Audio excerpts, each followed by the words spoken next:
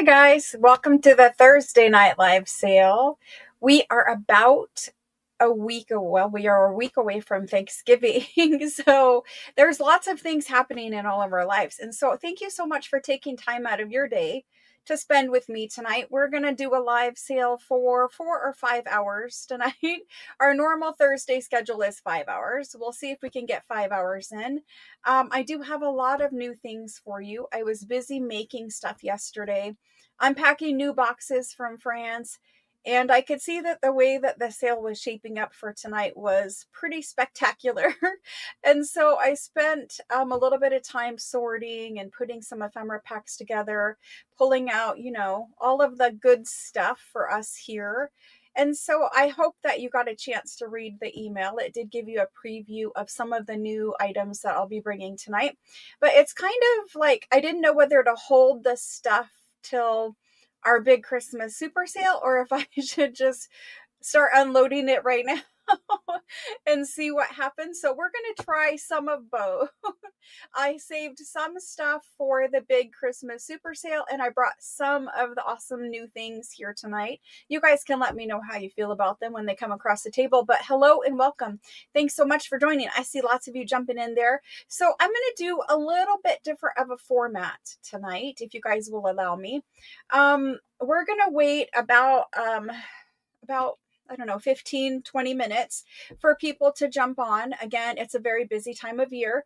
It's about to get even busier for most of us. So we're going to wait about 15 minutes. In the first 15 minutes of tonight's sale, we're just going to chit chat. We'll wait for more people to jump on. We do need to talk about a couple of things. One of the things is the Facebook group. I still plan on getting a new challenge in there for November. I'm hoping that we can get it in by Monday. And it would be more of a gratitude challenge. So I don't know how many of you guys here have made a gratitude journal. Let me scroll down to the bottom so I can see. So how many of you here have ever made a gratitude journal, or do you know what a gratitude journal is? Are you familiar? Have you never heard of it? Have you made 10 of them? Do you use one currently? How many of you are familiar with what a gratitude journal is?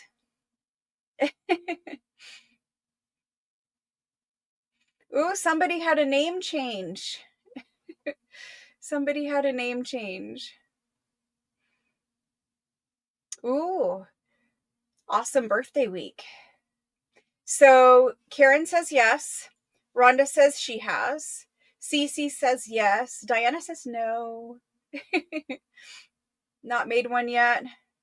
Not made one. Never heard of it. So here's what I was thinking. And if you post now in the Facebook group, it won't count. But I would like to run 2 challenges. The first challenge is to show pictures of your gratitude journal or a gratitude journal that you've made. It doesn't have to be where it shows your personal thoughts, right? Because those are very personal to you. So if you're comfortable sharing, then share. But if you would like to cover up your journaling, then you can feel free to do that with a piece of paper or fabric or whatever you want to do. Shoot a couple of pictures. I would just like to explain to people, when I do the challenge in the Facebook group, I would like to just take a little bit, explain what a gratitude journal is.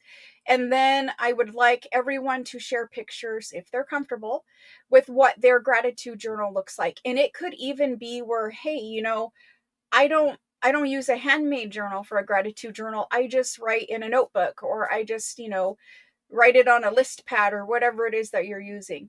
So that's going to be part of, and you can see where I haven't quite put it together. I need a little bit more brain space, I guess, to put it together. But I want to put 2 challenges in for November. I know that we're at the end of November, but I want to put 2 in. The first one being about gratitude journals. The second one I want to save as an announcement and not kind of spill the beans just yet. But that one has to do with giving. And so that's going to be 1 and 2 challenge in the Facebook group. And it's just going to run until December 1st. On December 1st, we'll have a new challenge, and that will run through the whole month of December. If you don't know what I'm talking about, and you have no idea what junk journal Facebook group I'm talking about, I have a junk journal Facebook group, which is called Junk Journal Makers. And so it's a group on Facebook. Everyone is available. You all can just become a member of the Facebook group. It's not like I make you answer like 10 different questions. It's not hard to become a member. You basically find Junk Journal Makers, and it's linked in the description box below the video. If you just find the Facebook group, it's also pinned at the top of chat box, I think, with a link. But you just go to the Facebook group and then click become a member, and then you get added into the Facebook group. And so anyone is welcome to become a member, and anyone can participate in the challenges. The challenges are usually put in the Facebook group at the beginning of the month, but I'm running late. And so I did want to center it around more. So I don't really do Thanksgiving as far as what it means, what it has been throughout history in America. I like to do more of like the thanks part, the thanks of Thanksgiving part. And so that's where I'm centering this challenge around gratitude, being thankful, those kinds of thoughts. So that's why I would like to do the challenge next week. Hopefully it will start over the weekend, if not over the weekend, on Monday, and it will run through the end of the month. Anyway, so that's Facebook challenges. You wonder why your names have changed? Wait, you guys didn't change your names? Whoa. Hold on.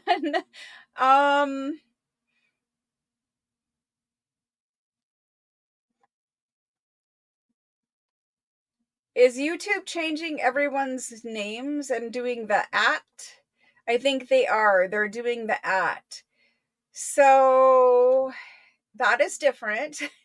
YouTube is always changing their rules and how they would like to play. And so, I apologize if it is shocking for you guys. It's shocking for me too. I have no idea what my face or my YouTube name is. Apparently, it's all different. They've been testing things. Yeah, I wasn't really sure.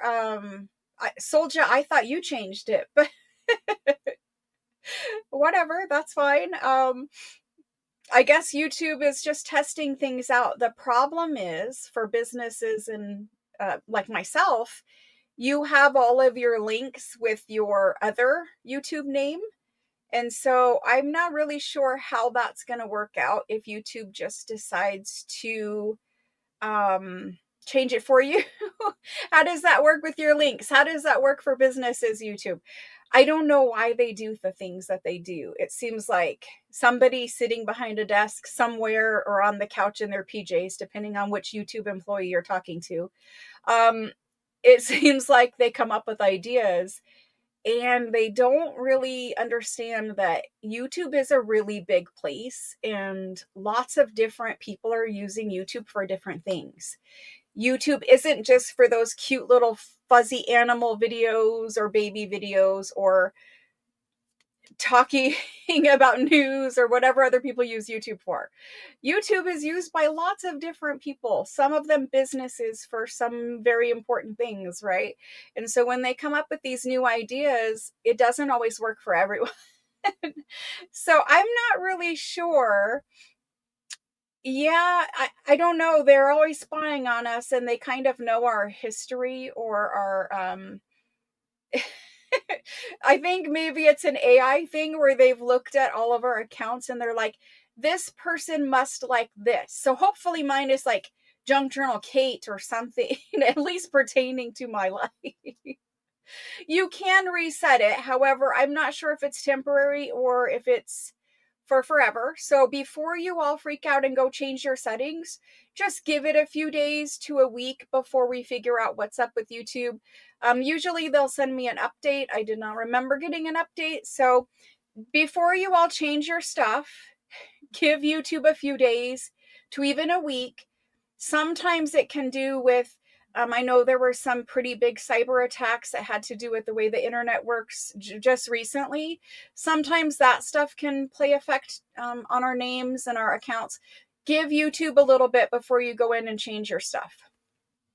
If at the end we find out that YouTube has changed this permanently and you would like to alter your name, by all means at that point do it. But I wouldn't freak out because they are always testing things, like John said, I think. So just give it a little bit. For tonight, when you claim, you're going to claim with your first name and the first 3 letters of your last name, and either how many you want or what ABC choice it is or whatever. So we're going to claim the same way we always do, with our real first name and the first 3 letters of your last name. So whatever YouTube has chose for you, yeah, I was seeing some new ones and I was like, okay, that's different.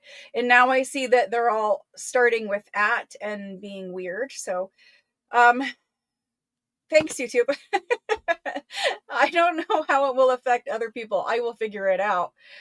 Most of your pictures, I think I can still see your pictures. So anyway, a handle, you looked it up. Okay, well, that's fine. Hopefully all of everyone's links still work. I don't know. I haven't paid attention to it. Anyway, yes, that's perfect, John. Love that. Keep calm and claim on. I think I need to make some t-shirts of that. Mostly for myself, but yes. A handle. Okay, well, good to know. YouTube, thank you for that. But sometime between Tuesday and Thursday, we all have new names. Oh my gosh. So I will have to check and see what mine is. Watch, let's find out. Let's find out what mine is. Because I don't know. Who knows? Oh, look, I'm just the same. Okay. They didn't even make it creative. They're just like, that's what it is. Okay, well, at least I'm not something crazy. So that's good. I was going to say something, but that could be taken wrong. So, they know I like cats. I'm always watching funny cat videos. So, anyway, I don't have an at in front of me. I just have the words. So, I don't know what happened to my at, but I just have the word. Anyway, YouTube doesn't love me. I don't get a handle or an at. We'll figure it out tonight. But anyway, thanks for joining. So that's about 15 minutes of babble, basically. Thank you so much for joining. The other thing I wanted to talk about is, and I'm going to say it a bunch of times tonight because it's important, there is no sales next week. No sales at all. However, on Tuesday, I'm going to be here and we're going to be making mini journals from greeting cards. So if you purchased any of the Italian stationery Christmas cards or everyday cards, we had a bunch of card sets when we did Italian paper last. If you purchased any of those, I will be using some of those to make mini journals. If you have any type of greeting card laying around, you can use that to make a mini journal out of. If you have handmade cards, like some of you guys, you'll remember me saying, I used to make cards. On my crafting journey, one of the many stops, was making greeting cards. And so I have some leftover handmade greeting cards. You could use those and repurpose those for junk journal covers. But anyway, all you need for the class on Tuesday, it's free, of course. Everything I do is free. So you can pick up whatever supplies you want. It could even just be cardstock that you're using to make a mini journal cover out of. It could be plain white cardstock or a junk mailer, a piece of junk mail that is cardstock that you cover maybe with Florentine paper. And maybe you use that for a little mini journal cover. I'm aiming for like a 4x6 or 5x7 inch junk journal as a mini junk journal. So grab a card or cardstock or whatever you're using for a cover. Grab some papers that you like for inside, leftover printed digitals you never used. Grab whatever you want for inside your signature. Remember that mini journals made out of greeting cards cannot hold 50 pages.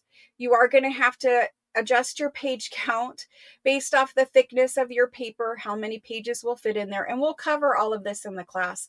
But just so you're prepared, if you want to join us on Tuesday of next week, we're making mini journals out of greeting cards, or at least that's what I'm making. You guys can join and you can be making tags, or you could be making a full-size journal, or you could be making whatever you're making. But the point of it is we're going to craft together on Tuesday. So no selling next week. You make cards now. Lots of people make cards. It's actually, making cards is a far more popular paper crafting hobby than making junk journals. Making junk journals is really not well-known mainstream yet. It is becoming more and more popular. However, there is a huge gap. Those that make junk journals and those that don't but want to, and I'm trying to fill that gap and connect the dots for people who are new. They don't know how to get started. They, whatever, they don't know even what a junk journal is. So I'm doing my best to kind of fill that gap with as many people as I can. PSA. Yesterday was Amy W's birthday. Happy birthday, Amy W. It is still very much a niche hobby. And I say hobby because for me, it's not a hobby. This is the way it went for me. And I'm going to make a t-shirt that says this. So I'm going to just coin this phrase right now. Here's the way it went. It went interest. So I had interest in the paper crafting, the junk journal, whatever. I had interest in this hobby, right? And then from having interest, I had, oh my gosh, I'm going to forget it. Interest to hobby, to passion, to obsession. So there's 4 steps on my little road stop. There's 4 steps, and it was interest. The second one is not correct, but basically interest to hobby, to passion, to obsession. So there we go.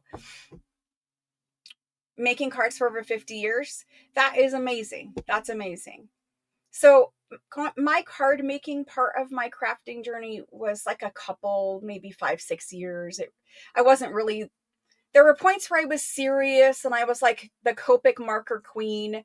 And then there were parts where I was like, I'm getting bored. And then there was junk journals and that kind of thing kind of overlapping the end of card making. I also made jewelry. I did beading. I sewed, but not really like clothing. I sewed home decor things and stuff like that. I didn't quilt. I can't do the quilting. It's too precise for my brain. I can't do that. But there's lots of stops. And for most of us, that's the way it is. Maybe you were really into like oil painting, or maybe you were into sketching or drawing or whatever the hobbies are. Most of us who are creative, we are not satisfied with just one thing for the rest of our life. Most of us will have several stops on that creating, making journey. Some of us are very much into the heat presses, the tumblers, the t-shirts, the aprons, the tote bags, whatever it is with your heat press and your, what is it called? The printers and the ink. I have it all sitting over there. It was purchased and it was never even used. My daughter was really getting into it, and I was also trying to get into it. We took a class one time and it was really fun to do the heat press thing. We made coasters and we made t-shirts and we made a tote bag and we made a kitchen towel. We made all kinds of stuff with it. And I really thought, hey, this sounds amazing. I'm going to make tumblers. I'm going to make everything. And then I bought it last year for myself for Christmas. 365 started and never 1 second to craft was ever left for me. So, so that stuff's sitting in the box. Eventually I'll get it out and I'll play with it. I don't know when. Sublimation. Thank you, Mrs. E. Yes, sublimation. So There's lots of stops on our creating journey. And I think it's great to find something that you have interest in. And then it's great if you really like, you have interest, you start learning about it, right? You start learning about the hobby, you start watching the YouTube videos, you start seeing what other people are making, and then maybe you start making too, and you have a hobby where you enjoy spending the evenings after work or your Saturday or whatever. You have the hobby and you start making. And then if you really like what you're making and you're really getting into it, then it becomes your passion. And then from passion, if you just have a brain like mine, then it becomes obsession. Because once I find something that I really like, it's really hard for me to deviate from that. And so while I did like beading and I did like making jewelry and I did like making cards, it was never the same. And while I liked, owning an antique store and buying and selling antiques like furniture and glassware and all the physical big things, right? Silver pitchers, whatever it was, it just, that was one thing. And I was very passionate about that. But eventually, the physical part of owning an antique store, of you have to be able to either hire people who can constantly move furniture for you, or you yourself have to be really strong and you have to be constantly able to move furniture, because antiques, you can't really own an antique store without having to buy and sell furniture, because the furniture is a larger ticket item. And so selling the furniture for me at the antique store, it was a physical antique store. So people would come in, the front door, and they would shop. The furniture part of owning an antique store is very important. The furniture part is what pays your rent for your shop. It probably is 60-70% at a minimum of your monthly sales. So you really have to be able to move furniture. And at the end of my journey owning an antique store, I owned it for 25 years. So it wasn't like a flash in the pan kind of thing for me. Again, I had interest, I learned all about it. It became a hobby of, oh, that's cute, I'll buy that and then I'll resell that, right? Hobby. And then it became passion, where I was like, I'm really into this, I'm going to open my own store. And then it became obsession for 25 years, right? But at some point, the physical aspect of it wasn't working for me. I became very sick at the end with all kinds of things. But at the end, I was not able to physically do it. Even still, one of the reasons why I do junk journals is because I have the passion for antique and vintage things, as you guys see. But moving a little book or moving a piece of paper is very different than moving a 400-pound antique oak desk. You know what I mean? So anyway, we adjust our lives, we adjust our passions and our hobbies and, our interests and all that kind of stuff many times throughout our life. And I think it's a blessing. I think it's a blessing that for creative people, we have a brain that is constantly learning. It's constantly interested in different things. And while you might take a class on watercolor because you're interested in it, you might find, well, I don't really have the talent for that, or I don't have the patience for that, or whatever the case may be. But it's good that we have interest and we're always learning new things. And maybe we can take some techniques and adapt them to junk journals if that is our true passion. But yes, creative people were really blessed to have a brain that can see the most amazing things from trash, basically. Or other people might look at something and think, that's nothing, but we, because we're creative, can see the art in it. And so I'm really thankful that I have a brain that allows me to do that. And there's so many people out there in the world and they say, I'm not creative. I don't think that that is true for anyone. I think everyone can be creative. I think everyone can be an artist. I think mostly when people say that, they're talking about that they don't feel that their art is good enough, or that they haven't taken the time to actually try a hobby or a painting or whatever it is that they're interested in doing. So anyway, again, I'm happy that I have a creative brain. I'm happy that all of you guys have creative brains, because we get the fun, we get the joy of it, right?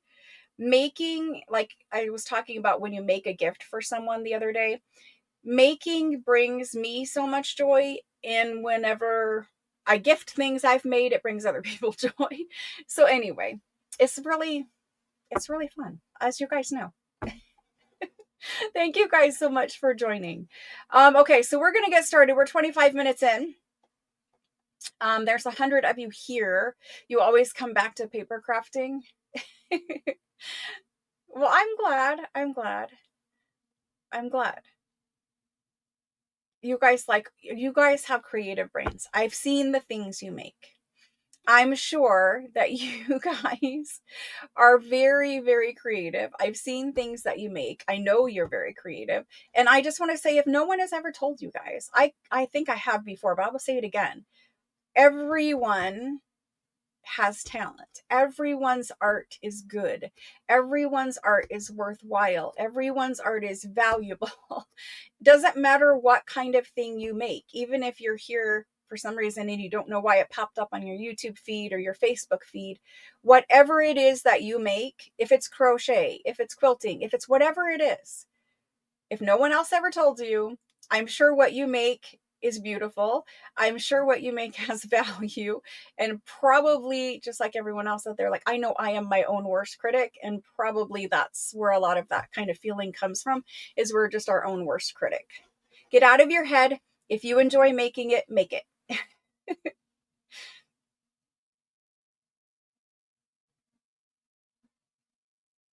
um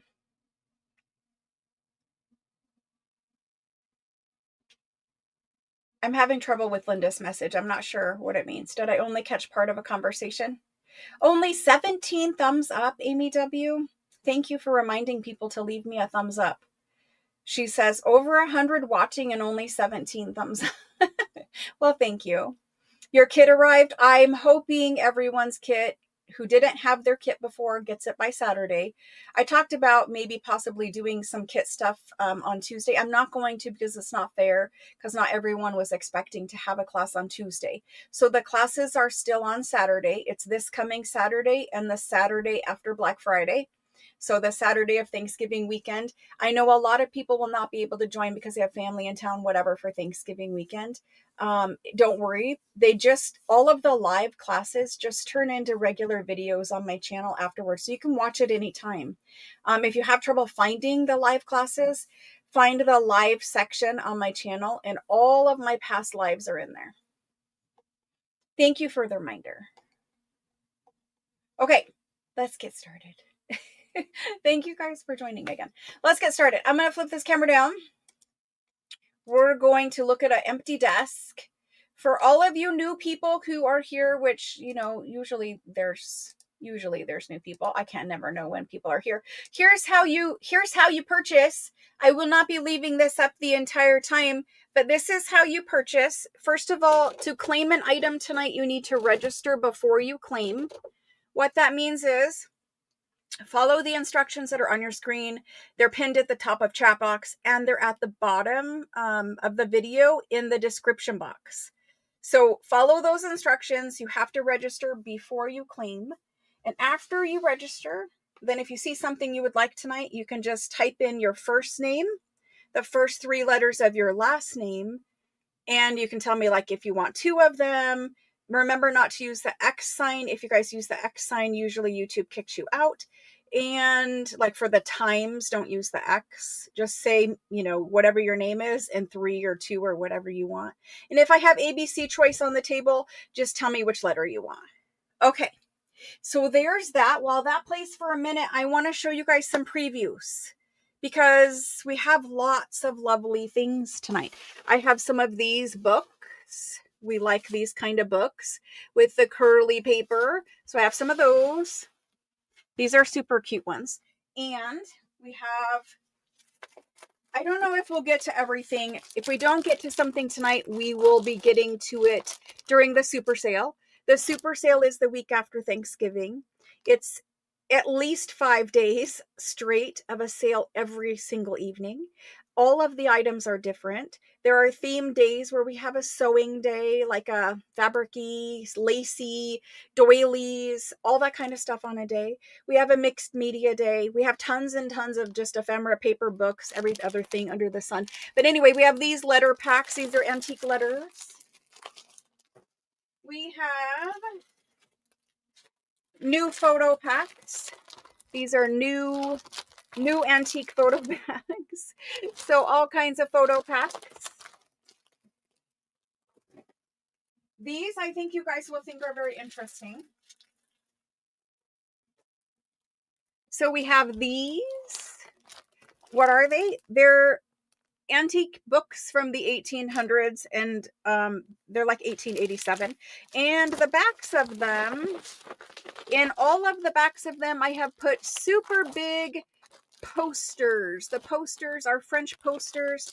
They're like what the town would put up to notify people of things. Think of like a wanted poster. And some of these are like 1870s all the way in through to like 1920. They're all super antique.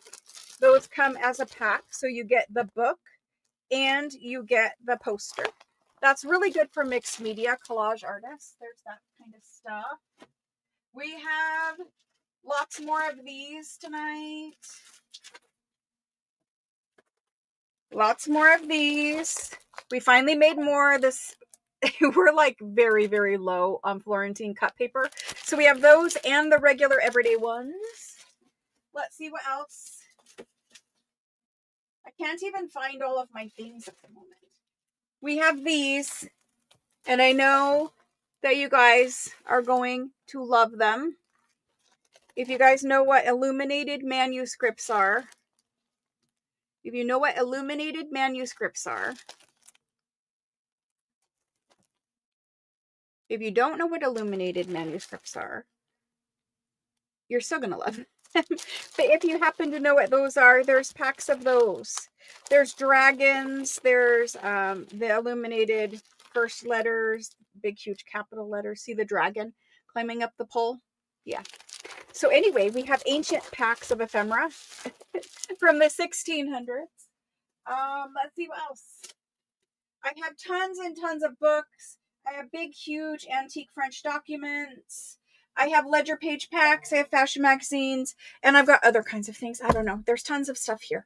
So I'm going to take down this banner now because for me, it's a little bit distracting to leave it up the whole entire time. So we're going to take the banner down during the live sale. If there's a moment where like I'm doing a super long spreadsheet list or something like that, then I might pop it back up. But for the most part, I will be leaving it down. Again, if you're new and you need to register, so you only need to register one time. Once you've sent your information to me in a text message, you never have to register again. You'll stay registered. If you never shop, if you register and you don't end up claiming something, it's fine. It's a text message. Eventually it gets deleted. But registering is important because if you claim something and you haven't registered yet, I can't take the claims anymore. People have to register first, just because if I go look in there and then you didn't text me yet, and then it takes like 5 minutes back and forth, other people were already registered and they're in line behind you. So anyway, there's that. Aw. FOMO on the Florentine scraps. The little scrap bags are super fun. Yes, the 1600s. Yes. I don't know who that is because I don't recognize the handle as YouTube is now calling it. But hello. And yes, the 1600s. I have paper from the 1600s, the 1700s, the 1800s, the 1900s, and I don't think I have anything from the 2000s. Okay, Florentine papers from the 2000s. Oh my gosh, super fun stuff. Okay, let's get started. Let's jump in somewhere. Let me see where we should jump in. Let's jump in with, let's look at these. Let's look at these. And they come to you in a couple different ways. So let's look at these first. And stuff is in plastic. I do apologize, but it is it has to be protected, and this is the way it ships to you. And so I'm gonna take some out so we can actually look at them. But you'll notice that they are all the same kind of books.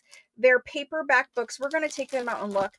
But if you get a smaller bag, it's just because your bulletin, your big poster was already folded up smaller. I didn't want to refold these since they are from the 1800s and early 1900s. So if they were folded small, I put them in a smaller bag. If they were folded bigger, I put them in a bigger bag. It doesn't necessarily, like, they're all pretty much the same size poster. There is some smaller and some bigger, but the bigger bag does not mean a bigger poster.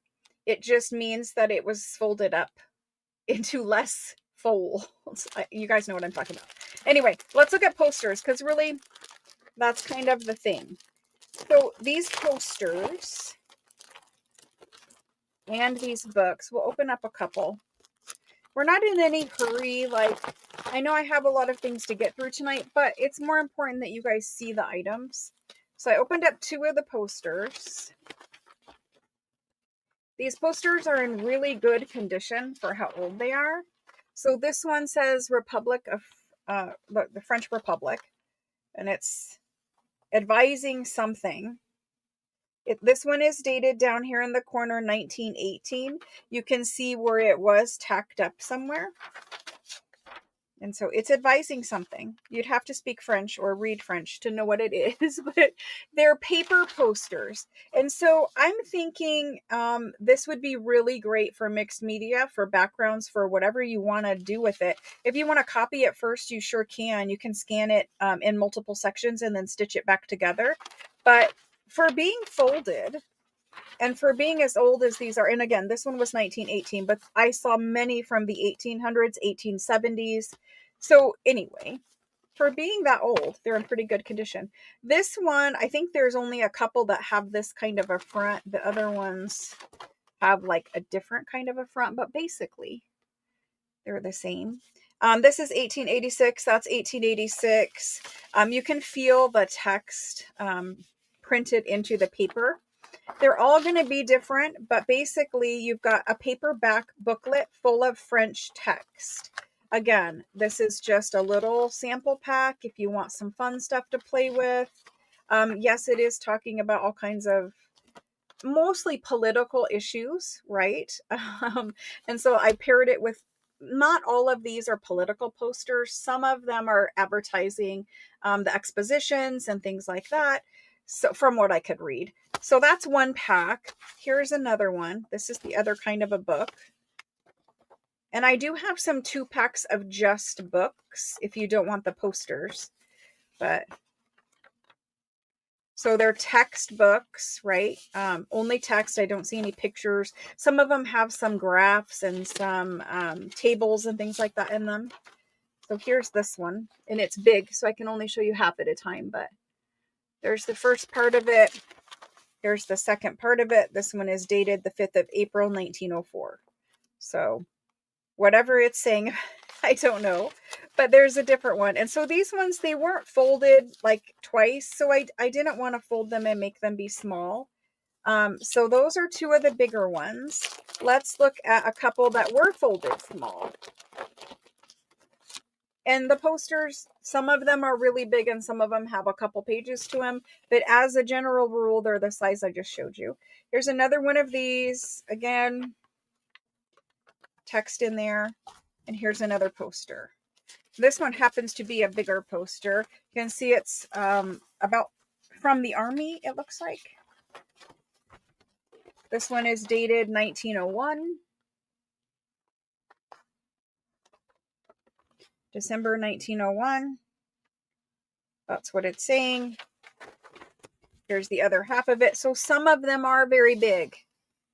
But again, for the condition, as long as I didn't just stick it to this bag, for the condition, these are really good. I mean, for the age, these are really good condition, right? And so because that one was folded smaller, I put it in a smaller bag. But that's what they are. You get one of the booklets. Again, it's a paper booklet. I don't know if it tells me how many pages. It doesn't because they're like starting and stopping, but it's a paper booklet and a poster. That's what we're doing.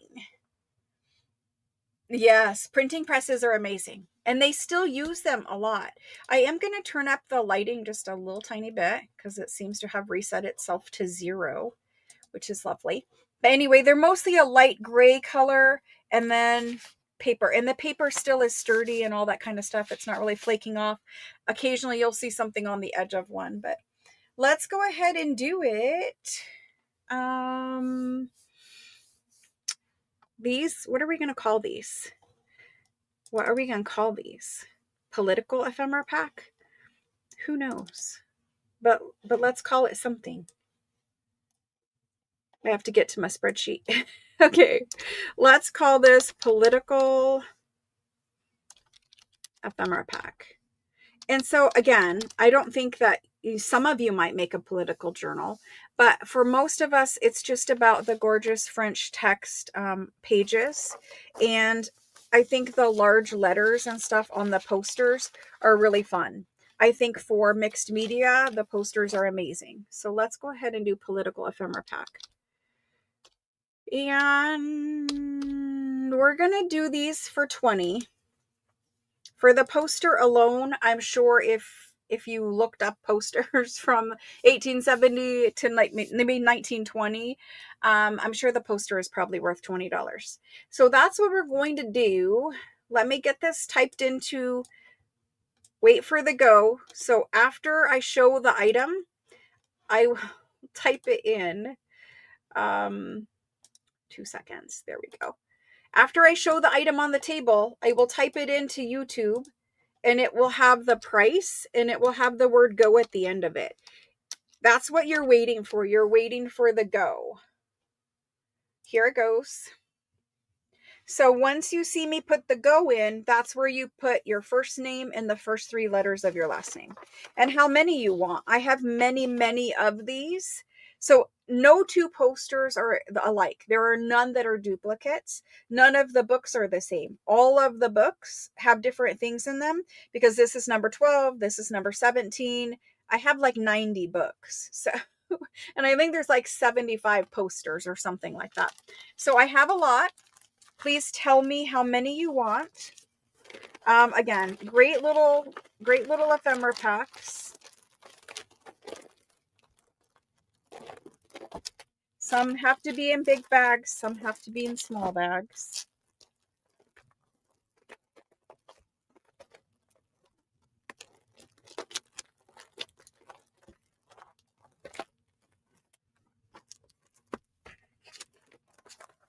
And I think, I mean, all of this is from over 100 years ago, so you could scan this.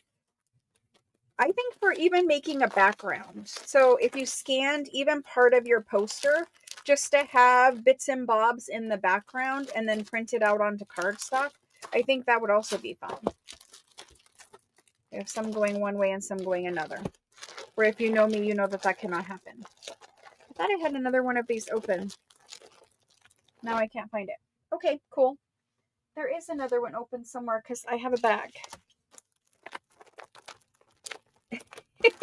Anyway, I'll find it later, I guess.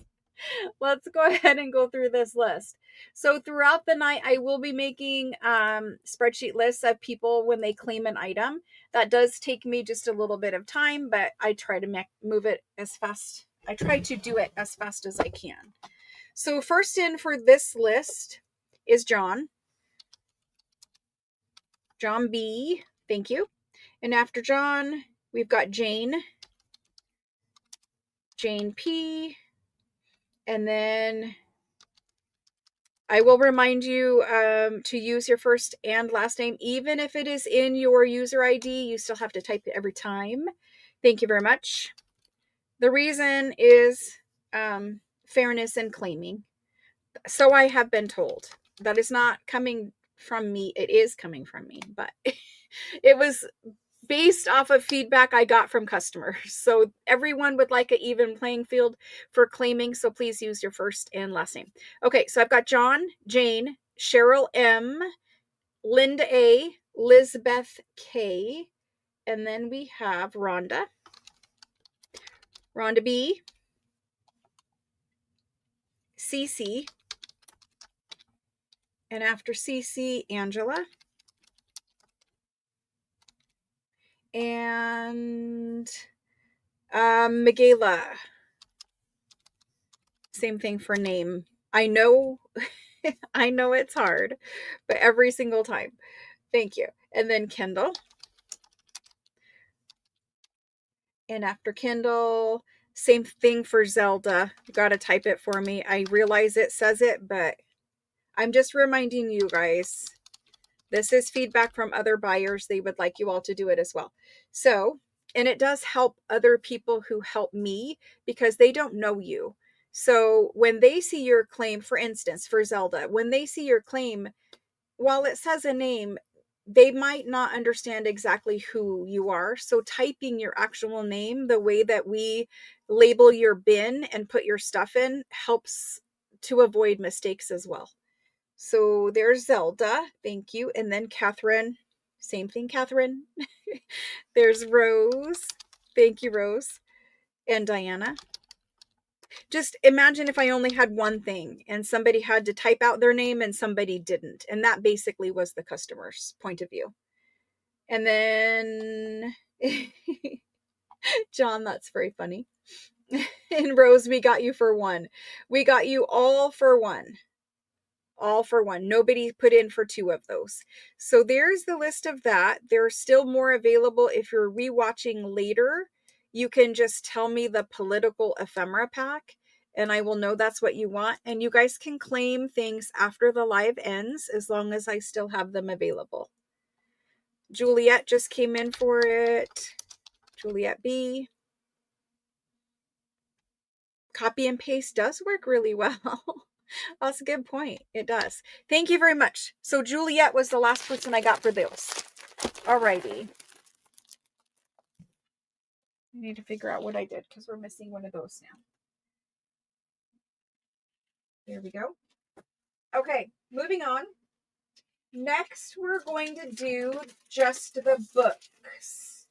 If you just want a pack of books,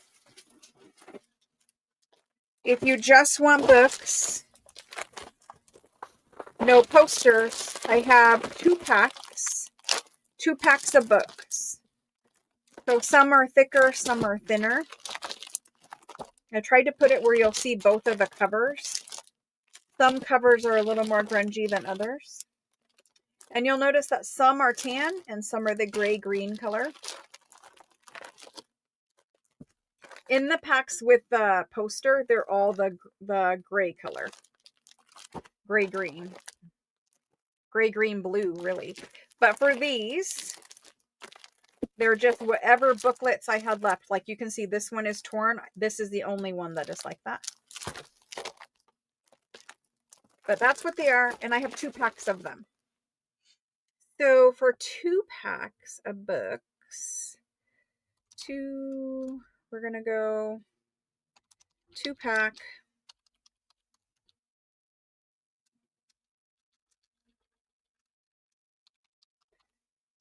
Political paperback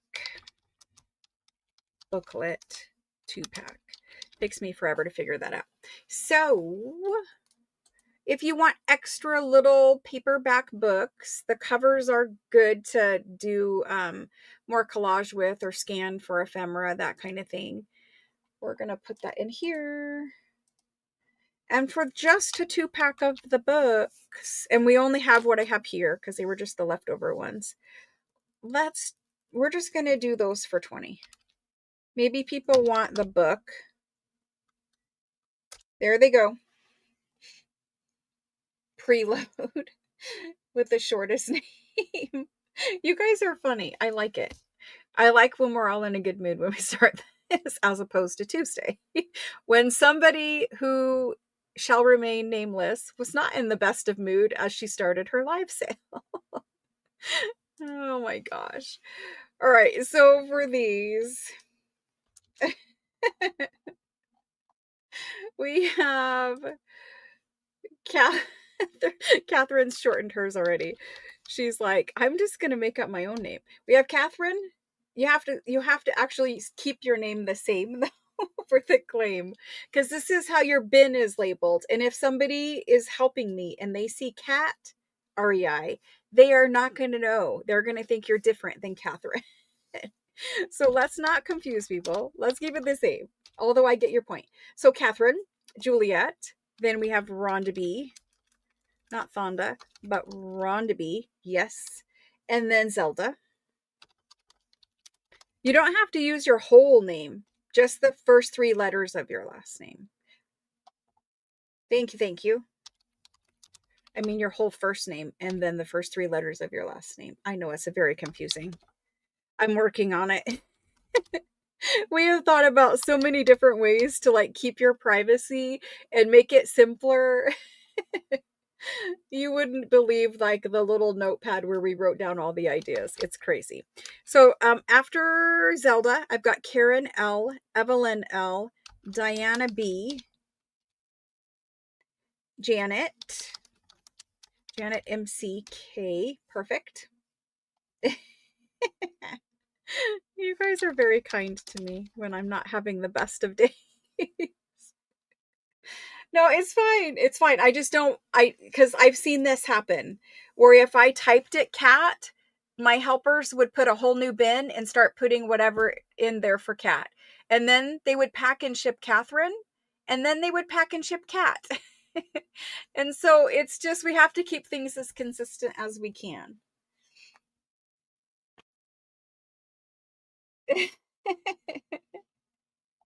Shopping without her tonight. That's funny. Thank you guys very much. We do have a couple packs of these left. Yes, we have a couple packs. Because we had 1, 2, 3, 4, 5, 6, 7, 8, 9, 10, 11, 12, 13, 14. I had 14 available and we sold how many? How many do I have left? We had 14 available and I currently have 5 left. If anyone wants one more, I have 5 left. There's those. Okay. I like that. Shopping without her. My daughter would get mad if I shopped without her. She would. All right. So let's move on and do something a little bit different. Some of you guys are familiar with the trend in junk journal world about ID cards. And so there's this whole trend because, okay, so ID cards, let me zoom in just a second. Fix the autofocus. You just need a clearer picture. So, ID cards. ID cards are amazing pieces of ephemera. Original ones like this with photographs are crazy good. But there's a trend in junk journals to make your own ID cards because, let's face it, original ID cards are kind of spendy. So what people are doing is they're taking like little Tim Holtz photos because that's the cheapest, and I don't mean that in a bad way. That's the most economical way of getting little photographs for your ID cards that you make yourself. So they're taking little Tim Holtz photos like the photo strips and cutting them out. And then they're using all their lovely Tim Holtz stamps with the numbers, or maybe you're using Sam Pool stamps with the numbers, and you're making yourself a little card that looks like an ID card, and maybe you stamp some things and then maybe you handwrite some things and you do a signature, or you use Sam Pool's signature stamp and you use a Tim Holtz photo and you make yourself something that looks like an antique ID card. Well, that's one way of doing it, but the other way of doing it is buying a real antique ID card and scanning it and printing it out for yourself over and over again. And so what they do with ID cards is they put them in their junk journals as a journaling card that usually you can write on the back of, or you can make it original and have it like this one where it's front and back. But anyway, I have ID cards. These are original, mostly French ones. They came from France, but I can't guarantee every country is France. They're going to vary in this little lot that I have. So we have ID cards. Sometimes it's a husband-wife situation. Sometimes it's not. So those are 2. And I'm going to try to show them up close, and then I will put them on the table And we're going to ABC these. I have a lot of this kind. We're going to ABC these. So here's these two. The little girl is super cute. Profile of the gentleman. And I'm going to ABC eventually, but I would like to show you up close before we do the ABC. So you can pick out your favorite. Here is a little boy and a younger girl. Little boy and younger girl. And I can show you them this way, but see how the photos do that little mercury kind of albumin type, you know, whatever that is called. So I'm going to show you them how they look without that glare. And the backs of them are all pretty much the same. So let's see how many more I have of this style. They are very fun to make, whether, you know, you're printing them out or whether you're making your own. They're just interesting, especially if you're doing a Tim Holtz journal or really any journal, but they're just kind of fun pieces of ephemera. Something different, right? How many times can we make a floral card, a junk journal card? A lot, but we also need different things. So let me slide those over so they're more centered. I have one left of this lot. And then we're going to do one more round, which is different. So this one is very faded. It's an older card, 1934. He used to carry this apparently. And his photo is there. So you're going to see that on the photos, they usually have stamps, right? And so you couldn't just take this photo off and put someone else's photo on. So they stamped so that it would have to match up to be original. So it wasn't like a forged, a fake ID. This one has the little dot holes in them to make sure it's authentic. All of the other ones have stamps. This guy also has the little punched dot holes in them. I don't know. There you go. And so that's the ID cards we're doing. I'll quickly ABC them and we will do these. And so I can't get my lid off my pen. I really like these numbers too. I think they would be fun because if you scan them and print them back out, you can replace the picture with like a Tim Holtz picture or whatever picture you want. It doesn't have to be the picture that you like. It can just be the overall card. And then if you don't like the picture, you can replace the picture with another picture of your choosing. So if you wanted a woman ID card, you could buy whatever, even this guy, and put a woman's picture in there. If the card is the card you like, you can replace the photo. Tim Holtz does make an amazing pack of little pictures. So here we go. We have A. A is, how am I going to do that? Like that? Possibly. There's A. Remember, it's below. The letter is below the card. I'm going to try to do this, but this is not, this is not a skill I'm wonderful at. Like, I can ABC things, but getting them all on camera and getting it to make sense. There's E. Barely you can see the E. There's F. G. And H. And I is this one over here. And so I'm going to show you the other ones before I do these ones so that you know what else is coming in case you want to. I don't know if we can get him right side up. Perhaps. Okay, so before you come in for these, I'm going to show you quickly. All of the other ones I have are the folding kind. All of the other ones are folding booklet kinds. So I have 2. I have 4. It looks like I have 6 of those. So 6 different ones that fold. That's all my ID cards for the moment. Now, these guys here, we're going to price like this. Women and children will be 40. Men will be 35. Not how I feel about them in real life, but they have a different value attached to them. As far as ephemera goes, usually the women and children are the most expensive. Even cabinet cards and that kind of thing. We'll call him 35. He could be a young man. And then this one is 40. And then this guy over here, we're going to do him at 20, only because he's in a little bit rougher condition. His photo is a little more faded. It's an older kind of photo. So that's how we're pricing them. This is a woman. This is a man. I mean, their photo, right? So 40 for the little girl, 35 for the profile of the man, 20 for this one.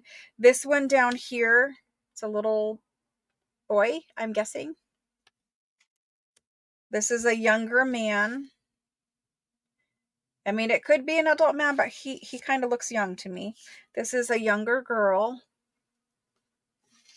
And this is the little boy. So that's what we're doing. The number next to your names, I turned that off. I'm hoping it's not actually showing it. Oh, it's your YouTube changed your name. You don't freak out. YouTube will probably change it back. They did it for everyone. They kind of made a handle. Somebody typed in and said that it's possibly they're testing it, or possibly it will stay that way. We don't know for sure yet, but just hang in there. Give it a couple days and see what YouTube does. Let's do these ID cards, and I'm going to say these are French ID cards. And I'm just going to say go, because you're going to claim with the letter that you want. There we go.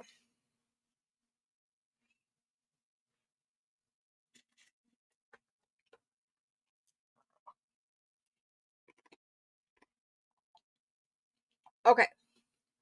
Diana. Nope. There's my go. John is in first, and John is claiming G. John would like G. Thank you.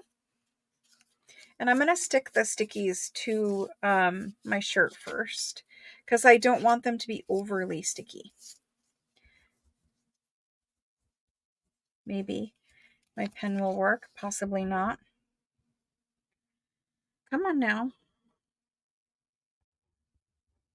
John B. Thank you. Okay, so G is gone.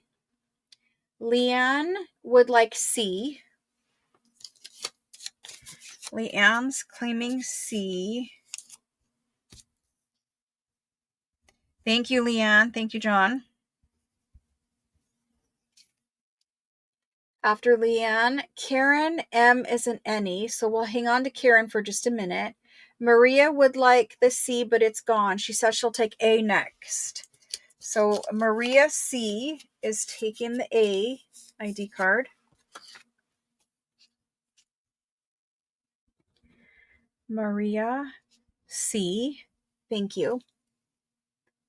And then Jane is also an any. Shauna wants the I. Shauna H wants the I. Thank you, Shauna.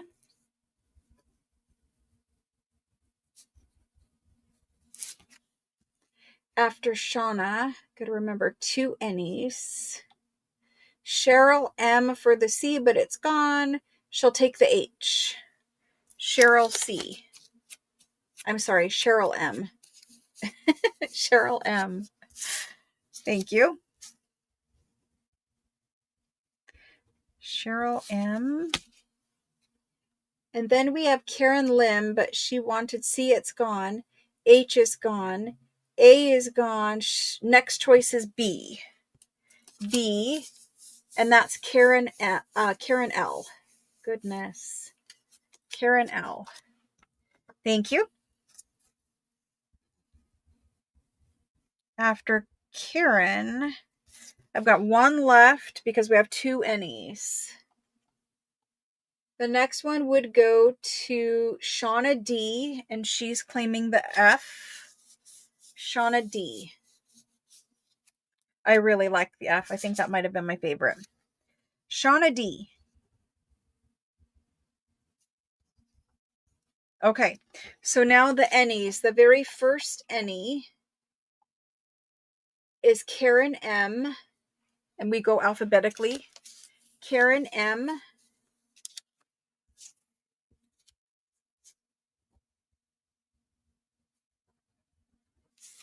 And after Karen, we had Jane.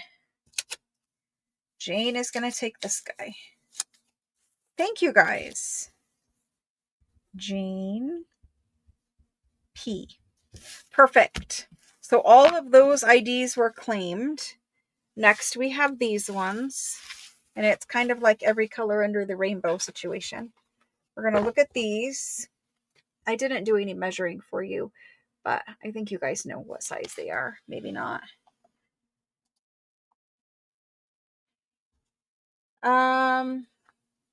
Diana.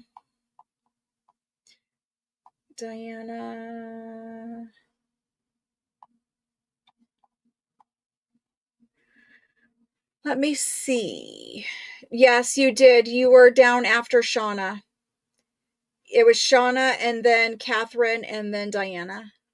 Okay, so here's these. I'm trying. I see you. You're just down below. So here's this one. It's this gentleman. He's got his fingerprint right here. Fingerprint ones are always more valuable. Fingerprint, tax stamps, the official stamps, his photograph, and it's a red cover. That's the first one. The second one is kind of falling apart. It's this gentleman. Look at his little mustache. You know what time frame that was from. And so he also has a fingerprint, tax stamp, and his is like a green crock, and it's been taped, or it has that, it's coming off right there. I think you could just re-glue that. I think you could just re-glue right there. But it's got a little bit of, mending happening there. There's that one. Next, we have this one. This one has 2 fingerprints. Looks like that. Usually businessmen had this kind of identification. So there's that. She knows, Diana. Diana's been here a long time. She knows how it works. YouTube will always show you up near the top. This is a woman. No fingerprints on this one. Green. I'm going to slide that up just a little. This is a woman. No fingerprints on this one either. Don't know, women didn't get their fingerprints or who knows what. They have tax stamps on them though. And then this is the last one. I know, it's okay. Everybody's good. Now this one is a gentleman again, and he has his 2 fingerprints there. So there's those. The only one that looks like it, was in a rougher condition has that mending. I don't think the mending is bad at all on the cover once you tape this fabric back down. But that's that. I don't want to, I wouldn't tape it. I would glue it, and I don't want to do repairs on things that I'm selling. So I just give it to you as I got it, and you guys can decide what you want to do with it. Let's slide those ones up a little. Okay, so fingerprint, fingerprint, fingerprint. The women do not, and this guy does. Fingerprint ones are usually worth more money. They have more value. I guess different people collect them for different reasons. It's okay. It's okay. Diana is an OG. She knows. She was just asking because it looks different. And also YouTube is playing around with whatever names and all that kind of stuff. So No problem asking. It was very valid. Because sometimes people come in and they are just before the go. There's D, E, and F. Okay. And then I just put it right over his fingerprints, but he has fingerprints. So let's do these guys. I think I'm comfortable doing these all at 45 across the board. Even though the fingerprints, sometimes those go for a lot of money, like $70, $80. I'm just going to do them for 45. All of them. Yes, and sometimes that's true. You're trying to beat lag. You're trying to time lag, right? Yeah, lag is definitely real. Okay, so these are French ID cards. I'm calling them French. That's where I got them from. I don't actually know what country. I think it's France, but I didn't look at each individual one. French ID cards. We're just doing them at 45, and you're claiming by the letter. And Marcella and Catherine, you're definitely before the go. Again, I know you're just trying to judge lag. You don't know when I'm going to put it in and how many seconds lag and all that kind of stuff. I try to adjust for it because I time it before I start, but it doesn't always work out and it doesn't always stay consistent. So Jan C is an any and she's first in. Peggy is an any. And then Sandra R would like to claim A. Sandra R. Thank you, Sandra. My pen, I'm going to have to get a different one. It's too annoying. Okay, let me switch out pens. You need a better one. Okay, so I need 2 N's and Sandra. Then Marcella is claiming B because A's gone. Can't pick it up. Marcella. And this is Marcella T. Put those back. Thank you, thank you. Then Christelle wanted A, B, or C. So that's Christelle.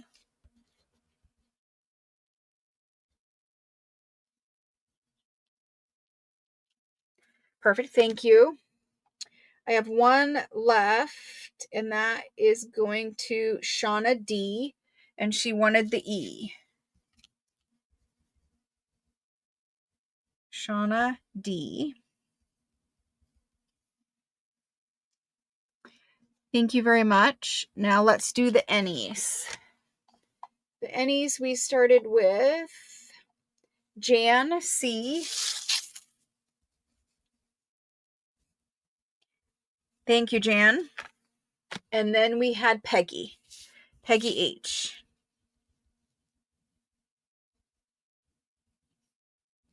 Thank you, thank you. All right, so that's it for ID cards tonight. I always look for them, but oftentimes I can't afford to buy them. Not even for myself because they're super expensive. Thank you, thank you. All right, moving on from there. Those I will add to spreadsheet leader. Let's do, we just did that kind of ID card situation. Let's do photograph. Because they were photos, these are photos. So I made bundles of photos and they're similar to the ones I made before, but these ones I did specifically put more women in, and I also did more of the fancy backs. Not every pack has a fancy back, but I just, as I found fancy backs, included them. And so we're just going to randomly look. Like this is a fancy back. We're just going to randomly look at these. A couple of them anyway. Juliet, where are you on the list? So we went to Marcella, Christelle, Shauna, then it was Karen J, and then it was Juliet.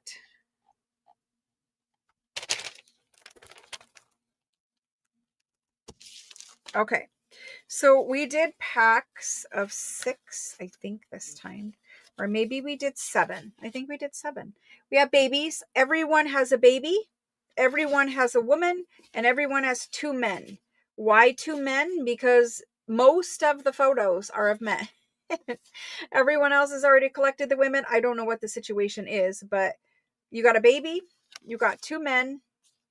And they were just random men. I like those ones have really big facial goatees. I don't know what those are, but they have facial hair. Not all men had facial hair, and some of the ones with facial hair are more expensive. This woman, she's an older woman, and we also have CDVs. So these are cabinet cards, and they're the bigger size. A lot of people, they don't buy this stuff every day. They don't know. But a cabinet card is about 4.25 by 6.5. And you'll notice that some of the edges on cabinet cards are the fancy cutout ones. Some of them have fancier bottoms. Some of them, like this one, are in gold. Some have fancy backs. The other 3 in this pack do not have fancy backs. They're just regular.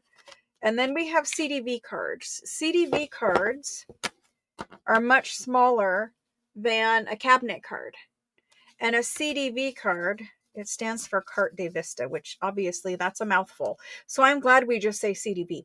These are 2.5 by 4 and maybe a quarter.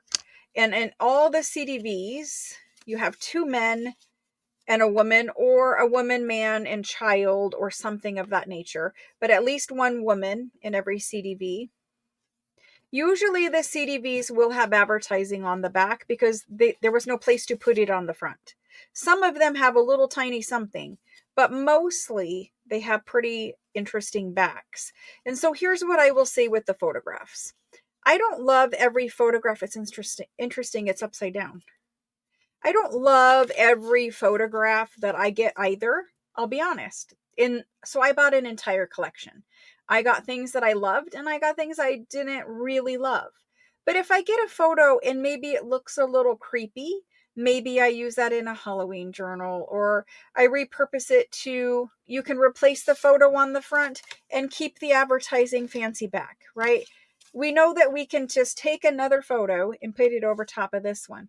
There's lots of digitals in Etsy. I think I have digitals in Etsy of photographs where you could cut out the CDV digital part of my digital and put it onto the CDV to keep the back, right? So I'm just going to say I tried to give good ones. If you don't like them, hopefully you'll be able to repurpose them. And I tried to show you probably the worst woman first, and we would go from there. So there's one. Let's look at another one. I want you to know what you're getting. Here's a baby. That's a regular, or she has some advertising on the back. Here's a man. He's got spectacles on his face. Here's a man looking very serious and stern. I would not like that if that was my father's face. I'm just saying. He looks very stern. This one says 58 years of age when taken. Born December 18th, 1830. Or December 19th, 1830. And then a woman. And I did give some very nice women, ones that I really liked. If I came to a woman's photo, I just included it. Man, man, woman. That one has advertising, and apparently it was 25 cents at one point. See it right there. It's in pencil. So there's another one, and then let's look. So here's a different kind. This one has some advertising, and I'm going to flip through and show you the fronts of the CDVs they're showing too. So this one, you've got your man. Oh, wait. He's stuck together. You've got your baby, and the baby has artistic photography from Wabash, Indiana. I don't know if that's how you say it, but there's that. There's a man. Here's a man. Everyone got 2 men. That's cute. Everyone got 1 woman and 1 baby or child. Then you have man, woman, girl, or boy. Girl? Question mark? So that's another back. Not all of them have fancies, but if I found one that was fancy, we just put it in here. Let me quickly show you the fronts, and then we're getting these in there. So you'll notice some photos are faded. A lot of them are. These photos are from the 1800s, early 1900s for some, maybe. But these are old photographs. If you're looking for ideas of how to use them in your journal, the CDVs are the perfect size for front covers. Using the full cabinet card on the front cover, while it will fit, it's a little tougher, right? Because of the size. It's tough to get the big cabinet card on the front of a journal. It will fit. It's not my preference. I like using these guys, layering them up with other things. The big cabinet cards in the back also make amazing journaling writing boards. So you slide it in your journal just as ephemera, but it makes a nice writing board because they are very thick. There's a different kind of advertising, and they're not always the last photo, but that's all I can see. So in this one, there's a woman that you can't see back there, and a man. There's a woman back there, a woman in the front. I think that's a woman. This one. This one. Hopefully there's not too much glare and you can at least see something. There's that one. Then you've got this guy. He looks like a southerner. Little boy in the front on that one. Look at this young man. And you can see a woman's hair back there. Here's a woman and a woman. Here we go. And I think we looked at that one. I don't know if we looked at that one. And here's this one. So that's the ones I've made so far. Again, no matter what one you get, you're getting a woman cabinet card, 2 men cabinet card, and a baby or child cabinet card. And in CDVs, which are the smaller, you're getting a woman, a man, and a baby or child. Or you're getting 2 men in the cabinet cards. All right, so let's go ahead and get these in there. We're going to call these antique photograph pack. There are 4 cabinet cards and 3 CDVs. And that's 7 photos. Let's do them for $28 per pack. Okay, $28 for 7. Those are going in now.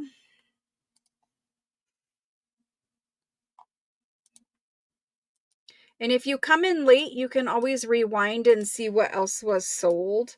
And then if you want to add something, it's easier to tell me while I'm live to add it. You can also text me to add it.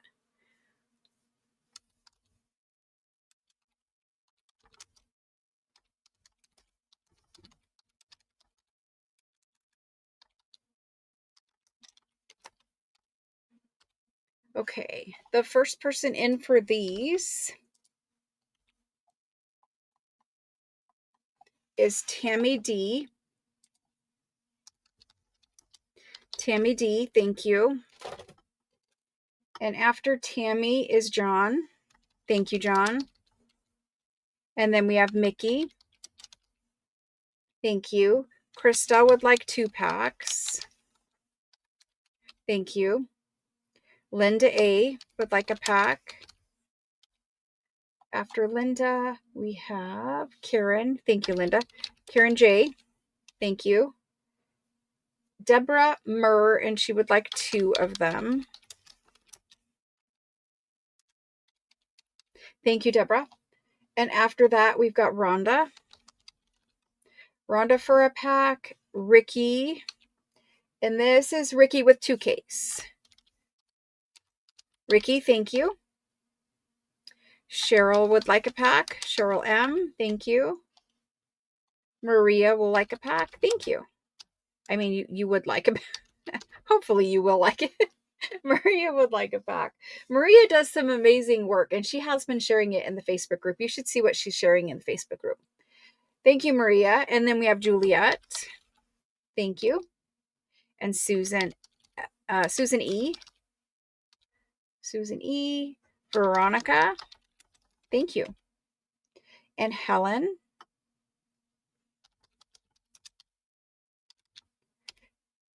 Thank you, Helen. Catherine would like 2 packs. Thank you. After Catherine, we've got Barb for 2 packs. That's Barb B. Thank you, Barb. And Shauna would like a pack. Shauna would like a pack.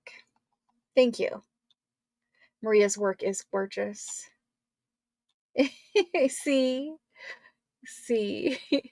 All right, so that's the photographs. Thank you very much for those. Let's go ahead and move right along.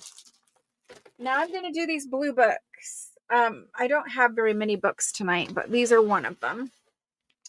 These books, I'm going to show you like this, hopefully. So they're definitely old books. They're old French paperbacks. You can see some of their spines have started to come apart here and here. A lot of them are fine, but some of them have started to come apart. And those ones that are grungier like that, I'm going to pull off to the side, and we'll deal with those in a minute. And I based it only on spines. There are some that have grungier covers, but I pulled the ones with the spines out. So now we have this many. Okay. Notice that the shades of blue are different. Some are darker, some are lighter, some are very light. We're going to do them random, so we're going to get what we're going to get. That's the top of the books.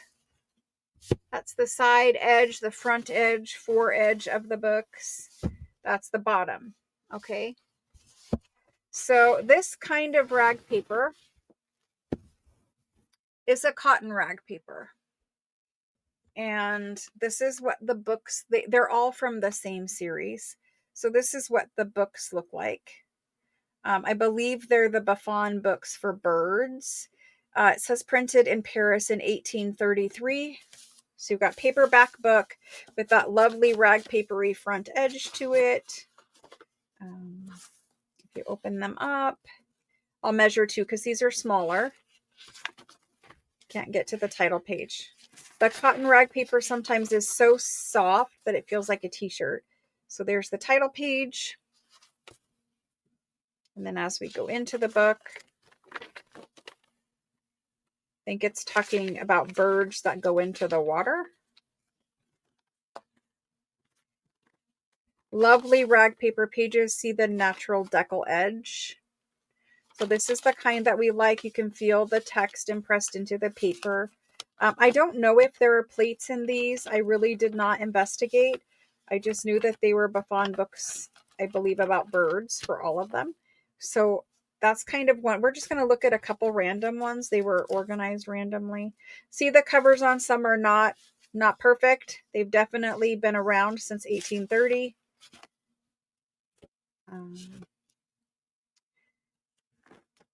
Well, the title page, the title pages seem to be hard for me to flip through. There's the title page. You can see that it's just bound by one little stitch here.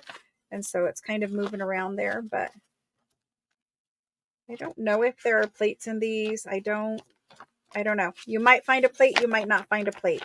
But anyway, it's about the pages. And it looks like they have about 250, 270 pages per book of the little rag paper. It's all got that natural decal edge. It's got a tooth to it.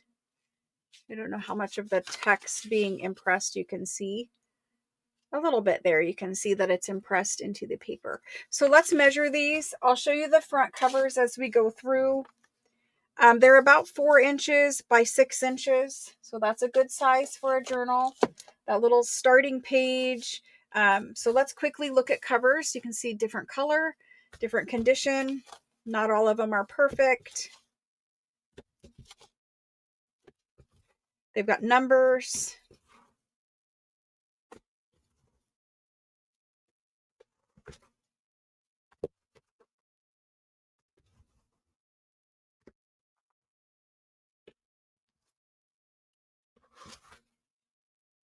Looks like that one got rained on. This one's got a hole in the cover. There's that one. And the worst one. The worst one is still pretty cool. So that's how we're going to do them randomly. Okay. Random. I'm going to do some like that and some like that. All right. These are really good books. So let's get these in there. These are, we're just going to put these on spreadsheet because we're going to do them random. So these are antique, blue, paperback. Oh, can't do that. Have to start it with book. There's a whole reason why everything has to be called book now. If it is a book, it has to start with the book. These are blue paperback. Buffon, and I'm going to call them bird. Okay. Let's do them. I'm just going to do these guys for 45. That is much less than we normally do them for. Some of that has to do with, condition. It's not really perfect. So they're going to be 45. Let me copy this and get it put in for you guys. We're going to do one book per person all the way through. And if we have leftover, we'll come back and get you. So if you want 4, put in for 4.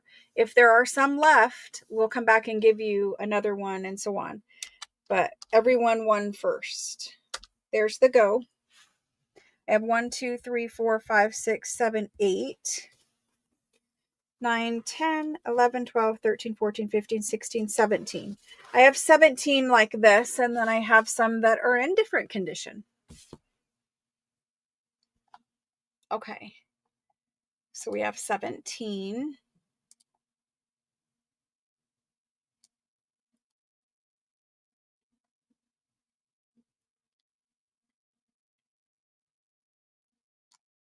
There we go. Okay. First person in after the go is Jan. Jan C. Thank you. And then we have Donna C. After Donna, Tammy D. And then Deborah Kerr. After Deborah, I have Sandra R. She wants 2 if we have it. Veronica H. Thank you. Diana B. Thank you. Marcella T. Thank you. Notice how I'm still typing the ones who didn't put their name. At some point, I do have to stop and start skipping people who do not type their name. I've been asking for a few weeks, and very soon we will have to skip the people who do not type their name. And just trying to be fair to everybody. Okay, so Linda A, then Terry M. That's M-O-R, right, Terry? It's M-O-R. See, I have to ask because I don't know. Let me know if it's Terry M-O-R. Then I have Rhonda, B-A-U, thank you. And Juliet B. Tiffany B. Lynn R. Thank you. After Lynn, I have Michaela. Karen J. Rachel N. And let me count these quick.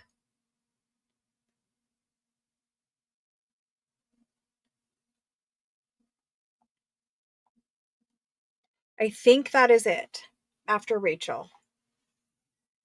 I'm going to go through it one more time. It's not the exact book that you're getting, but Jan, Donna, Tammy, Deborah, Sandra, Veronica, Diana. After Diana, Marcella, Linda, Terry, Rhonda, Juliet, Tiffany, Lynn, Michaela, Karen, and Rachel. So those are gone. And no one got more than 1. Everyone got 1 on there. It's okay. I know it's hard for you guys. I do understand that. I'm just trying to make everyone happy or make some people happy. I don't really know, but I'm trying to be as fair about it as I can. So we're going to do these A, B, and C this time. And these are for people who didn't get one before. A, B, and C. A, B, C. A is really this cover, but it's in such terrible condition. I had this little section of another book, and so I just stuck it with it.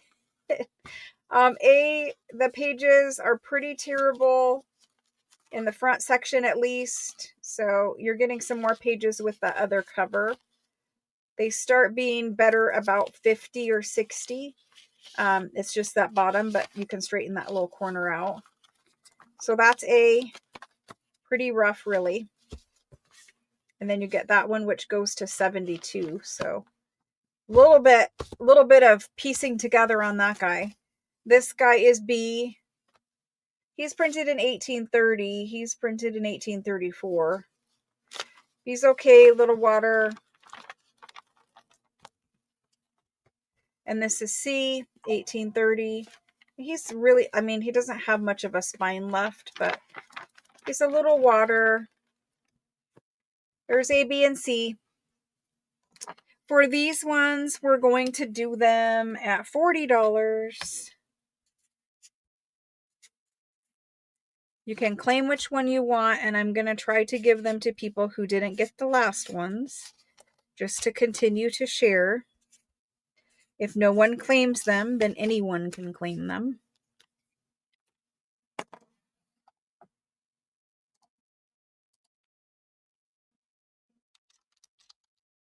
So these ones are the as-is ones, because they have a little damage. There's the go for those. If you didn't get your name called before for the last books, it is because I only had 17. So Catherine, you didn't get one because you were down further on the list. And thank you for putting none in, Shauna. That helps me. So Shauna would like any. She doesn't have any yet.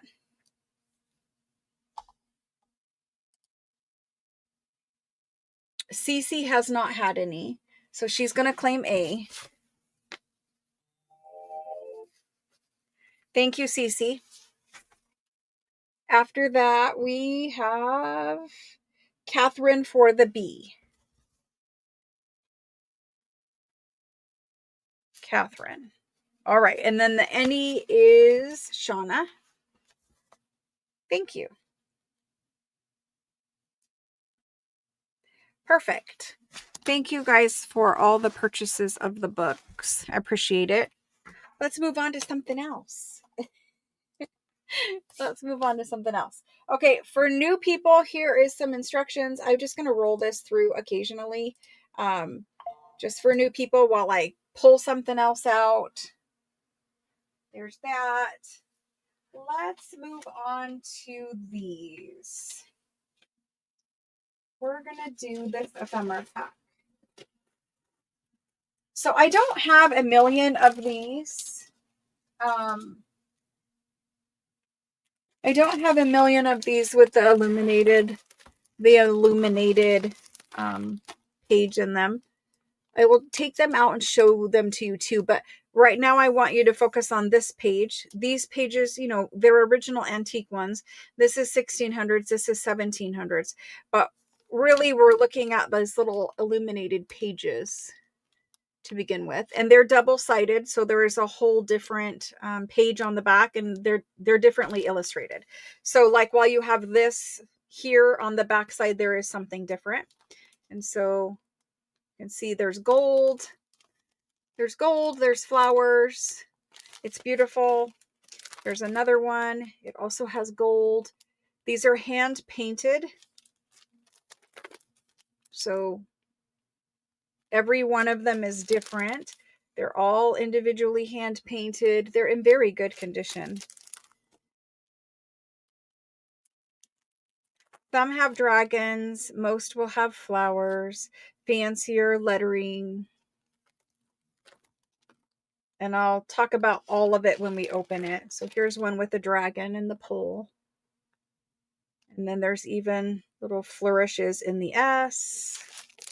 Here's another dragon one. I put all the dragons together. It's another dragon.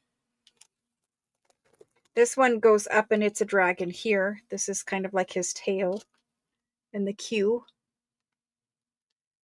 Very beautiful. This one's a dragon this way. And again, they have a whole different page on the back side.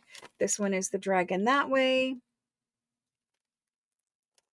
There's a dragon at the top. Not all of them are dragons. I'm showing you all the dragons right there. I don't believe there are dragons here. This one's upside down. Beautiful, beautiful pages.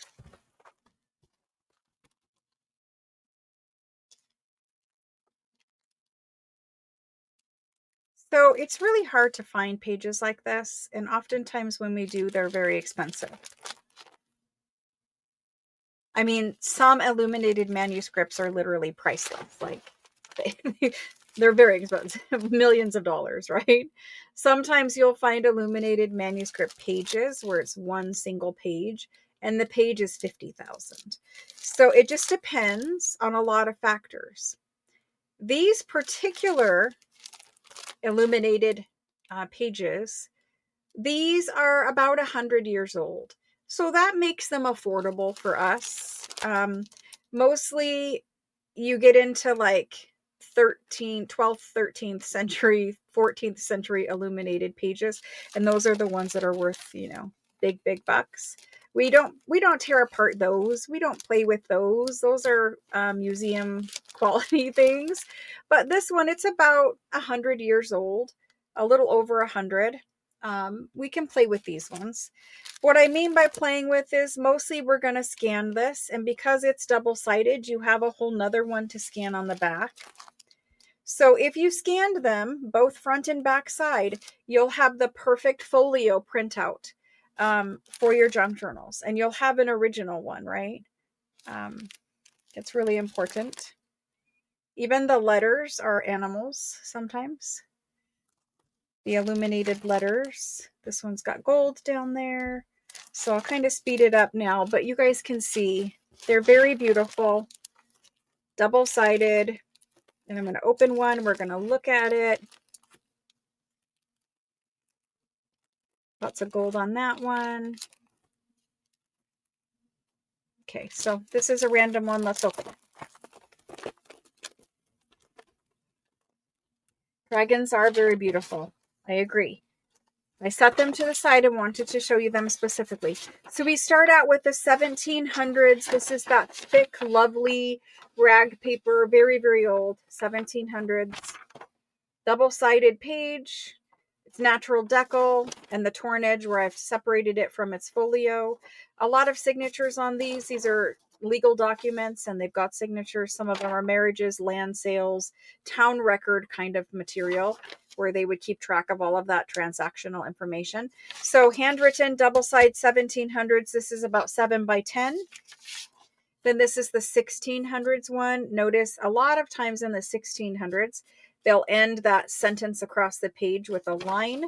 Notice the handwriting is very different. It's much more medieval looking in the 1600s. And so they've done this to show that nothing else was written there, so that this is the end of the legal contract or document.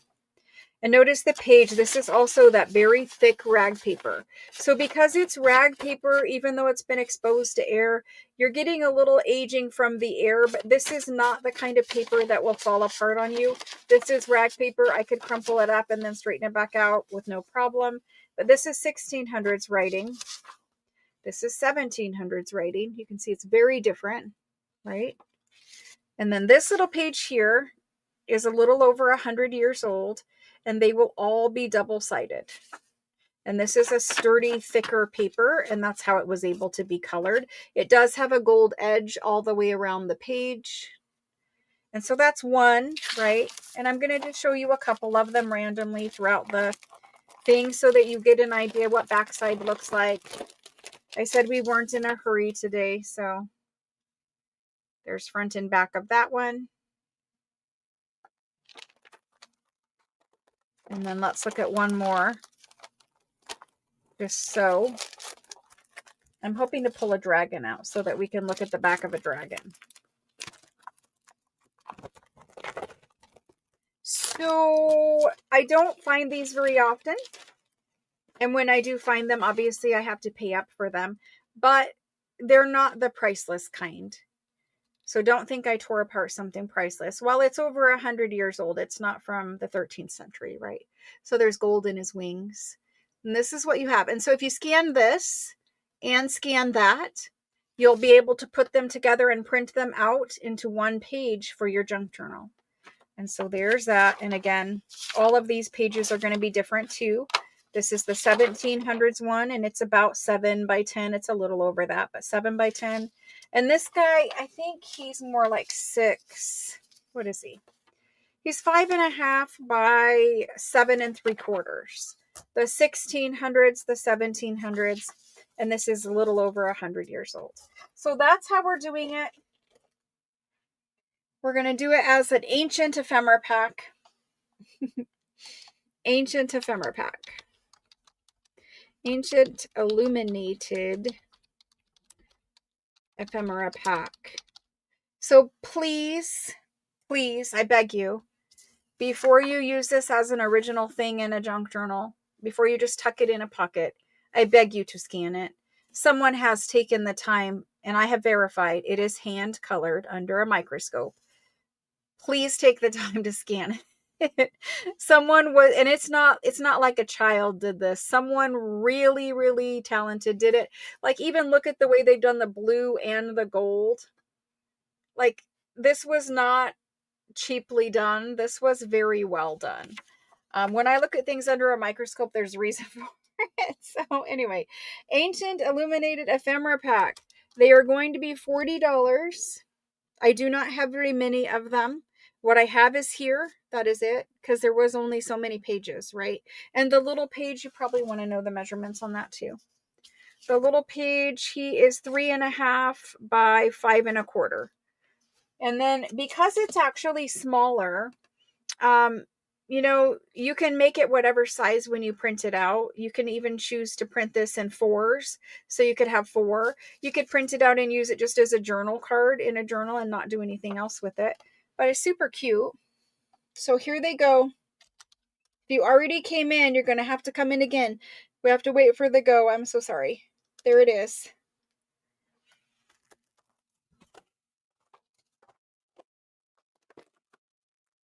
Like, even this one, see how there's detail? Different colors were used to color tiny little sections of a flower in there.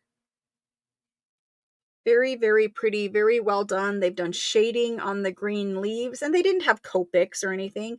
They were doing this with a brush. A tiny, tiny little brush. And the fact that it has gold is even special. All right, so there's those. And I'm going to make a spreadsheet. I'm sorry I left the little ticker thing up. I kind of forgot about it. So I'll make a spreadsheet. We'll get those typed in. Let me get the ticker down before it drives everyone crazy. It drives me crazy. All right, so here's the ancient pack.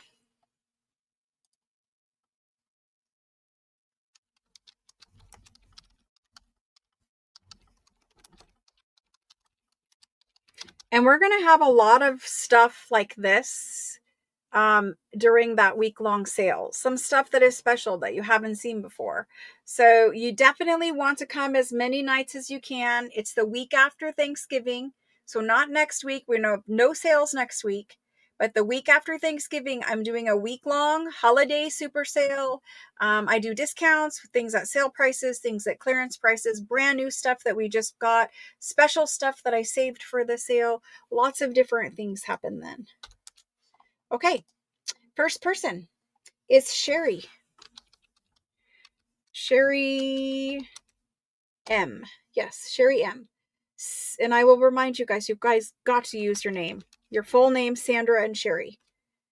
I'm just going to keep saying it, and then you guys are going to get sick of me. Sandra and Sherry, we've got you on the list. And then Barb. Thank you. Tammy. Tammy, thank you. Linda. BES. I'll put you in for 2, but we're going to do 1 all the way through. And if there's extras, we can come back. And then Karen L. After Karen, Maria C. Deborah Kerr, same thing. If we have extra, we'll come back and do multiples. Deborah Kerr, Helen. And after Helen, Danielle. Got Daniel and John. Daniel. Jane P. Thank you. Dragon's Wink. I swear I'm pulling them random. I will not have to. I am not filling special requests. First of all, I'm not the one who sorts them anymore. So you telling me you want dragons, no one else knows that. Jane P. Thank you. Cheryl M. What happens when I try is I never make everyone happy. So I just gave up on trying. Diana M. is next. And after Diana, and I see the 2, same thing, Shauna. I see the 4, Shauna. And then Karen J. And we're doing Shelly L. You don't have to type Michelle. We just called you Shelly now. I think I've changed you everywhere just to Shelly. It's actually shorter for you. Shelly and Diana B. Marcella T. Tiffany B. Juliet B. Lynn R. After Lynn, we have Eva C. Susan B. And that's Susan BEC. Linda A. Mickey. I know I thought about matching letters to names, but there's no way. Mickey. And then Teresa, MCG. Catherine. Rachel. Let's see. Catherine, Rachel, Miguela. If there are extra, you sure can. It's okay. Do I only have you for once now, Karen? Kendall. I see Kendall. There's Kendall. And there's Bonnie. I have to fix Bonnie's name. Have to spell it right. There's Bonnie.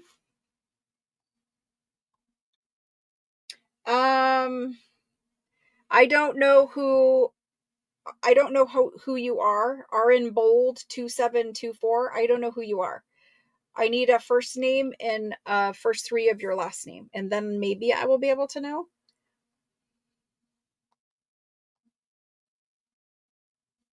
Yeah, you have to put your first name, your whole first name, and the first 3 of your last name. And yes, I did add you to the list, but what I'm saying is eventually I have to stop doing it. If you don't put your whole name in. So I have helpers now, and they don't know who you all are, and they don't see YouTube. All they see is the name that I've typed in here, unless they have to go back and look at something at YouTube. But then if they do have to go back and look and they don't see who you are, it makes it really confusing for them. And it takes a lot of time to do research when you guys ask questions and that kind of thing. It gets really confusing. So for that reason, for me, and especially what I was talking about labeling bins and putting your stuff in bins, I need you guys to use the same consistent name all of the time. And I need you to type it in your full first name and the first 3 letters of your last name every single time you claim. I know it's annoying. Like people said, you could copy and paste. I know some of you like to chat while you're doing it, so you can't necessarily copy and paste. All I will say is, for that reason, for me, but also because other customers have, I'm going to say complained, but in a nudging me to do something about it kind of a way, where it really isn't fair if somebody just says me when I say I only had one of these, or say I brought you the whole book of this and there was only one of it. Well, obviously a lot of people would want that item, right? But if somebody just has to type in me and somebody else has to type in Catherine REI, that's a long name. It takes a little longer, and that second really can matter. And so their point was to make the playing field even. Please ask everyone, even if your first and last name is in your YouTube user ID and I can see it, please type it. It helps me, it helps them, it makes the playing field even. So, yes, please do it. That's a very long thing every single time. Okay, so that's Allison. No, I did not see you, Allison. I will add you to the list. We have enough. So, Allison, I'm going to put you on the list right now. Wait, Allison.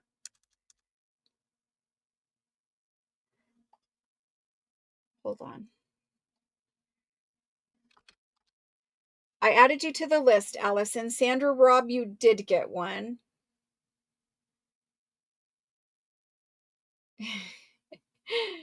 Karen, Mourun, right? I thought I remembered typing you, Karen. Let me go look for Karen. And YouTube is not perfect, right? It's not meant for live sales. It's really not. Karen Moore, you are not on the list. I'm going to add you right now. And sometimes YouTube just, it doesn't bring the comment over, it doesn't post it, or even the streaming software lately has been missing people. So if you don't hear me call your name, always tell me so that I can fix it. You are way up on the list on YouTube. Let me just pop over because I'm curious, and I'm going to see if you were showing. You are showing in YouTube. You're showing for 2 in YouTube, but it doesn't come over to StreamYard. And that's what I'm saying. It's not perfect. None of this software and stuff that we're using is meant for live sales. We're just making do with the technology that we have until, like, if I was super, super talented and I had a lot of time on my hands, I could write my own program to do it. But I don't. So we're using what's available. So there isn't a live sale streaming software out there that's perfect. Okay, so I've got you guys on there. Thank you for saying that, Soldier. I'm doing my best here. So let me count these up quick and see if we can do the multiples for people. And then we'll get done with this one and we'll move on to something else. Okay. There's that. And we have... It says I can do 3 or 4 more. Thank you, thank you. Okay, so let's go and do the multiples. So some people did request more than one. Let's go ahead and do the multiples for those. At least one more all the way through. That means for the ancient pack, we're going to do Linda for 2. Linda B, B-E-S. Then we're going to do Deborah Kerr for 2. Right there. Perfect. And then next up is Diana M, and she wanted 2. Shauna wanted 4. We're going to do 4 for Shauna, hopefully. Shauna, if that number is different on your invoice, just know I didn't quite have that many because there is a couple more 2s here. Diana B wanted 2. Who else wanted 2? Karen Lim wanted 2. Let me find Karen. Yeah, she wanted 2. Okay, I think we're good, and I think I will be able to fill almost all. Allison wanted 2. That's right, you did. I forgot. I think we will be able to fill almost all of the multiples. I might have to borrow from Shauna just to make it a little fair, but I will do my absolute best. And there may even be one left over or something like that. So if you're rewatching later, you can message me. I think we had 40, but I'm not positive. I think if we had 40, they'd be sold out, but I'm not going to count them. We'll figure it out later. Thank you very much for those. That was a fun pack. It was a really fun pack, and I probably should have mentioned this before. It just didn't really occur to me until this exact moment. But just so you know, I've scanned every single page of these guys. I don't know if I will ever do anything with them, but the only way I could part with them and share them to you guys is if I scanned them first. So if it bothers you and you would like me to change that, I should have mentioned it first. I didn't really think about maybe it would change it for you guys, but I did scan these little Illuminated pages. If it changes it for you, you can tell me now, or you can even message me if you don't want to see it publicly now. You could just message me privately too and tell me. If you want me to take it off because I've already scanned it, let me know. Some people it probably matters to, and I didn't really think about it. I don't usually scan things. I put them in a scan pile, but I don't actually usually scan them. All right, so there's those. I need to put them somewhere where they're not going to fall. Have we done everything in my chair? I think we have. Does not change it for you. Well, it was in my scan pile for like a week, and I'm like, no, I want to share these. All right. Thank you. Thank you. Who knows what I will ever do with it, but there it is. Hopefully someday I do something, but the only way I could share them with you all is if I also got them in a digital form. But they kind of scanned a little bit wrinkly because I didn't have the time to press them down. I just put them in and let it scan them. And usually for mine, my printer, scanner, whatever, I do have to add an extra heavy book on the top to weight down that cover to get the document very flat. It's not that this one's curly or anything, but the lid for the scanner on the printer, it doesn't have a lot of weight in it. And you usually have to put a book on it. So there's another tip. You might want to put a book on yours. All right. So let's move on to doing something like this. I mean, we might as well get some of this stuff out of the way. I don't know how many of you will want more because a lot, I mean, we're over like 250 of these at this point. I know a lot of you have them. I know you might not want more, but we're doing them until we don't have any more paper. And I know we are nearly out of Christmas, so this might be, if we do it again, it's probably like for 20 packs. Right now we had, well, somewhere in here is one with a sticky note that tells me how many we had, but I think it was like 63 or something. So all we can sell tonight, not that we're probably going to sell 63, but all we can sell is 63 because that's all that's made. The next time we make them, there's probably only enough Christmas paper to make maybe 20, if that, more of them. And then we are officially out of Christmas Florentine scrap packs. I do have one bundle of 24 Christmas papers left, and that's the full sheet size. I have one bundle of 24 of the full sheets of Christmas. If you don't know what they look like, you could watch the Christmas or the Italian paper sale and see it. I do have one bundle of 24. I think there is one bundle of 10 holiday papers. There are 5 or 6 random packs of 10 Italian papers, all of this in whole sheet. And there are about 9 of the everyday packs, and those have 26 sheets in them. I'm going to show you the everyday pack tonight that has the 26 sheets in it. But for the Christmas one, since there's only one, I'm not going to show it. It's all of these papers in the 24 count of Christmas full sheet. In the 10 pack of full sheet Christmas, it's random pieces of Christmas paper. In the 10 packs of everyday, each one of those packs is different because it was just leftover paper that we had that we made 10 packs of. So the only full sheet pack I'm showing you tonight is 24 piece or 26 pieces. Let's do these. Then we'll get the rest out there. If you want the Christmas full sheet pack of 24 pieces of this paper, you need to text me. You need to be the first one to text me and tell me that you want the Christmas pack of 24 full sheet pages. And then that can be yours, the first person who texts me. That is literally the last pack of that we have. Everything else has been paid for. That one was not paid for, and so now it is still available or brought back to you as available.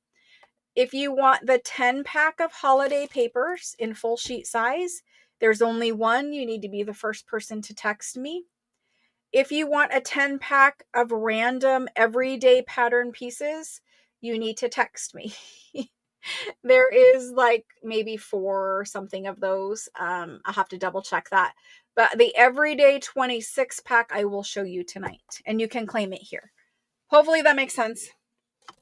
Everyone has been invoiced for theirs and everyone has shipped. If for some reason you think that you weren't, I can double check that for you. But everyone has been invoiced and everyone has shipped as long as you paid. And anyone who hadn't paid for their full sheet order, that has already been canceled, and that is what I'm reselling. I never resell someone's order unless it sits there as unpaid and you ignore multiple attempts for me to text you and email you. If you ignore me and you have an unpaid invoice, then yes, at some point your stuff gets resold. And usually you get banned. And it's only because you taking it away from other people meant somebody who really wanted it the first night it was sold didn't get it because you claimed it and then you didn't pay for it. And usually you tell me that you're not going to pay for your order, or that you had something happen, and if you have unexpected medical expenses or whatever, I understand that, but letting me know and talking to me is the way to handle it. Ignoring me is not the way to handle it. So anyway, that's why we're reselling it. Marcella, you can double check on your side. Look in the text messages and you'll see. I believe you were invoiced and I believe you paid and yours was shipped, and you probably should have it by now. Let's look at these quickly. So all of these packs are different. There's 30 pieces in each pack. The largest sheets, there's 2 of every size, except for there are 4 6x6s and there are 4 3.5x5s. Everything else is 2 per size. The largest size is 8.5 by 11. So it's a regular piece of paper to put in a journal. And then everything else goes down. These little ones here are like 2.5 by 2.5 or something. These were just left over from when we cut all the other sizes. So we just put them in the pack rather than tossing them out. But anyway, it's a bunch of different patterns. You can see across the table all kinds of reds and greens and holiday papers. These little gray ones are snowflakes. All different packs. So whatever holiday papers, there's letterpress papers. There's ones with gold, ones without gold. The gold florals, brocade, and red letterpress here. All different packs. Poinsettias, snowflakes, Christmas trees. You guys know the drill with Christmas paper. Like there's the green and gold back there. The gingerbread house, that's what I call it. Gingerbread village. And then there's these ones that have the Christmas collage. Those ones, they are not in Christmas paper pack because that's a paper that we can no longer get. So if you're requesting the 10 pack or the 24 pack of Christmas full sheets, that one isn't in there because it's not a paper you can order this year. This was paper that was left over from last year that I had cut, and then it was just sitting because nobody had time to make it into a pack. But that's the one. There's holly leaves, all the things. We're going to type this in and get this in here now. This is the Christmas Florentine paper scrap pack. This is great for collage. This is great for those who don't want to cut up their whole sheets because they're hoarding them. This is great for using right now in your Christmas journals. And the Christmas pack is 20. I think we have 62 or 3. Somewhere there is a sticky note.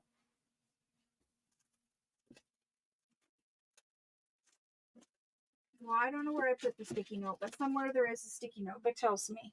I kind of thought it was going to be on one of these, but it's not. So anyway, We're getting to the end where we're not going to be able to make anymore is basically my point. Christmas, because I will not, like, if I have a little stack of paper left, but it's not a good amount of different patterns, I won't make it for you. I won't make it if I don't think it looks nice. So anyway, Christmas Florentine scrap pack. And we're going to go from the top after the go. And that goes to Sandra Robb. And she would like to. You guys can have multiples of this until it is gone. Our point is we're trying to get rid of it because it's Christmas season and I don't want to have them left over in January. But I don't think that will be a problem. But I'm just saying. Next is Diana B. And let me roll this banner across the screen while we're doing it. It helps all together, I guess, at the end. Less questions. Diana B is next. And I want to talk about questions too, because on Tuesday I wasn't very happy. So I want to talk quickly about it. Sandra, Diana, Rhonda B. Thank you. And sorry, Rhonda wanted 2. Diana wanted 1. Sandra wanted 2. Angie A would like 2. Hello, Angie. And she wants 2. Perfect. And then Jane, you might as well hoard it because we won't be making it again. Jane, Terry, maybe you're hoarding your whole sheets, probably what you meant. Terry M, Mickey S, yep, and Cheryl M, and Joan C, Maria T, Teresa MCG, then we have Lisbeth K, Gina D, Zelda, Susan B, Evelyn L. After Evelyn, we have Linda A. Did I get Zelda? Yes, I did. We are on Linda, and then Karen J, Juliet. Thank you guys very much. I appreciate it. That paper was paid for and sitting there for a year. So thank you. Juliet and Sherry M and Janet M CK, and then Catherine. And Catherine wants 2. And Maria T would like another one for 2. Perfect. Diana B would like another one for 2. Perfect. Whole sheet hoarder. It's easy to do, especially when they do retire patterns and we can't get them again. So I understand that. Thank you, Cheryl. Cut your whole sheets. A lot of people, when they get them, they just cut them because then they want to store them. They store easier cut, right? And also, if you do it right out of the gate and you cut them, then you can instantly get over the fear of cutting your paper. There will always be beautiful Italian papers, even if they don't make the same one, like my favorite Christmas one. Even if they don't make the same one, they will make other ones. So we will always have it. It will always be good. All right. A hoarder's group. Terry M would like 1 more. Okay, last call on these. We're going to get these in. Terry M.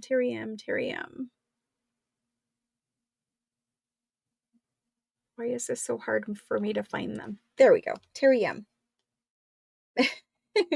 Thank you very much. We have more of these. We did not sell out of them tonight. So these are still available. You can text me to order those. Let's look at Teresa MCG for 1 more. Let's find Teresa. There she is. Perfect. Thank you. Okay, so let's take these off the table. Put them back in their bin. Okay. Possibly. I am going to show you guys. We did those. We did those. We did those. We did those. Good. We're doing good. We're doing really good, actually. On time, we're doing great. I'm going to put these out here to look at while I run and grab the everyday pack, because I forgot to bring it in here apparently. So hopefully you can see a little of something there. My camera loves blue, so it just turned everything. Let's look at that. Somebody can start deciphering that while I'm gone getting paper packs. I will be right back. Right back.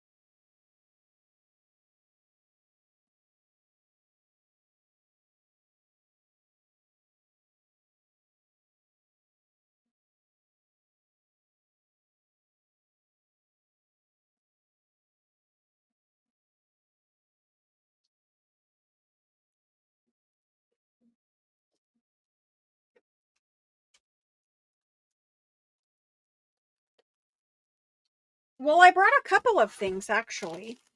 I brought the Christmas kit. If anyone here wants a Christmas kit, we have last call on those. I'm going to take the ticker down because it's probably annoying you all by now. So the Christmas kit is the current junk journal that we are working on as a group. The kit is 65. I can show you what is inside of it, but I found that out there and I thought I'd bring that in. Also, I don't understand how it happens, but I have lost an entire bin of everyday scrap bags. I don't know where they are. Let me check one other place. I think maybe I put them in here. Let me look. Yes, I did. Okay, I have found them.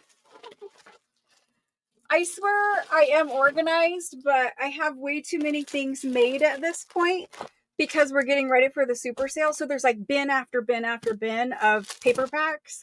And I could not find these to save my life. I did. So good. Those are here now. We can look at the everyday version. I'm so sorry. Oh my goodness. So every day is the regular Florentine papers, and it's all different colors and all different patterns. They're all cut up into the same size pieces as the Christmas one was, but it's just all different kinds. Letterpress, non-letterpress. You can see the marble in some of these. All different papers. So we have every day. We used a lot of big sheets of marble in these packs, apparently, and big sheets of letterpress. So these are the Florentine paper packs for the everyday. There is a lot more of them in different colorways and different patterns. But if you want everyday, you're going to get the traditional Florentines mixed with the specialty marbles and the specialty letterpresses. We're going to do, yeah, hang on for the Christmas kit. I'm actually going to type it in. Wendy, did I not, are you not subscribed, Wendy? Because I was thinking about you the other day, because we've been missing you here. And I was thinking about you the other day, and I was wondering if you were a kit subscriber and if I had already sent you one. So apparently you're not a kit subscriber, but yes, you can have a Christmas kit. Okay, hang in. So, Ricky, you want the Christmas Florentine scrap pack added? The Christmas Florentine scrap pack, Ricky? Yeah, I know. And I was thinking about you a lot for that. I didn't know if you wanted me to say that out loud because, it's like your personal place of employment and all of that out there. But anyway, Wendy, I was thinking about you and I didn't know if you were a kit subscriber or what. So, yes, we will definitely get you a kit. Okay. So, I got a couple people to add to the Christmas and then we're going to do every day. Ricky is going to be added. Ricky with 2Ks. You're on the list for the Christmas one now. The Christmas Florentine scrap paper pack. And then it looks like Chris Thompson, Chris THO, would like added for the Christmas pack.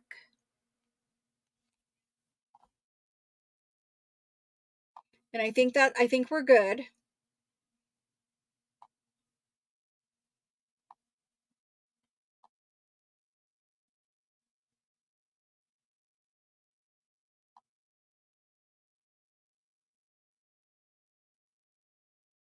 Who are we not seeing for the Christmas packs?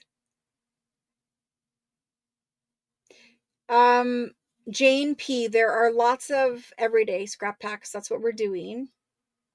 Who did we miss did we miss Ricky? Is that what it is? You guys were saying you didn't see her either. Cheryl E. would like one. Cheryl E. Anybody else for Christmas before I move on? Cheryl E., you're on the list. Okay, I think we're good with Christmas. If you want Christmas, type in Christmas scrap pack for you and I'll give you one. This is the everyday though. Okay, so we're going to type in everyday now.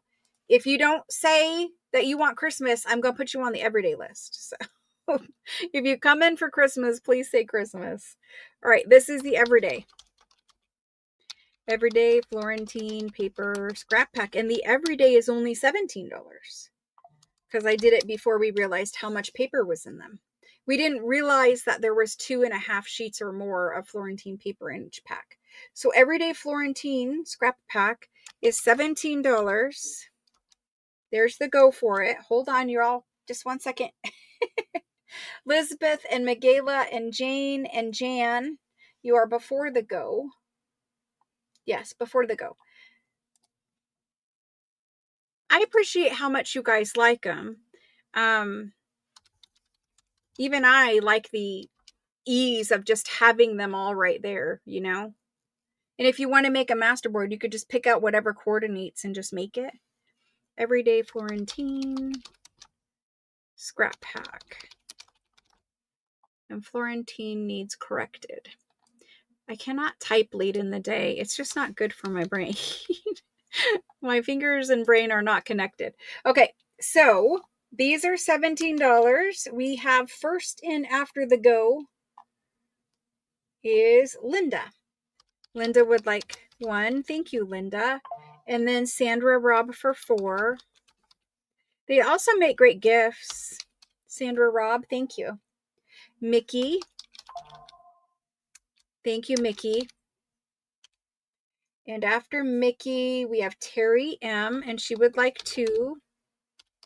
Thank you. Cece would like 1. Thank you, Cece. Shauna would like 3. She would like 3. After Shauna, thank you. We have Jane for 4. You guys really don't like cutting up your paper. There's Shauna and Jane and Anne A, Cheryl M, Zelda, and Maria T for 4. Thank you. And after Maria, we've got Jan C. After Jan, I've got Susan BEC. I have to fix that. Susan BEC. There we go. And then after Susan, we have Esther. Esther AGU. Perfect. She wants two. There we go. And Lisbeth. And after Lisbeth is Michaela, because they were before the go. But we have enough. We're good.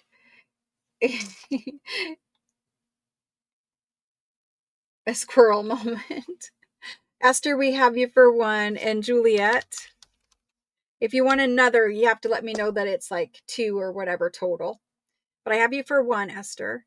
We got Juliet. You don't see Solja on YouTube? Well, I see her for four. Let me know if that's not accurate. Linda, I've got you. Joan would like one. Joan C. Yeah, they did give her a different name. I see you. You're on the list for four. Let me know if it's not right. Big sheets for bigger projects. Yes. That's very good because I like to make like the covers for journals. You could cover books with them, the big sheets. Esther would like two. Perfect, Esther. You've got two. Yep. Okay, I think we're all good with Florentine scrap. If you rewatch and you want either the everyday or the Christmas of the scrap packs, I have more available. I'm going to type the kit in quick and we're going to get that done. I know what happens, and this isn't the case for Wendy, but usually what happens is once we start making the journal and people see how it's going and how pretty it is and all that kind of stuff, a lot of other people want a kit. So we have a few, I don't know how many are out there. There's a few in a bin of journal Christmas kits. And so if you don't have a Christmas kit yet, I'm going to type it in. I'm going to type it in before I actually work through all the pieces. You guys can see all the pieces and decide if you want it, if you haven't seen it yet. But let's get it typed in so people can come in if they want. Maria is not seeing you. Huh. I don't know what YouTube is doing, but I see you. So, okay, this is the Christmas junk journal kit. And I'm going to say single because it's not a subscription. It's just a single. And even if it was subscription, it's the end of the year anyway. But anyway, for our purposes, it is called a single because it's a single purchase. It's not the subscription. So if you purchase a kit tonight, it's just a single kit. It's exactly what I'm showing. And it's the kit that we're working through. So I'm putting that in now.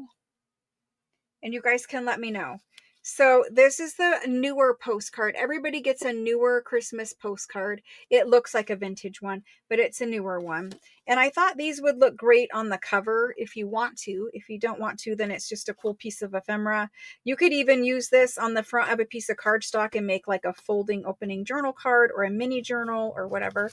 Everyone got some kind of vintage postcard. This one is exceptionally beautiful and embossed. But everybody got a vintage postcard, and it's a Christmas postcard, not just a everyday. It is Christmas, even though it's flowers. Everybody got a vintage Christmas postcard and a newer postcard. Everybody got all the rest of this, but this is a vellum envelope, and the vellum envelope is the right size to go in your junk journal. You could sew it into the signature. If you wanted to, you could slide ephemera in this way. You could seal it up on your signature strings and cut open the top or the side and put stuff in it that way. So many things to do with envelopes in a junk journal. This is vellum and it has white snowflakes on it. You can see whatever image you want, through your envelope. So it's cute. Everybody got a bag of beads, paper clips, and charms.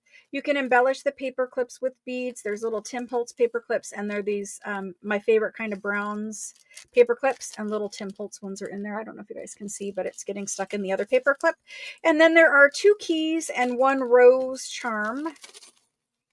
1 rose charm and 2 keys. And they're all bronze. They all match. And a bunch of glass beads to put on signature strings, or like I said, embellish, make bead dangles, whatever you want to do. This is how we constructed our junk journal cover. And I've already done the cover. That video is up there. It'll stay up there forever. But you get a piece of green. It's Christmas tree green.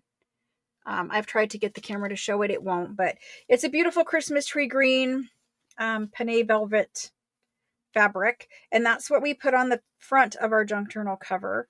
And then I'm going to put this white lace down the spine, and I've given you a big piece of gold. Usually I'll use it at the bottom, or I'll put it on the cover or the front edge, but that's what you've got for fabric pieces and lace. Then you've got all these cute little tags, vintage tag, little cutout that you could emboss or whatever tag, Christmas tree tag. These are all cute little newer pieces of Christmas ephemera, but useful in a junk journal for us. So there's a handful of those. Then there's a bigger tag in here somewhere too for this kit, but you've got 2 different sizes of tags here and one big one somewhere, hopefully. You've got a bag. This is the glassine bag, and I put this in here for the tag. So you could just put this glassine bag on a page. You could have a tag going in it. Super easy piece of ephemera. When I do it with this tag specifically, I will fold up the bottom, and it actually makes another little tuck pocket here in the front and the tag in the back. So there's that.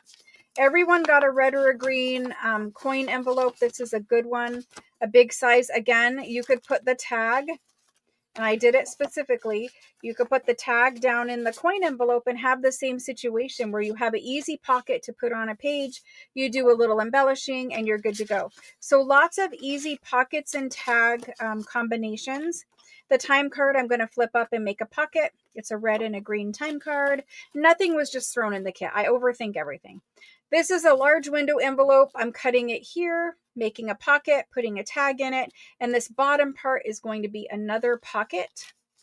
You've got 2 of these. You either get the red polka dot or red stripe. You either get the green polka dot or green stripe. 1 of each color, 1 of each pattern. Again, you could glue it on a page, put the big tag in it, and here's another easy page pocket tag combination. The other one, you could sew in a signature and put the little tags in it, you know, coming out like that. So there's 2 to play with there. These I am making a project with. We're going to do that in video 3. So there's those. And it's a red and a green number 10 business envelope. I gave you very big napkins. They're the guest towel size.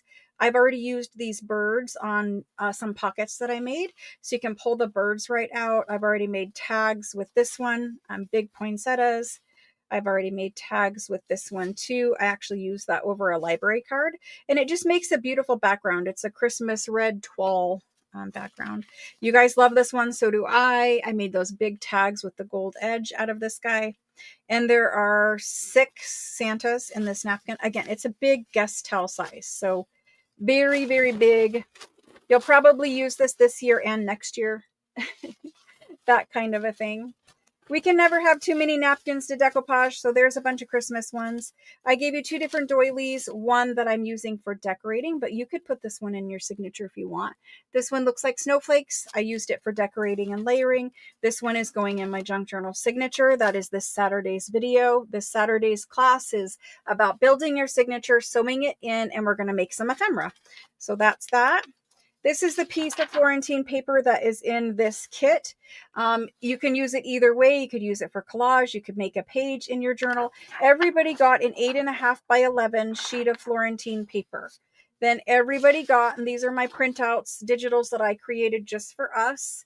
Everybody got a page of poinsettias, and it's because I always use my poinsettias first out of the Tim Holtz ephemera pack. And so I wanted to give us enough, right? We have enough. I've already made some pockets with these. Everybody needed some fussy cuts, so I did a whole page of fussy cuts for us. And again, you can cut these out, layer them on tags. They're very easy, right? Pockets and tags. Somebody had a question about the document that I printed. Who was it that had a question about the document that I printed? I saw it just before I went live. So this is an antique French document that I have printed on thick, I think this was your question, thick antique, or not antique, thick vintage onion skin paper. It's red ruled vintage onion skin. It's like $500 a box. So very hard to find vintage onion skin, and I printed a French document on it. Again, I'll be putting that in my signature. I also wanted everyone, even if they did not ever buy a French fashion magazine from me, like the original, I wanted everybody to have ladies that they could use to embellish tags and pockets with. So I gave you a sheet of them. It's not meant to be a page in your journal. It's not nicely laid out. You can see where I cut out the ladies and just put them on the copier. But the point was to give you 4 different ladies that you could use. Some people have asked if the pages I gave you, like, they're copyrighted, right? So yes, they're copyrighted to me. They're mine. But I don't care if you guys copy them so that you have multiples of them, as long as you are not selling them, as long as you're not scanning them and putting them for sale in Etsy as a digital, as long as you're not claiming them as your own or some other kind of thing, which nobody here is going to do. But I don't care if you copy them so you have more. I don't care if you, use them for personal use, but please don't be like selling them or making things out of them in multiples and selling that. That kind of a thing would violate copyright anywhere. But anyway, the point of that is you could take this if you didn't want them big like this. If you wanted them small, take this page, copy this page, but make it smaller. You know how to shrink it with the percentage on the copier. That's the easiest, most basic way. You could do it a million other ways, but there's that. This page I made for us, it is printed on a newer graph ledger paper. It's ledger paper, not graph, but a newer ledger paper. And I just printed this big, beautiful red frame on it. It's going to be a signature page in my journal, and they can journal on the back of it, and they can journal on the front of it. This is the digital that I gave us so that we could use it on the inside of our cover. So on the outside, we have this lace and green fabric, but on the inside, we have this, and it's cut in half, one on the front cover inside and one on the back cover inside. There's that. If you want to see how to make the journal cover, it's already video number 1, and it's on my channel under the live section. Then I gave us a page of antique postcards. These are over 100 years old. I have copied them for us. We could use the long ones for pockets, easy, quick pockets, and we could use these 2 as journal cards. So there's those, and they're printed on a... I forget this. They're printed on a specialty cardstock that is not white, and it looks antique and aged. Someone else can type that word in for me because it escapes my brain. I also gave you in the book page section part of the Florilegium book. I like to put those in my signature. I gave you a big sheet of French ledger paper with handwriting and headers. This makes 2 junk journal pages if you want it to. Then I gave you specialty rag paper pages. I like the red and green for Christmas, or red and black for Christmas, so I gave you that one. I like, this is a very old music book page. It's called an antiphonal, but anyway, it's beautiful. A page of rag paper dictionary so that you could put it in as a page in your junk journal. A big rag paper page, again, page in the junk journal signature. This you could use for decorating, or you could fold it in half and use it as a page. It's up to you what you do with it. I gave you 2 copy dyed papers so that you could use those in your signature if you don't have your own copy dyed paper. And this is the cover construction piece. It's a big piece of watercolor cardstock. So that's the junk journal kit. It's huge. It has a lot of pieces. It takes a lot of time to put together, but luckily I do have help now, so that was possible. I'm not sure a Christmas kit was possible without help this year. So anyway, that's the whole kit. If you would like one, the Go is in there. All you need to do is type your first name, the first 3 letters of your last name. Even if you are new here and never purchased before, just go ahead and type in for one. If you watch this later and decide you want a kit, you can come in for one by texting me. And so there's that. I like to put it together the same way so that when they see me open one on camera, theirs is exactly the same. It avoids questions, right? When people ask, they didn't get something in their kit, etc., it's usually underneath the rest of the items. We put them together the same way, but there's that. This goes here. And then we have fabric and lace and postcards. There's the kit. All right. If you would like a second kit because you would like to gift a kit, now is the time to claim it. They will not be available very much longer, only because we're not going to remake after we already remade. We're not going to remake again because we're moving on and it's getting to the end of the year. So this is the Christmas Junk Journal kit. It is the single option because you are not subscribing. In January, we will offer subscriptions for next year. So let me go back to my go. And there's Wendy. I was literally thinking about you either last night or the night before. And wondering. There's Wendy. The vellum and snowflakes. It is cute. See my message regarding kit before billing. Okay. Did you text it to me, Diana, or am I supposed to scroll up? When did I do the cover? I did the cover on Sunday. Sunday morning. Yep. Juliet would like a kit. Thank you. Wendy and Juliet so far. Chris Thompson would like an everyday pack. Chris, you're on the everyday pack list. You're already on it. I did the cover and a master port on Sunday. You're on there, Chris. I don't know if you can hear us, but you're on there. Can someone tell Chris she's already on the list for me? Thank you. I appreciate you guys liking the kit. No, we didn't decorate the cover yet because I don't usually decorate mine until the very end. I talked about that on the Sunday too. Sydney would like one kit. Perfect, Sydney. Thank you.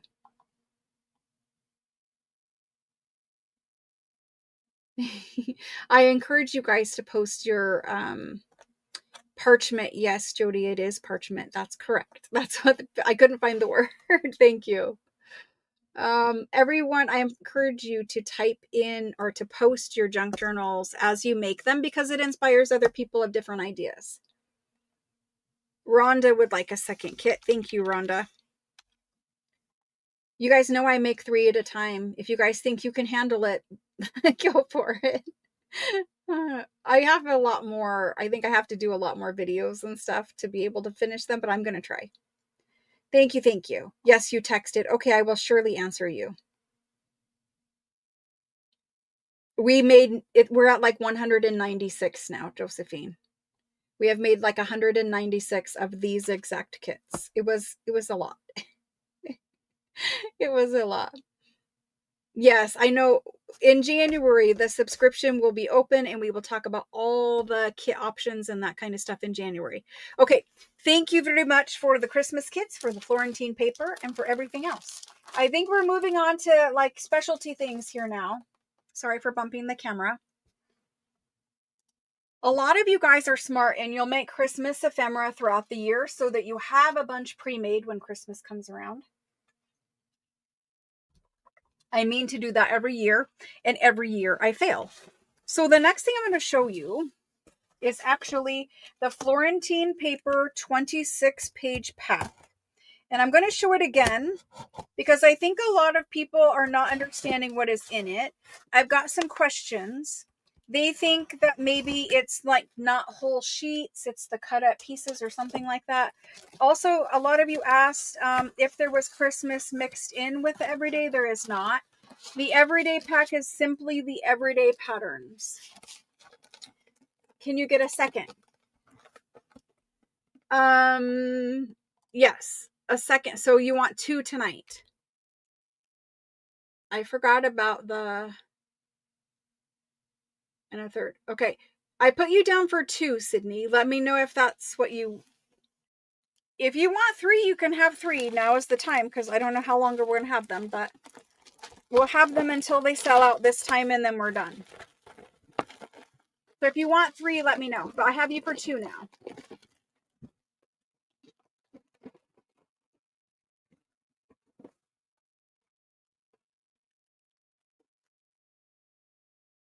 So do you want 2 or 3? I need a number.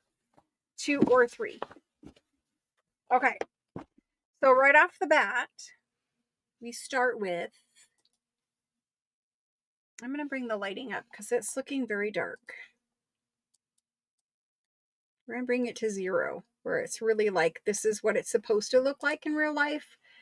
Sydney wants 3. Perfect, Sydney. You're down there for 3 now. Yes, you are. Okay. So this one is the green botanical print. And we did put this in Christmas packs as well because it's very good for Christmas.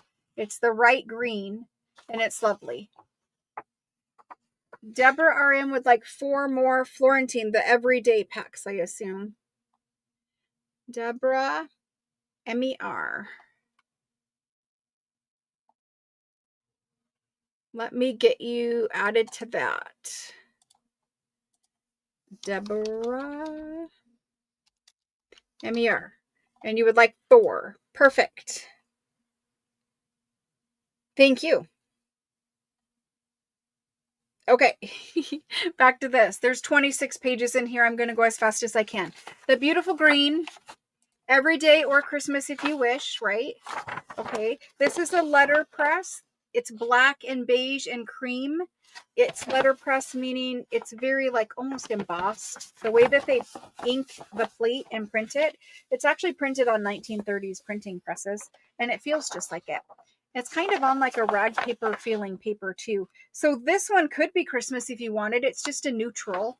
It's really beautiful in person. I hope it's coming across. So there's that. I'll come get your Florentine packs just a second. Let me get through these pages or else we never will. This is black, cream, and gold. Again, it could be Christmas. It could be every day, but it isn't every day. This is just a hash, you know, it's a cross. It's a whatever you want it to be. But I really like using this one, even in Christmas ones. There's times where you want pattern, but you don't want it super, super heavy and busy, right? And so I really like using this. Some people look at this and they'll see circles. I don't know if you guys can see circles, but some people look at it and they see circles, right? Let me show you the circle. So if you look at it, you can see a circle. I don't know if you guys can see a circle. Some people will look at it and they see circles. Some people look at it and they see crosses. It doesn't matter. It's a beautiful one for collage, okay? Then you've got this one. Again, this is everyday. Blue Florentine, gold swirls in it. This is traditional Florentine. It's their number 3 best-selling pattern. This is peacocks. Peacocks are upside down, but it is peacocks. If it's upside down here, there are probably more that are upside down, so we just need to turn it. There's your peacocks. This is the teal blue option. And again, it's gold. There's tiny, tiny little filigree details of gold in his feathers.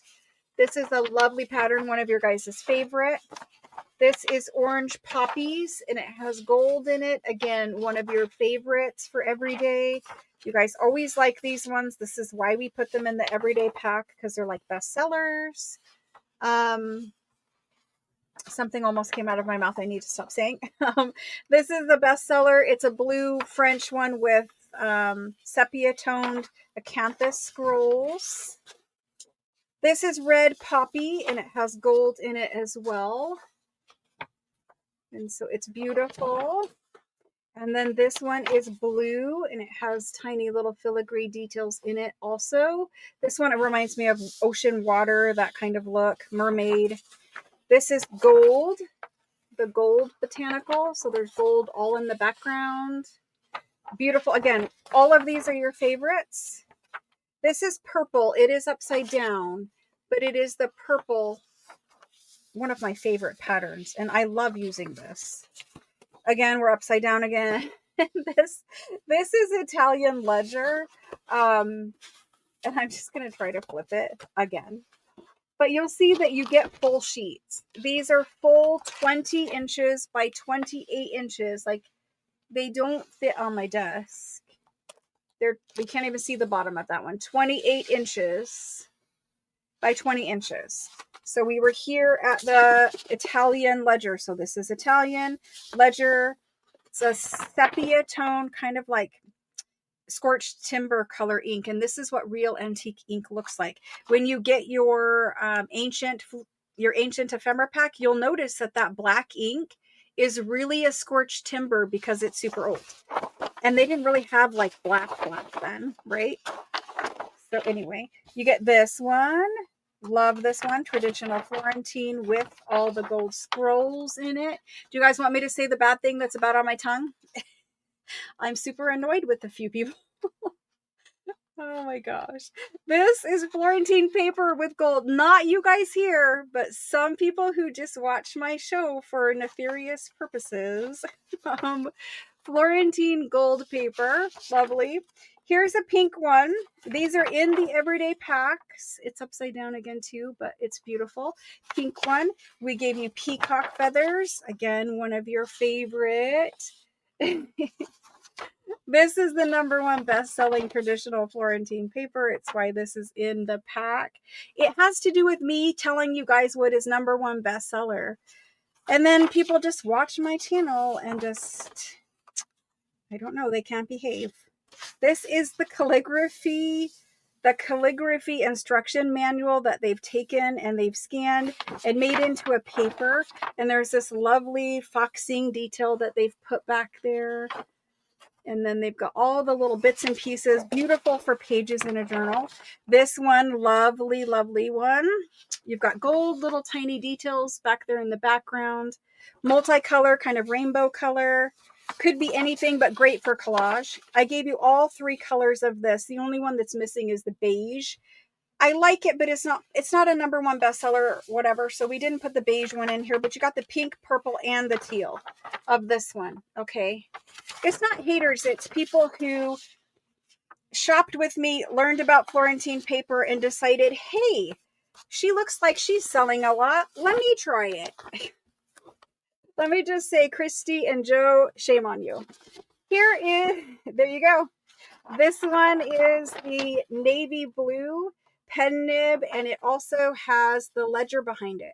So it's got the Italian ledger, but it also has the pen nibs. They used to be customers of mine, and they have decided that watching me and learning how I describe it, watching me and learning what's bestsellers, watching me and learning like, oh, well, she calls it this, so now I'm going to call it that. At least be original. At least be original. Copycatting is this, a form of flattery, except for when you do it to detract business from someone else. Then it becomes bad. Okay, back to my saying. This is Florentine paper. It is letterpress. It is black and gold, and so it's beautiful. You've got gold all around the edge of the black, and it's letterpress. And this one is the gold music, and I'm not going to flip it again, but it is upside down. It's beautiful gold music. In Christmas journals specifically, this is beautiful. It's got the big fancy typography top, but again, it's upside down, so you can't really see it. And then we've got this one. Again, it is a neutral. Accidentally, there are 2 sheets in this one. There should only be 1, so you probably got 27 pages in this pack. But this is a neutral. It's cream. This is a really great one for tearing up for collage, because no matter how you tear it, you've got these little circles, and if you get them kind of like half circles, it just really blends that torn edge with whatever else is back there behind it. So if you have book page back behind it and you tear it at an angle, you've got these little, half circles. It just really helps blend that torn edge. So it's really pretty. But there happens to be 2 in here. I'm leaving them. That means there's probably 27 pages. But it's a big bundle of full sheets of Italian paper. And so this is everyday. We already did the pre-packs. We did the pre-packs before I ever came and sold it to you. That way we knew we had X amount of pre-packs. I know some of you guys wanted some of the papers that are in here. Unfortunately, I'm not going to pull them out of pre-packs. Before we ever sell Italian paper again, we're going to not take the factory's word for if we have 24 or 48 or 72 or 96 sheets. We're actually going to take the time to count them one by one for like 65 patterns to verify we were shipped what we ordered. Sometimes either they miscount, or sometimes they don't have 24 or 48 and they just ship us 17 or 36 instead of what we actually ordered. And so when I sold the papers by the single sheet, we had already made all of our pre-packs, and I sold what should have been left. We did not go through each paper and count it individually by hand. We're going to have to start doing that because the counts aren't accurate. And so we did oversell some of the patterns, and then some of you weren't able to get the pattern that you ordered because we didn't have it anymore. And so I do apologize. I am learning as I go, and I'm definitely going to do better. Unfortunately, we are going to have to count up to 96 papers per pattern for 60 something patterns next time we sell it. And so there's that. They don't really adjust my invoice, and it's because they only give you I think like 7 days to count every single thing that you get. They have a little slip of paper that they put in every order, and it says if you're short something, you only have 7 days to claim it. Well, for people like me, I mean, I don't have a team of 50 people that I can say count every single paper. It's like 2,000 papers. 2,200 papers is what we ordered. So like, who has the time to count them? But for you guys, not because I care that, we're paying for paper we're not getting. Yes, I care. But there's no way we're ever going to be able to get that done within the 7 days it gets dropped off here. It's just not possible. So for you guys, I'm going to end up counting it before I sell it, just so when I say we have 16, we have 16.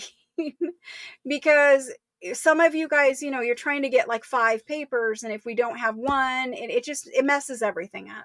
So unfortunately, we are going to have to hand count it, but we will not be able to count it in 7 days. So no, they won't adjust our invoice. Overall, it doesn't really matter. Yes, it's bad, but it doesn't really matter, right? We still love the paper. I don't think they do it to us on purpose. It's fine. It will be fine. Oh my gosh. Oh my gosh. Some people are low down. They really are. And I try not to draw attention to them because it just kind of advertises for them. They do not sell the full sheets. They do something different. But they're just like, so if you're low down to like, if you're low down like that, then you're probably low down in other areas. So that's just my feeling on it. Anyway, it was actually one of you guys who brought them to my attention. I was not aware. However, they are both customers of mine, and they both used to buy Italian paper from me. So there's that. Thank you guys for volunteering to help count paper. But as I've told you guys before, we're going to have to handle it here. If people are working, they need to be paid, that kind of thing. We have to add, we have to have business insurance at the location. They have to know who's working here. It gets kind of tricky for a lot of different reasons because we're actual real business, that pays our taxes and all that kind of stuff. So we can't just have random people here working, because what if something happened to them?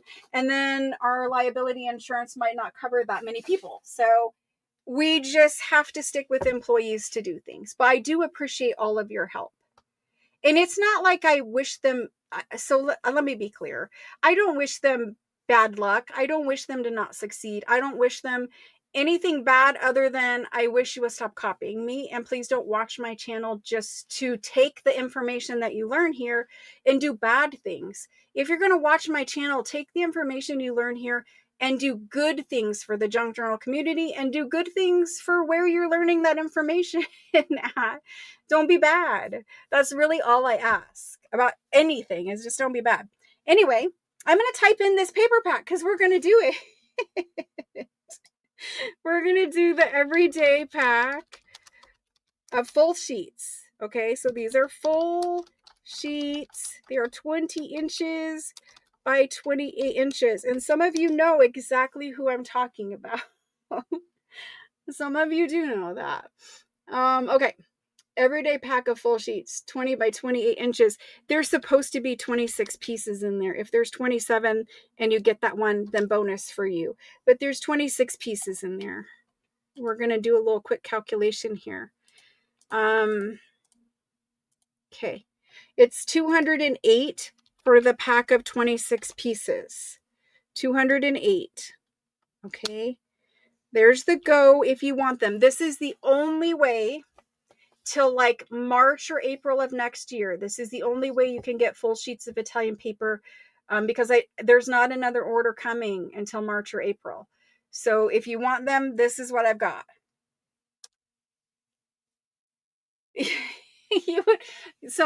What's funny is The employees that I hired, they're not into junk journals. They're not into paper, right? They don't really know anything about it. So I was explaining to them and all that. And now after like telling them the different types of paper and like making them feel like, because I was like, well, you need to feel it. You need to see why it's special, right? And so now I was watching the girl and she was like petting the paper and I was watching her and I started laughing because I pet the paper. You guys make fun of me for petting the paper. It's fine. It's funny. But so she was petting it. She's like, wow, this is really nice paper. And I'm like, see, it's contagious. It'll be like another month and then I'll have you making junk journals. And she's like, I kind of thought about it last weekend. So it's growing on them. It's growing on them. All right. So we're going to get these papers. We're going to get these papers done. And then we're going to move on and I'll stop being upset about something. We're going to do the everyday full sheet Florentine paperback.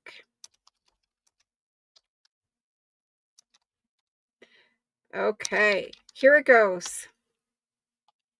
The first person in for these, thank you guys. I really appreciate your support. The support makes all the difference because when something bad happens, I try not to think about the bad things and I try to think about the people who are, they come here and they're good and they're nice and they're kind and like, you know, I try to put out good things for the junk journal community as a whole. And I appreciate that you guys are here and being supportive of that. Your mom was trying to pet your 1776 paper. That paper is amazing. It's very, very good feeling. Has a lot of texture, basically. Okay, so Juliet is in first for these. Thank you, Juliet. And Terry Moore, thank you. And Miguela. Thank you, thank you. And Paula. They're pretty much all the favorites in there. You're self-insured. Well, it's a little different because we have to like obey all the things, right? We have to obey all the guidelines.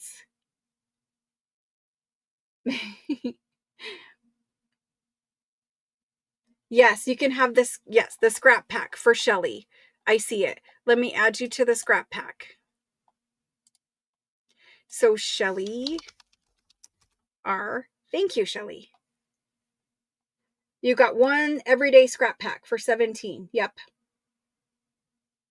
Yes, absolutely. You outnumber the bad. Unfortunately, it just goes without saying. Anytime somebody says something mean or does something bad or whatever, it sticks with you a little longer than it should, right? I should focus on the good, which is what I try to do. And again, I don't wish anyone bad. I just wish that if you're gonna watch, you watch for good and not for bad. And if you can't help yourself and you're only watching for bad, then please just don't watch. Just don't. And unfortunately, YouTube doesn't allow you to like block people from watching your channel. Thank you very much, guys. I appreciate your support. Not sure if you saw me earlier, but I'd like 2 of each of the scrap packs and the ancient ephemera. Let me add you now. So Sydney for 2 of the everyday scrap packs and the Christmas, right, Sydney? Each of the scrap packs, right? 2. Go to Christmas, add 2 for Sydney.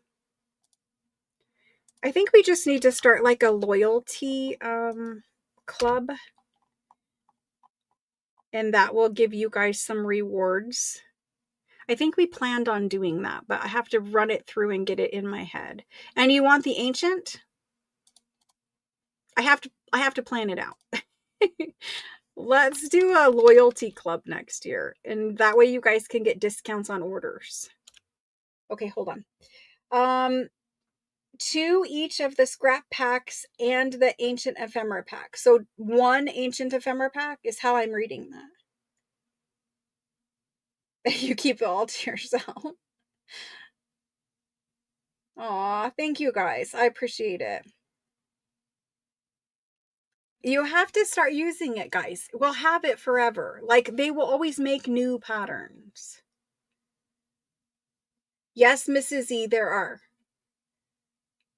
Well, hold on. We gave multiples. I forgot we gave multiples. I'm going to have to add you guys at the very, very bottom. If there is, I will fill Sydney. And if there is, I will fill Mrs. E. But I'm not sure because we gave out multiples. So Jennifer.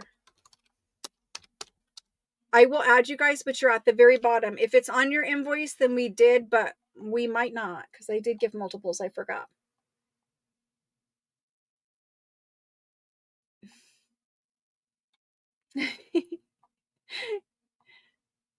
Well, I appreciate your guys' support. I do.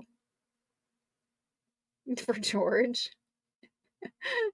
Oh my gosh.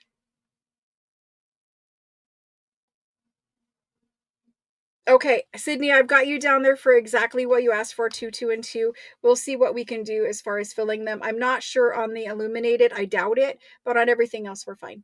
Okay, we're moving on, and I appreciate you guys very much for all of your support. The Florentine paper, the paper packs, the sheets, the everything. We're going to move on from there, and we're going to start doing some other kind of French things that I unpacked. Wait, hold on one second. Sydney and Jane.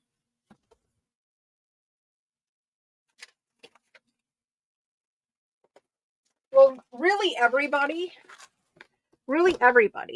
But I have some amazing rag paper. I have some amazing rag paper. This is a little ledger. This is a huge bundle. This has vellum. Like, this has a lot of vellum in it. This is vellum. Oh, you can't see. It has a lot of vellum. It has a lot of vellum, a lot of documents. Like, I have huge bundles. Look at this one back here. Look at how pretty. So there's vellum mixed in with this. There's all kinds of documents. There's large vellum, there's small vellum, there's large rag paper, there's small rag paper. But this is just one. We're still in the same one. This is all still in the same folder. This is vellum. All vellum. All vellum. This is one folder of goodies. Just one. And this is like kind of what Sydney was talking about Jane petting it. So there's that. There's one of those bundles. There's some smaller ones with blue. I don't know if the camera will show it because the lights are way up, but this is Robin's Egg Blue, and there's several things of Robin's Egg Blue in there. Then there's other kinds of folders of documents. Oh, we lost part of that one. Got to put it back together. Then there's some purple ones that are very pretty and have all kinds of documents shoved in them. These are exactly original how they came.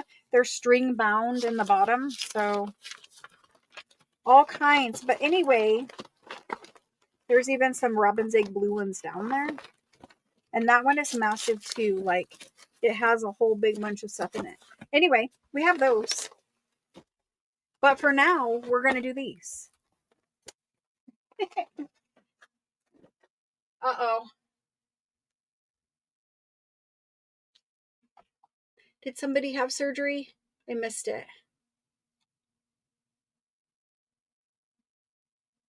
Oh, Mickey. I'm so sorry to hear that.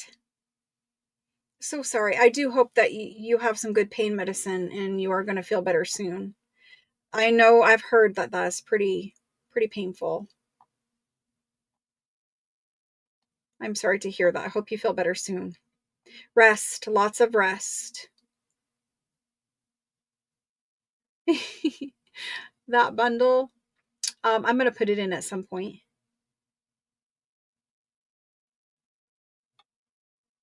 Yes, absolutely. Never too many prayers, for sure. That was just a tease. Oh, and a molar pulled. Jan, no fun at all. Okay, We are going to move on to these. These, they're different. They're not like the bundles I just showed you. They're booklets that are covered, you know, how they cover the school books with that blue paper. Some of them are school books. Some of them are different. We're going to just start here, but there are several of them. We're going to start with this one. This one starts out in 1934. It has beautiful writing, and you'll notice that these are much bigger. And I don't have many of this size. What I have is here. Like the little school books, the smaller ones, I have a lot of them. But for these ones, these are the only ones I have. They're 11 3/4 by 8, nope, by 7 3/4. So they're almost A4 size, or maybe that is A4 size. I thought it was 8.5 by, or 8 1/4 by 11.5. I don't know, but it's nearly A4 size. So this handwriting is very, very nice. You get lots of large pages. It is a school book because it's got corrections in red. I would say it's an older kids' school book because it's so perfectly handwritten. So is it fully handwritten? Yes, it is. It's fully handwritten. So they're even doing their penmanship down here. I think this is like math, like it's covering all subjects. There's math, there was penmanship, but this one is fully handwritten. Like there, I don't know if you guys can see that. I'll try to hold it up. But look at the fancy writing. Like I cannot imagine having to write that perfect. You guys see the way I hold a pen. I don't have terrible handwriting, but I certainly could never do something like this. This is too perfect. Like perfect. The spacing of every single little cursive calligraphy letter. I can't do it. Again, penmanship. Just beautiful. I saw geography in here. I don't know, but there's a whole big book of handwritten pages, and these are big ones. And you'll notice that this paper is not flaking. It's good paper. So there's that. That's what we're doing first. There is something under here, like, can I open it? It's a plain cover. There's no design on it.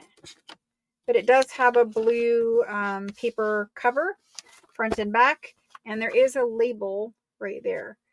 Now, it was how do we say that? Francois. And maybe this is the last name. I'm not sure. But my camera doesn't like red, or it doesn't like blue. It needs more red added to it to balance it out. But it doesn't like blue. So it always goes yellow when it's got something blue out there. So we're going to leave it open like this. So we're going to type this in. This is a large, I'm going to call it like A4, but you know it's slightly different than A4. Large A4 sized, written, I'm going to call it a notebook. I don't know what else to call it. And I don't know how many pages, or do I? Are they numbered all the way through? They are numbered all the way through. No, not quite all the way through. This one is 49, so I think there's 50. It looks like 50 individual sheets. They're not double numbered, so that means 50 pieces of paper. You're getting 50 handwritten, beautiful pieces of paper. That's what you're getting. Okay, are we ready? Let's do this one for 90. There's 50 pages. Like not 50 double numbered pages, 50 single numbered pages, 50 sheets. And they're like A4 size, and they're beautiful. I mean, if I took this apart and made a paperback for you, y'all would be happy, I think, because it's beautiful paper. So this one goes to, there's only one. It goes to Sandra. They're not all the same. We're doing them individually. This one goes to Sandra Rubb. She is first in after the go. The other ones are different. So we're just looking at them individually for a while. Thank you, Sandra. I appreciate that. Next, we got this guy. Yeah, that was really good English. This one says it's a notebook instruction military, and it's still the same Francois person. So maybe it was like a military academy. So there's his handwriting again. Very nice, very beautiful.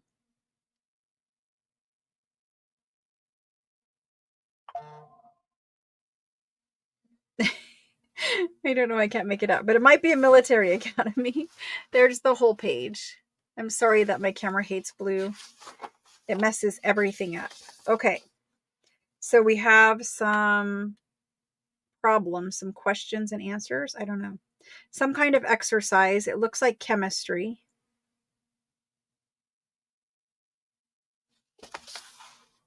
I don't really know. You guys can see kind of, not really. Let's see if this one is all handwritten. It's not all handwritten. Has blank paper, blank paper, blank paper. Oh, it's barely written. Okay. Well, anyway, we'll go through it numbered. Has that little add-in sheet, kind of like a tip-in.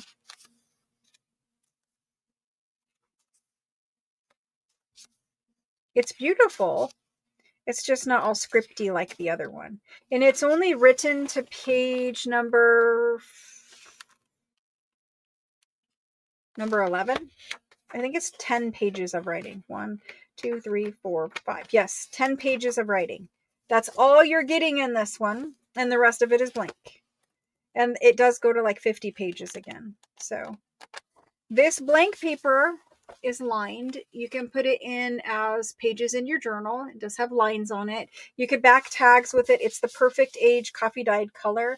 In fact, here is my coffee dyed paper.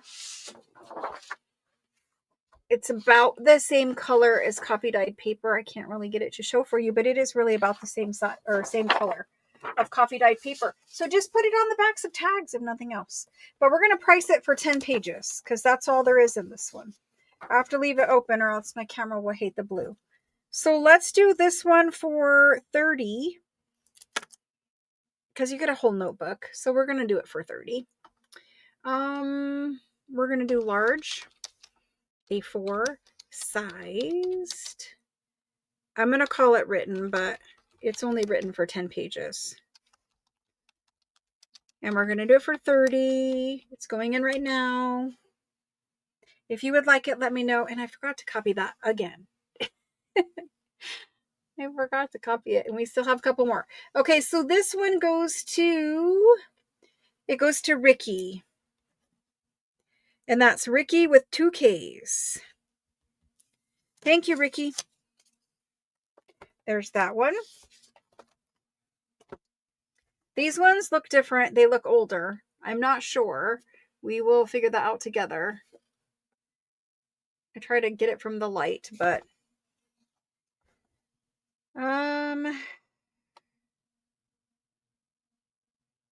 looks like analysis of something. Crazy looking inside. Look at the writing. Can you guys see that? We need to get rid of the blue. Let's look at it this way. Can you guys see the writing of this one? It's crazy, crazy, crazy. I don't even know how anyone would read that. It's calligraphy and it's very, very fancy, but I don't know how anyone's going to read that. Like, it's too fancy. It has too many scripties. Anyway, it's some kind of analysis. I don't really know. You've got some points and some axes here. I don't know. But anyway, you've got some equations here. I'm going to try one more time to hold it up and let you see once I find a page where I think you'll be able to see. Like, here's the equation part of it. It's just so fancy, crazy, scripty that it's hard for me and the camera to even read. But it's beautiful. It's only half here. So if you were doing a tall, skinny journal, these pages would be great because you'd have writing, blank, blank, writing. So perfect for putting in tall, skinny journals. I didn't measure this one, but it's a little bigger than the other ones.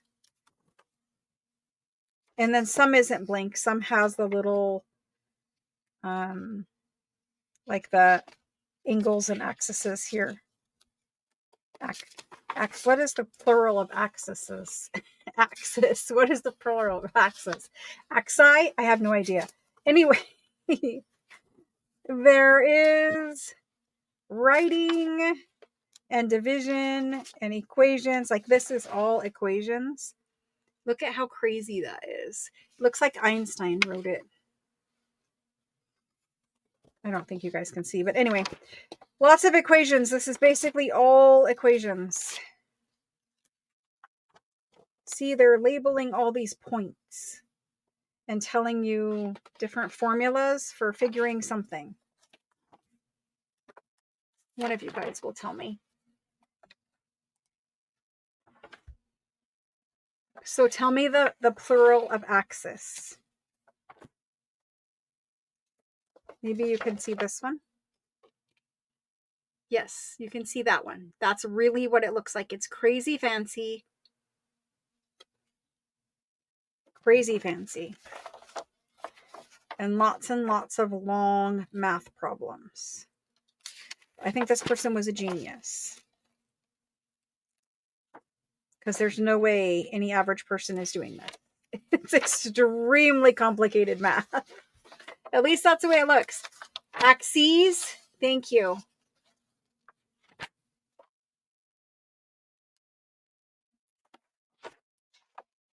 Okay. Is this just geometry? It's very complicated if it is. Anyway, it's all written, every single page. Maybe you'll be able to see this one. It really looks like that. And it's half of the page. And then, you know, if there was some kind of technical drawing of the axes, now that I have to say it again, it's over there in that side margin. Like this kind of a problem. Is there anybody out there who will actually be able to solve all of this? There we go. Here's what the title says in the front again. So we're doing this one now. This one is bigger than the last one. It is 8.5 inches by 13 3/4. 8.5 by 13 3/4. The pages are not numbered. Nope, they're not numbered. So I'm going to guess 50 because it feels like the thickness of the other one, but I'm not sure. So there's that. No, I'm not going to do that either. I just don't think it would be fun. I don't think it would be very fun at all. So I'm going to put this one in. I'm actually going to copy this one because we have several more. Let's do large. It's bigger than A4. Bigger A4. I don't know how to say that. Bigger A4. Handwritten notebook. For this one, I'm just going to do 100. I think it's super cool and it's very fancy writing. I think it's hard for you guys to see, but when you get it, you're going to like it. Okay, I copied it. No more typing it. This one is 100. I think this is older as well. The style of handwriting is definitely older. I mean, it probably had a title page or something. It doesn't have one now.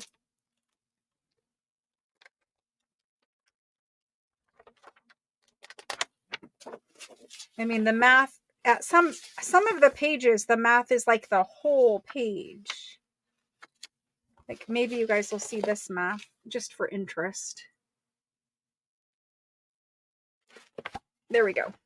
This one goes to Michaela. She's first in. Thank you, thank you. All right, there's Michaela. Next we have one that is arithmetic. So hopefully we'll be able to see some of the actual math problems in this one. Again, it's a blue paper cover notebook. It's written by the same person. with their crazy, crazy fancy handwriting. It's called arithmetic. Hopefully we'd be able to solve some of these. I can tell you right now, it's multiplying fractions and it's dividing big fraction equations. It's not regular like 2 plus 2 equals 4 math. Let's just say that. It's probably advanced math. Let's call it that. Let's see how, oh, it's not very much written. Oh wait, it's written again. Okay, so it's got a couple blank pages here. It has three blank pages here, and then we go to another section, which is titled, but oh my gosh. Just say no thank you. Like, you know, just say no thank you. Just say we have computers now. That's terrible of me. That's terrible. But you'll look at it and it will make your eyes hurt because it's beautiful and fine and very, very, very good calligraphy. But it's extremely crazy to look at. Anyway, there we go. You guys can see that one. I think it shows up on camera pretty good. So this one is fully written except for those 3 pages so far.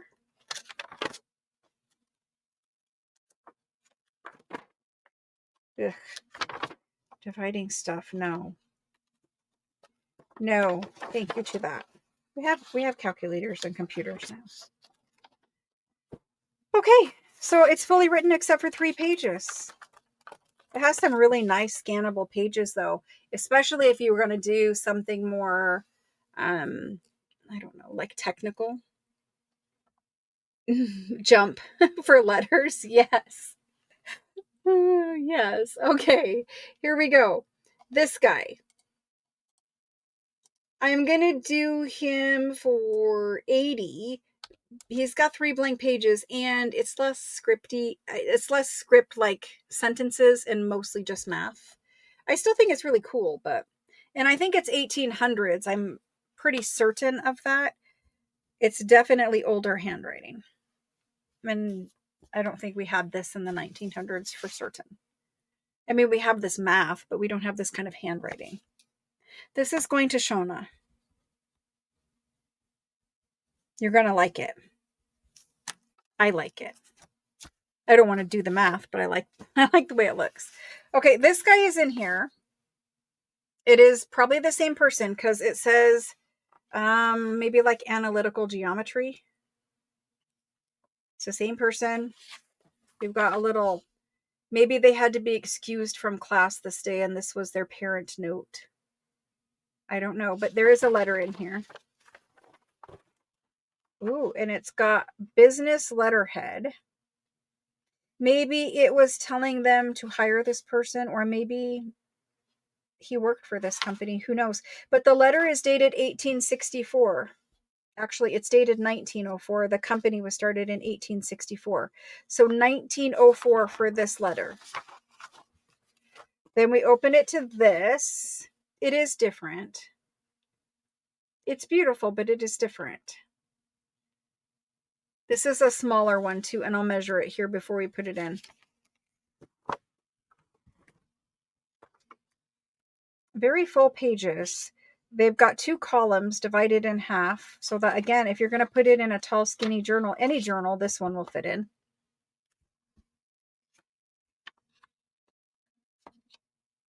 Oh my gosh, please get the printer that I have linked in the description box. That is my favorite printer, and it's an EcoTank. It also is amazing at scanning. That's what I scanned with earlier. I like the scanning because it stitches it together with the touch of a button instead of the other one where it's harder. So I think this is all fully written too. It is math as well, but it is mostly script with some math problems intertwined. We have 3 blank pages, 4 blank pages back there in the back. And he even says this is where it ends. So we're going to do this one. It measures, this is like the normal school book size.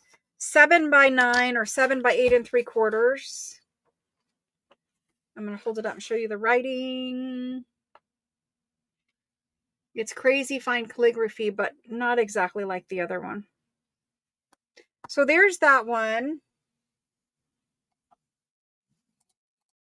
It is a really great printer.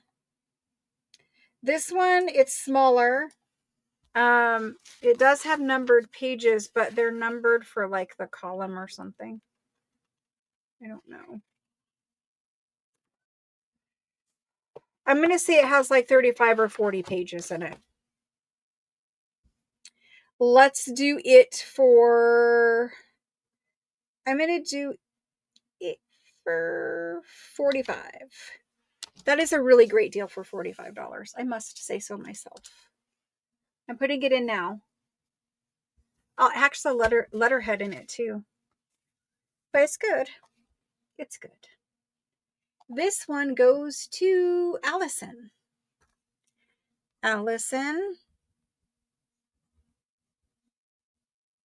for 45. Thank you. That's a good pickup. Next up,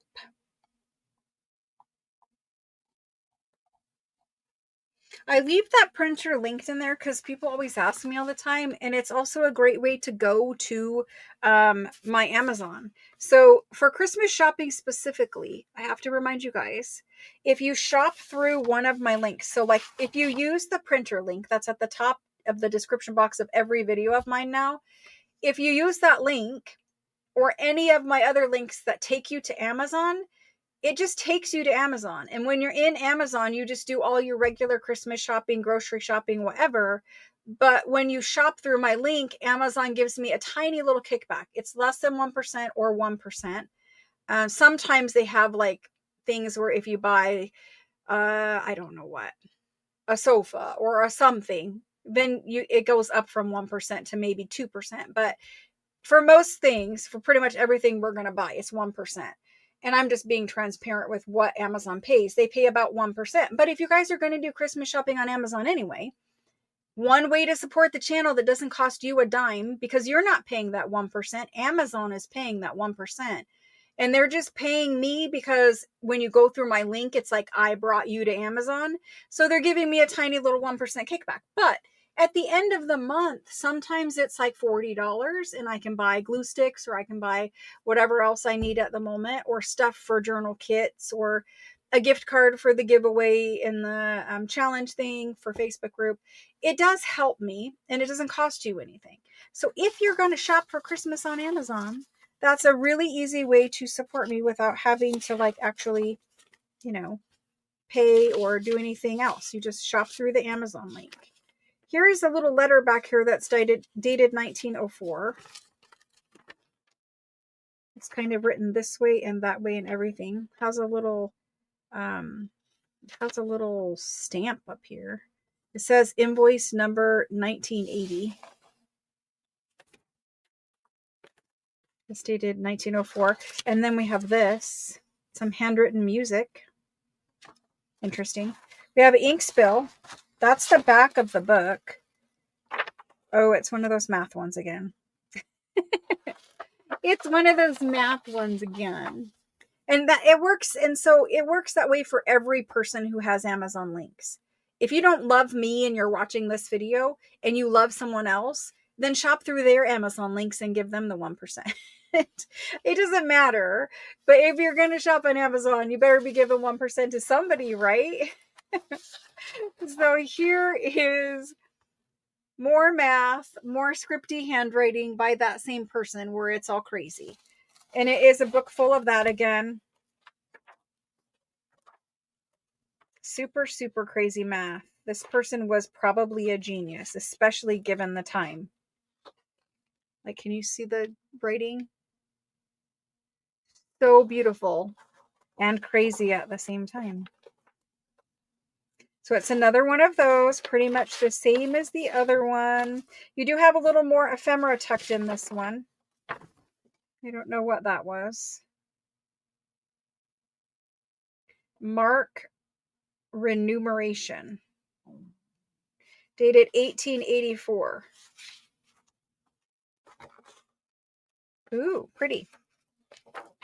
Lots and lots of handwriting in this one. Lots of math and geometry. I mean, there's no way I'm doing this without a calculator or a computer. But there we go. He's got all the formulas to work out the axes. I don't know what else to call it. There we go. This is actually loose. This is loose. This is sewn in. This whole part here is sewn in. So it's kind of like two books in one, because this is basically one book. This is a whole nother book. And you got some ephemera back here, which I don't want to crease or lose. So I'm going to tuck it in there. So that's that one. That's what it says. Something, I think it says analytical geometry again. Okay, here we go. Coming in one more time for, I'm just going to leave this one 100. It kind of has two books in it, but we're just leaving it. Here it goes. You worked as a bookkeeper for a major hotel chain. Well, that's good. These are French. French. I believe they're French. I mean, I can read it as a French word. I think they are, but you'd have to decipher it, I guess. To me, it's French words. I think it's French. I understand why you're asking, because sometimes there is a German language that they actually outlawed, and it has script like this where it's a lot of the drop specifically for the, like, a letter F. But this is not that to what I see. I see the things that are in it, especially, they're French. I see what you're asking because it says her. And that is German. So I see why you're asking, but the other things I'm seeing are French. Maybe they're not, but I think that they are. Maybe it is French and German. I mean, I see why you're asking with the drop. You'll have to figure it out when you get it. That's all I can tell you. That's all I can tell you. When I get it, it's shipped to me from France. So wherever it comes from before then, I might not always know. Okay. So we put this one in. Did we not put it in? I'm pretty sure we put it in. Yes, we did. We put it in and it went to Shauna. So let me see if I can find a page, and I'll show you the F that I'm talking about, probably why Allison was seeing it. Let me see if I can find a page of that one and show you.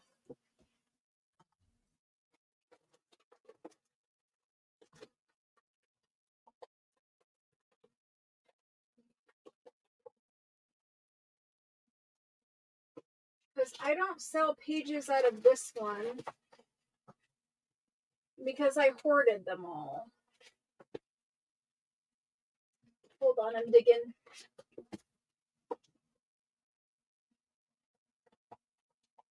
Maybe I don't have any pages pulled. No, I don't. So I have a blue paper ledger. It's on the shelf behind me. I have a blue paper ledger that is written in German. Actually, let me show you this one. This is why she's asking. So this is like a little, I don't know, a little information for you all when you're out there looking. This one I can pull off the shelf. So I'm going to pull this to the side for a second. This ledger here, this one is German, and it's the type of handwriting that she's probably asking about. So this one here has that, like this page. You'll see the way that they are dropping the little line for the F's. Goes very far down, much further than what we would do here. See how it looks very similar? That might be German. Because if I put it side by side, you're going to see the way, like, he's much more detailed. This is actually loose, so I'm going to pull it out. Let me find a good scripty one in here. This one. So I'm going to hold it side by side, and you guys can see. This ledger is so dang big. But look at the way that they're dropping F's, maybe J's, for sure the F's. But they're dropping that really far down every time, and that is the way that they are doing it here. So this probably is German. Don't really know. But it's the same. And this is a specific type. It's a specific language in Germany that was actually later outlawed, where you were not allowed to write this version of German.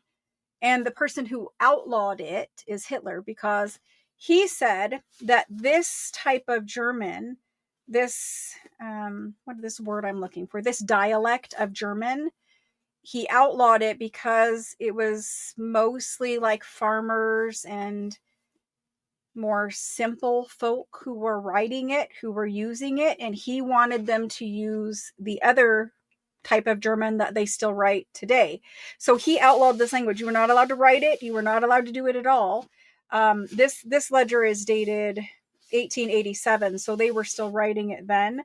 I don't know when this was written, but it certainly looks like the same dialect of German. I think that's the right word.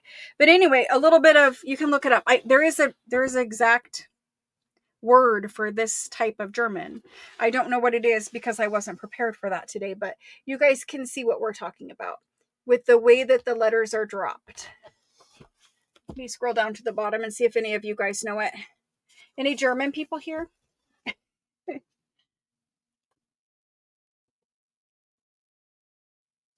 Yeah, he said it was he outlawed it because he didn't want them. Maybe it was like the best comparison I can say to you is he was saying it was more ghetto slang and he didn't want them to write that way. He wanted them to write a more, what he called, advanced, learned German. And that might offend some people, but that's the best way I could put it to you as I understood it. So anyway, this one was sold to Shauna. I did put it back together for you, Shauna. There we go. There was a whole lot of information there. Probably nobody needed to know. But if you ever see a ledger or you're out there looking and you see those really long dropped F's, you might be looking at a German ledger. I didn't pick up on it, Allison, but good call. I bet it is. I have this little black book. I don't know what it is. I think it's a book cover. I guess it goes this way. So we have a laurel wreath, and it looks like all kinds of learning tools. There's an easel for painting, a globe, a looking glass. I don't know what else is down here, but it's kind of a fancy-ish cover. We have a plain black side on that side. Inside you have a perpetual calendar. I'm looking for the actual year. It says 1920. So it starts in 1920, it goes to 1930 down here. And then you have the map of France. So, and parts of other countries. But that's what this is. There's nothing in here. It was never a notebook. It didn't ever have anything inside. I guess it was just like a learning tool where you had a perpetual calendar and a map of France. So we're going to do that. Whatever it is, we're going to do it. It was in the pile. Airplanes and Zeppelins. I mean, it kind of looked like it, but I guess that's a Zeppelin. That is an airplane. Good call. To me, this looked like a fish. So. It looked like a fish. There we go. We're going to do this one. It's not. I don't know. I don't think that's the word that I remember it being called. I don't think it was aceton, however you want to say that. I don't think it was. I don't know. I'll have to Google it because now let me just Google it quick. Um,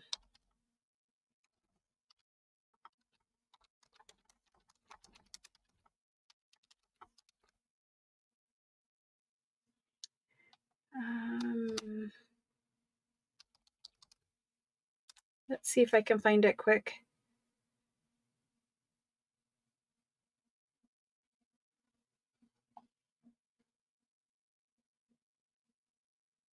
Hmm.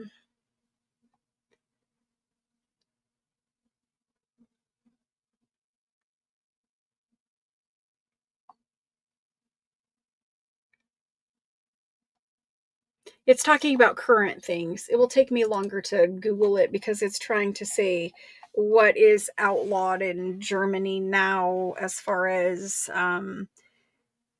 different cultures of people who have moved to Germany and talking about outlawing their language. So I can't Google it quickly enough, but we're going to do this. All right. So let's type this in as French perpetual calendar / map. French perpetual calendar / map. And let's do this guy for a whopping $20. It's cute. Somebody could certainly repurpose it to something. It's scannable. Yeah, it's 1920, scannable. There it goes. It's $20. Someone will have fun with it. Maybe you'll make an ephemera holder. Who knows? It's hardboard, like it's actual book board. That's cute. It needs a little cleaning. Something must have got stuck. It actually looks like those blue papers got stuck because it's right there. Maybe this was that gentleman's. Who knows? This one goes to Helen. Helen was super fast in. She timed it perfectly. Helen. Thank you. Thank you. Thank you. All right. So that was the school book portion, if we can call it that. It's not really school book. I mean, it is, but it isn't. It's very high learning school book. Okay. So let's move those over there. Let's turn the light down because we're getting too much washout on the desk. I'm going to turn it down just a little. And we're going to look at these now. Okay. We're going to look at these. The things I teased you about. Luxembourgish. I don't know. They don't know. I'm going to have to Google it because I won't be able to sleep until I figure it out again anyway. To me, I thought it started with an F or had something to do with an F. I don't know. It's been, so I bought those ledgers years and years ago. It's been a long time now. I'm going to have to Google it again. This is a notebook of correspondence. The Dauphine. It actually says Dauphine.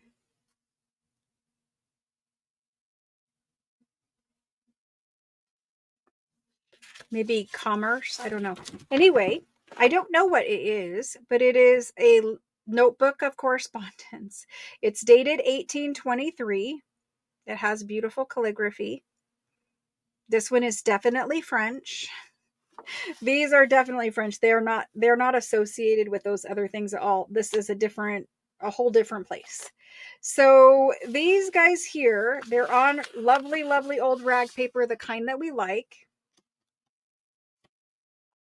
I thought I would leave it up here because I thought maybe you guys could see the writing better because they're all stacked together, you know, so they're taller and closer to the camera. But lovely. I mean, it's super thick rag paper. And it's dated 1820. We're going through, there's different letters of commerce, I believe, because it's tucking in figures.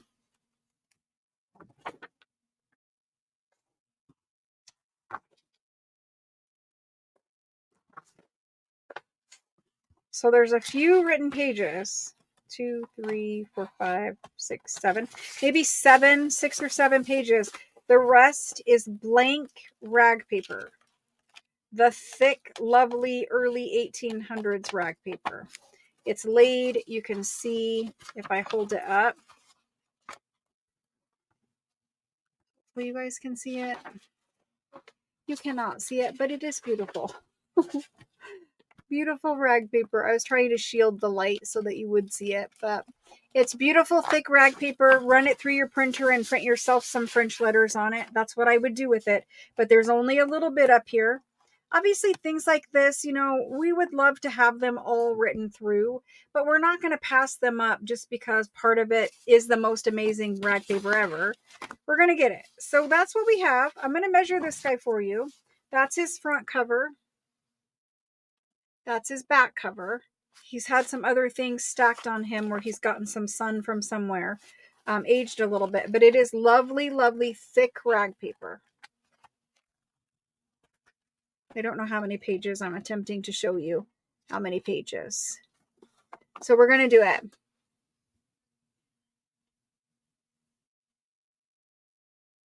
I don't know. I don't think that's accurate. Because when I looked it up, it said it was mostly farmers in Germany at that time. So I don't know. We'll look it up later. Let's do this French handwritten notebook of correspondence. And I'll measure notebook of correspondence. And it starts in 1820s, but few pages written. Okay, there we go. That's a long one. Let's measure and then let's price this guy out and move on to these purple ones. We got 7 1/4 by about 12. Okay, so 7 1/4 by 12. It's got a number of pages and this is good rag paper. I'm going to ask $75 for it. If you guys don't want it, I'm going to keep the paper and print on it. Because it's lovely. This is the kind that we get in those big expensive ledgers. It's, I don't know how else to show you, but does that have watermark in it? It does have a watermark in it. Watermarked rag paper. So this notebook goes to Linda. And I do see Dauphine, so you'll have to look and research that. Because if it's actually connected, then it's worth way more money. I don't have time to look it up, but I'm hoping you guys can see. Dauphine. I don't know. That's what it says. Do you guys know what the Dauphine is? This is a purple collection of documents. We have several purple collections of documents. They all have different stuff in them. This one, oh my gosh. It's dated 1851. That's all I can tell you. This is a 5. 1851. That used to throw me for a loop every time I saw it. And finally, I'm like, if it looks like an S, it's a 5. It has the string to bind it, actually has the little pointed tip where they would poke the hole and put it through. Mostly you don't have these little brass tips anymore. Mostly those little brass tips are gone by the time we get them, but I did see a number of them in this pile. So that's kind of cool. It still has the original one of those. It's a collection of letters, letterhead, forms. Can see some robin's egg blue, like these forms are robin's egg blue. I have the lighting turned really far up, but that's robin's egg blue. There's rag paper, there's non-rag paper, there's lovely calligraphy, and just a whole big pile. This is robin's egg blue. This little notebook here, that's all handwritten. Robin's egg blue. That's a lovely little letter. Another lovely bunch of letters and correspondence. And so these ones are actually letters.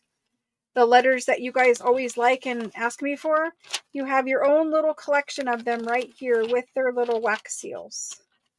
So there's those. And there's a bunch more of these throughout this pile. We'll see them later. More letters. Again, letters, postal. This is before stamps. This is 1849. More forms. I just scooted off the table. Let me scoot back. Something looks like a ledger.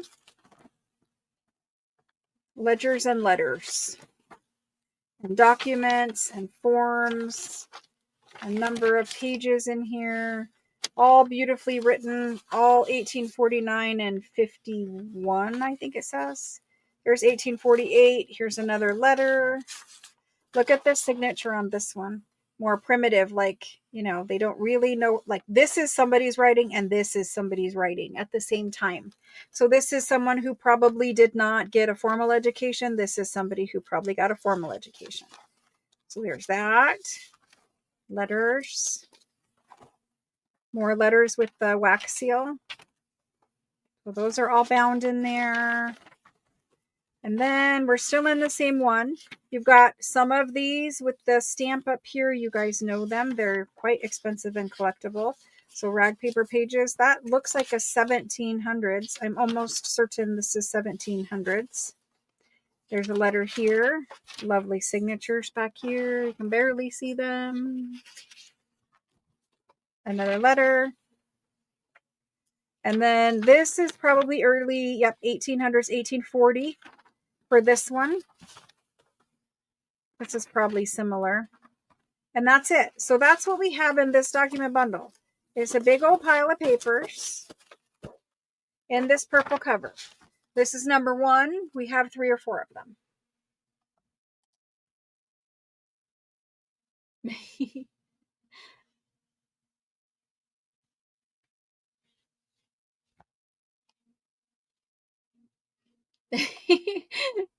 Well, it's a mystery. We're going to figure it out. A dauphine is the wife of the king's heir, who is the dolphin. Dauphin? How do they say that one? Dauphin or dauphine? One is dauphin. Yeah, dauphine is the king's heir. That's how I knew it. I'm not familiar with the wife version, but I thought the king's heir is the dauphin or dauphin. Dauphine? I don't know. Anyway, more for us to figure out. Dauphin? I think it's just called dauphin. But it might have a T on the end, but they don't pronounce it. Anyway, we're going to measure this quick. 8 inches. I'm just measuring the purple cover. 8 inches by 12 and a quarter. 8 by 12 and a quarter for this bundle of documents in this folder. This guy here that I just showed you. We are going to do, I'm going to do 130. I feel like that is a really good entry to,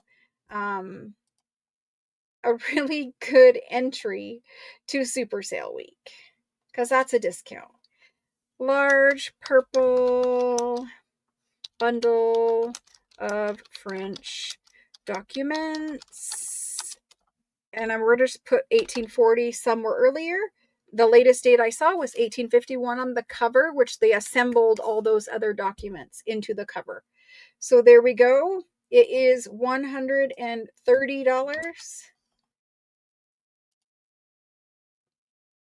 The E is the fem, yes. And I think the A is a boy and E is a girl. I don't know.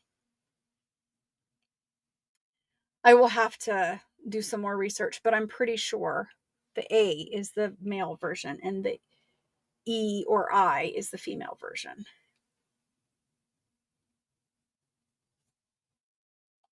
Okay, this one went to Terry M.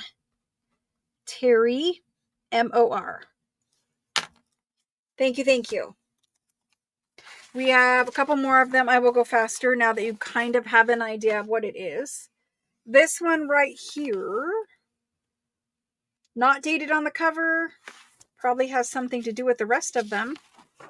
But again, you have a bunch of loose documents in this one, and it is sewn in with that same little brass tip string. In the front, we've got this one, Beautiful Things. It's kind of pinned together with a pin right here, so I can only flip through and show you what I can show you. Some Robin's Egg blue ones. Robin's Egg blue ones. Little ledger page. This is a 1800s 2-page document. That's easily $30. Then we've got these letters here in my own screen, kind of, sort of. Letters. The old kind of letters that you guys like. There's a really big letter dated 1847. The cover of a letter. Some more French handwritten legal forms with the legal stamp in here. Right there. That's a nice stamp too. A single page document. A ledger page. Another legal document. Embossed seals. This is 1800s. Beautiful rag paper. A plan for land. This is, again, rag paper. Here is more legal documents.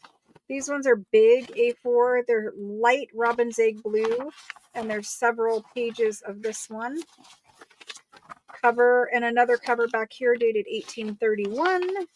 More Robin's Egg blue handwritten documents. I'm going to try to straighten these out. And it's a 2-page one back here. And that's what we have in this one. So a mix of Robin's Egg blue and not Robin's Egg blue. I don't want it to crinkle anymore, so we're going to put it in there. I think you guys can see Robin's Egg blue from cream. But that's what we have. I'm going to cover it up. And we're going to type this one in. Ancient packs. I don't think that there are. I can put you on the list, but I do not think that there are. I think we gave away all of them for duplicates and that kind of thing. So I'm going to put you at the bottom, but more than likely it will not appear on your invoice. Karen S, right?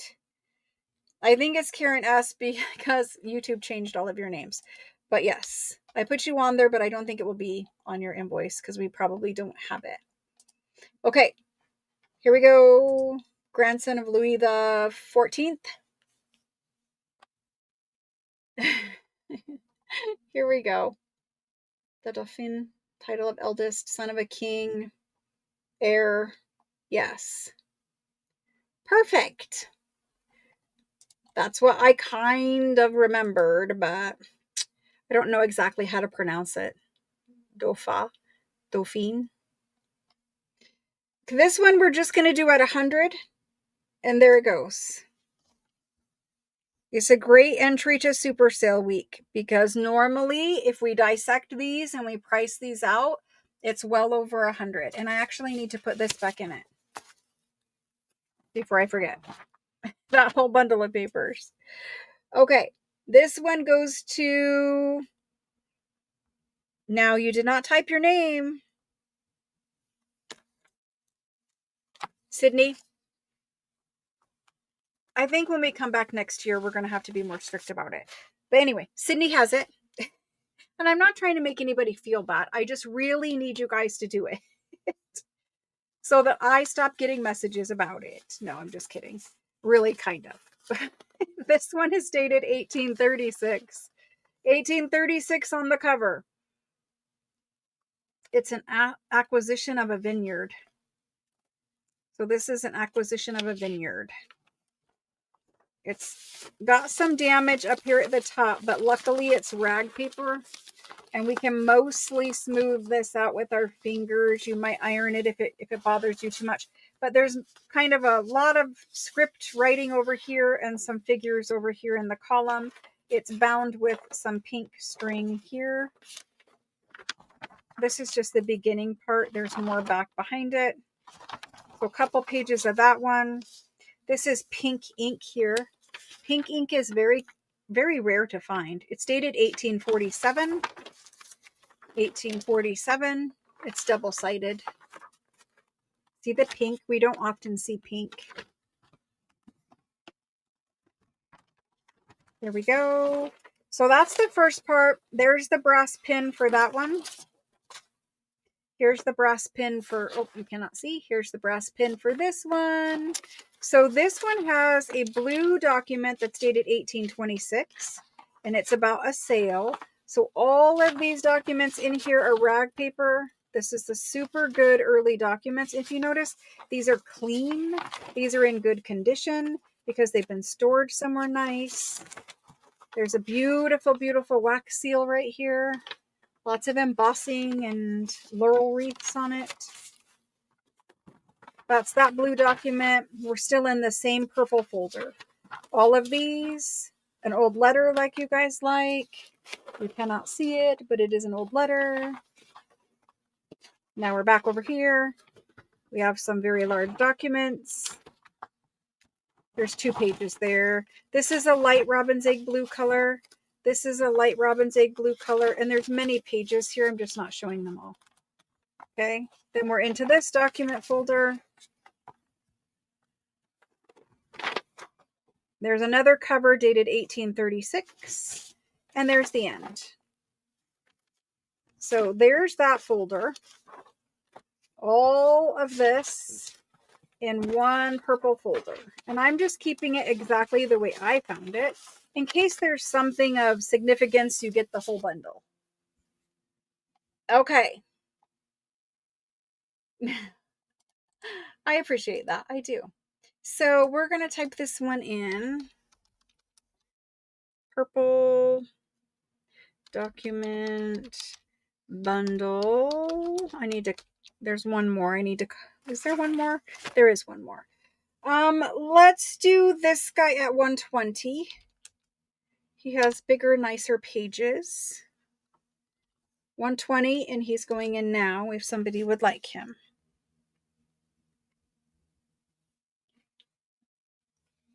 And I can tell it's 8 o'clock because my feet are done. This goes to Diana M. Thank you, Diana.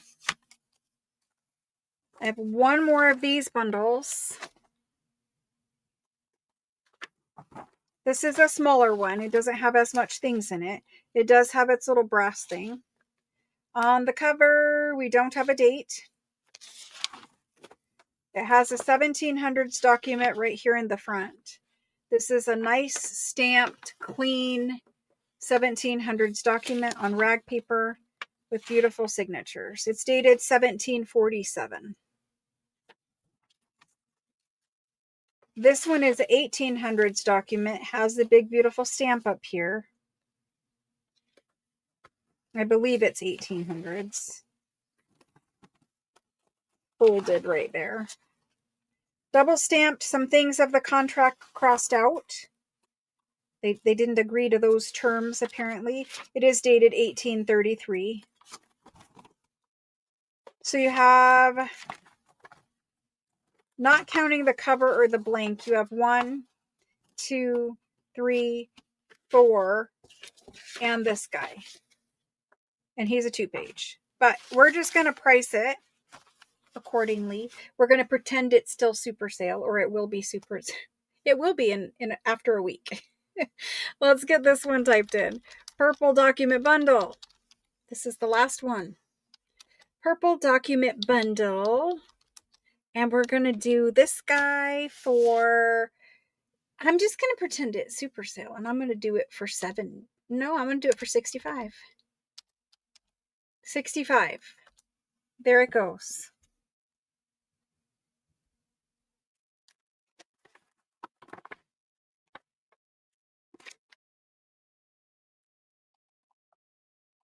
This one goes to Rachel. Rachel N. You are first in. Thank you. Okay, after that one, I have a very large one. This guy has a lot of things in him.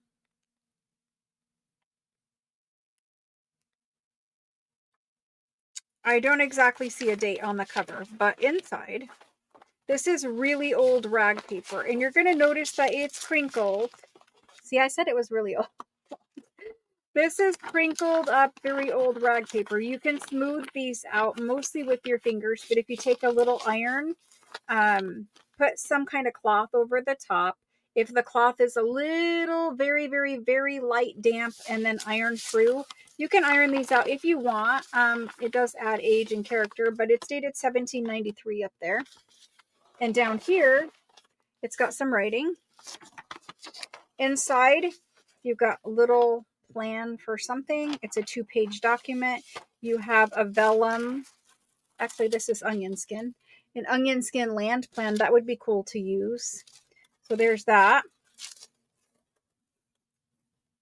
Then you have very old 1700s document here. This is a stamp that I don't have. I don't see a date, but it's 1700s. This is 1700s. It's 1793.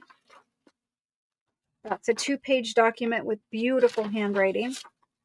This one is 1793. You can see the stamp up there. So you got a bunch of those. And they're all 2-page documents or more. 2 or more. I mean, just a bundle of them. And they're the thick, thick rag paper. So there's a bunch of 2-page documents or more here. More. And that's it for that bundle. So it's tied here. Here's a very beautiful stamp, which I also don't have that one. And that's just the first bundle. The first bundle in this bundle. So this is this blue 1793 folder with this document on the back that's robin's egg blue. The folder is robin's egg blue. Moving on, we have this large document, which is 2 pages.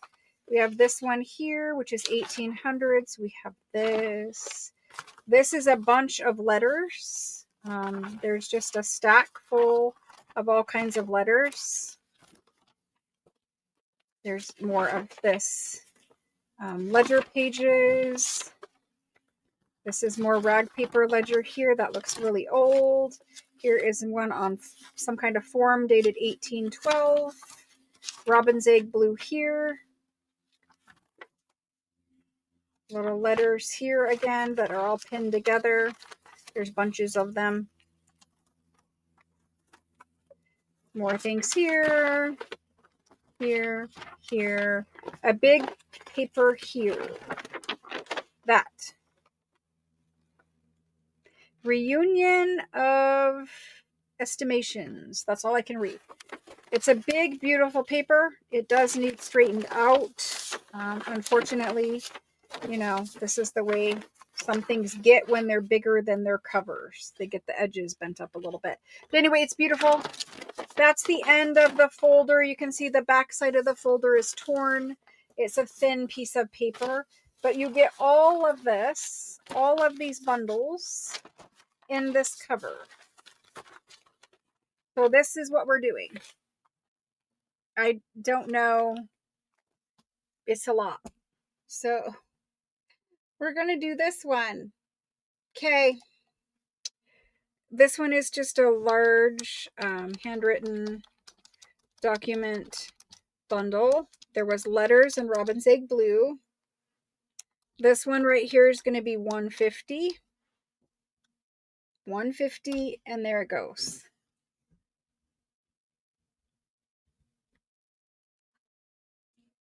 This one is going to Sydney. She's first in. Thank you, Sydney. Some of you guys are getting to have a really nice large collection of documents. I would sort through these and file them away where they need to be filed in this room, but I already have tons. So I've decided to share them with you. We still have bundles of letters that we did not do either. It just occurred to me because they're sitting in my chair. So this is another big folder of documents.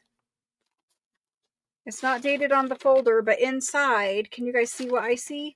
Inside of this one is robin's egg blue, and most of the things in here are robin's egg blue.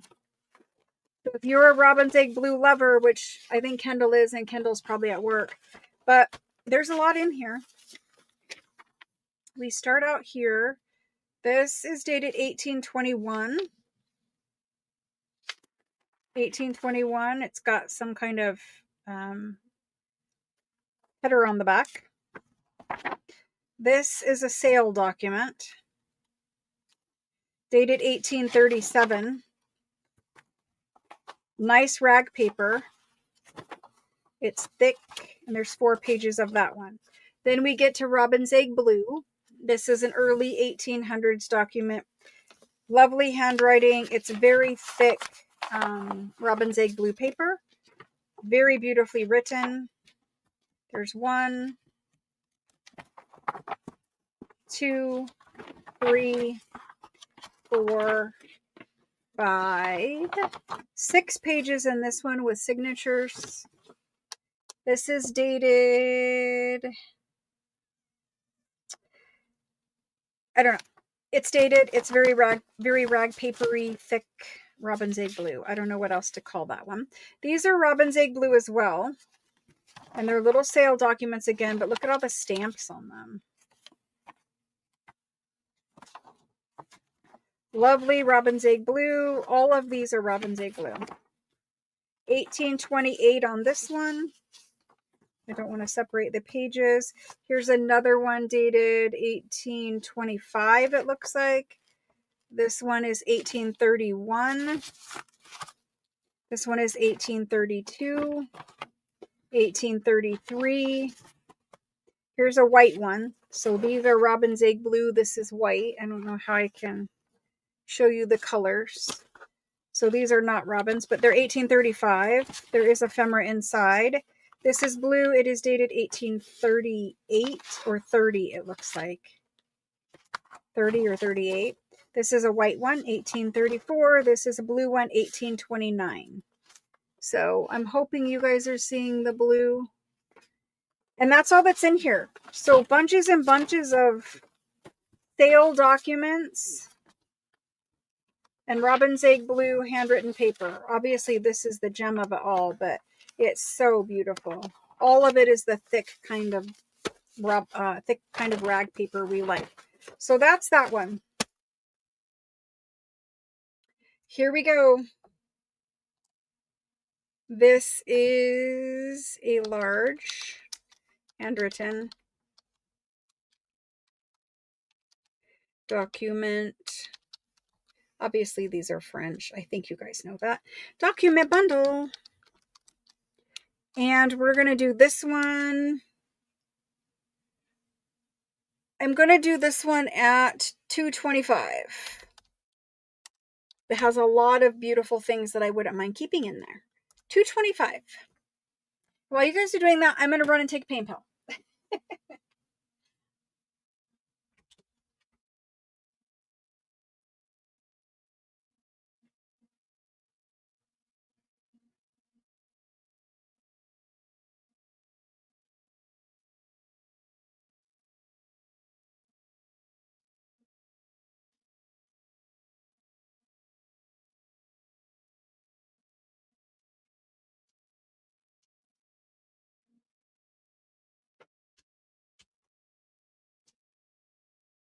Thank you very much.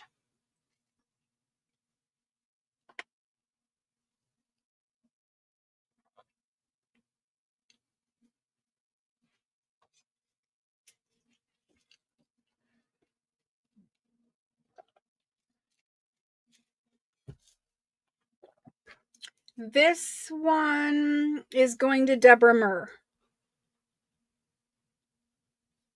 Deborah Emir. Thank you very much. I appreciate it. It is a beautiful set, Terry. Okay, moving on from there. This guy. I don't know if any of you are ready for this guy. Like, this one is thick. It has a lot of vellum in it. It's a beautiful, beautiful set of documents. I don't see a date on the front of it. There's nothing really on the back. This is the way it's tied together with some thicker cardstock so that it doesn't rip through. But this one is super, super nice. This is the one that I previewed. This is vellum. So all of this is a vellum document. Vellum is what the Declaration of Independence is written on. It's like parchment. It's animal skin. Usually it comes from a sheep, but this guy is dated 1673. Bring that closer. For all of the naysayers who don't understand that documents from the 1600s can exist outside of museums, this is a 1673 document. It's beautiful. It's vellum. It will last very, very, very long time, forever, if you store it out of the elements. But it's, so they used vellum for the most important documents, because unlike paper, vellum would last through water and fires and all kinds of other things, right? So it's beautiful. There is a little note inside of it here that's dated 1771. Here's the signatures on the vellum. So it's a 2-page vellum document, and that's tied in. And then we move to the next document. So this is just a humongous bundle of documents, okay? This is a large, bigger than A4 with a stamp dated 1741. Look at the signature on that one. It's a beautiful signature. Looks like it says Boucher. Okay. Another large one with stamps. This one is dated 1682. So 1682. A 2-page document. Signatures on the back. This one, regular paper. I don't know, but it's old. I don't see a date quickly. This guy here, again, he is vellum, and he is dated 1661. This is a large, many-page vellum document. Notice it, again, in the 1600s, a lot of the sentences ended with that line. So this is fancy. 1661, and you've got 1, 2, oh my gosh, so many pages. 3, 4, 5, 6, and look at the handwriting. There's 8 pages. Look at the signatures. 8 pages, extremely fancy and well written, of a vellum document there, and you also have this one in the front. So that's the second vellum document. This one is paper. It is very fancy written, and written kind of like the vellum document in front of it. It might be written by the same person. It says something something Magdalene. Laurent Magdalene. Don't know. You guys will have to do your research. This is a super old, looks like 1600s to me, but it's super old. Again, we've got those on paper. Many pages, bigger than an A4. I mean, there's many, many pages for that. Beautiful handwriting, and again, those fancy signatures. Next is this one. This is also 1600s. The last name is Lambert. And again, there's many pages here. I'm not going to go through all of them, but there's many pages. Many, many pages there. If you go into the next document, it also looks 1600s. It's 2 pages. Moving on, this is vellum. This is animal skin. Lovely 2-page document with those big fancy signatures again. Okay, 2 pages. Moving on, we're still in 1600s. We're at 1662. Another big document. Beautiful handwriting. Bunches of pages. That might be, yes, that's 1 page. No, it isn't. It's 2 pages. Oh my goodness. 2 pages. Bunches of pages. There we go. Fancy signatures back. Fancy signatures back there. Okay, we're not even halfway in. So this is going as a bundle. I did not want to separate it.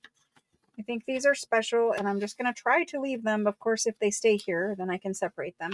So another 1600s document with fancy signatures. This is dated 1661. Again, it's one with many, many pages, and it has fancy signatures. Look at the little signatures on that guy. Super fancy. This little note down here is dated 1703. There's a small vellum document here that has stamps on it. See the stamp going across? Here's another vellum document. This vellum document is dated 1715, all the way across with fanciness and a beautiful stamp. This is vellum. It has a wax seal on it. A wax seal right here with paper over it so it doesn't get stuck to things. Again, 1700s document with a stamp. We're going to have bunches of those. Another one. This one has a different stamp. It's also 2 pages. Here's more small vellums. Beautifully written small vellums with stamps. Little note. Another vellum. Stamp. Beautiful 1700s paper. This is 1700s or 1600s. Probably 1700s.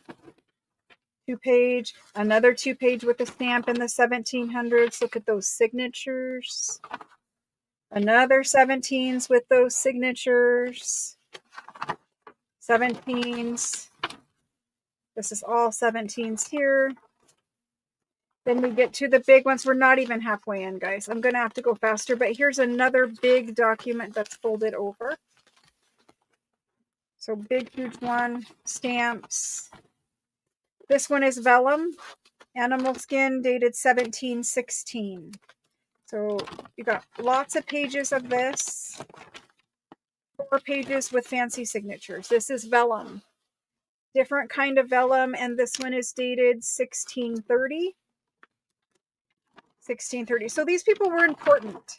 If you look up in history and find a name, these people were important. This was a wealthy family transaction.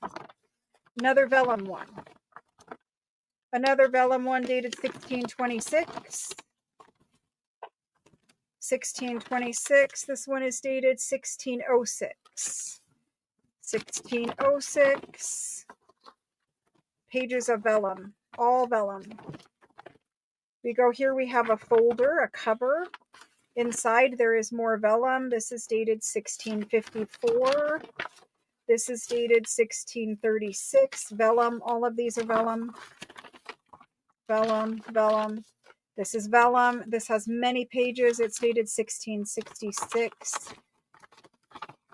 It's thick, very thick. There we go. This is vellum. This is probably 1700s. I don't see the date, but it's a big vellum.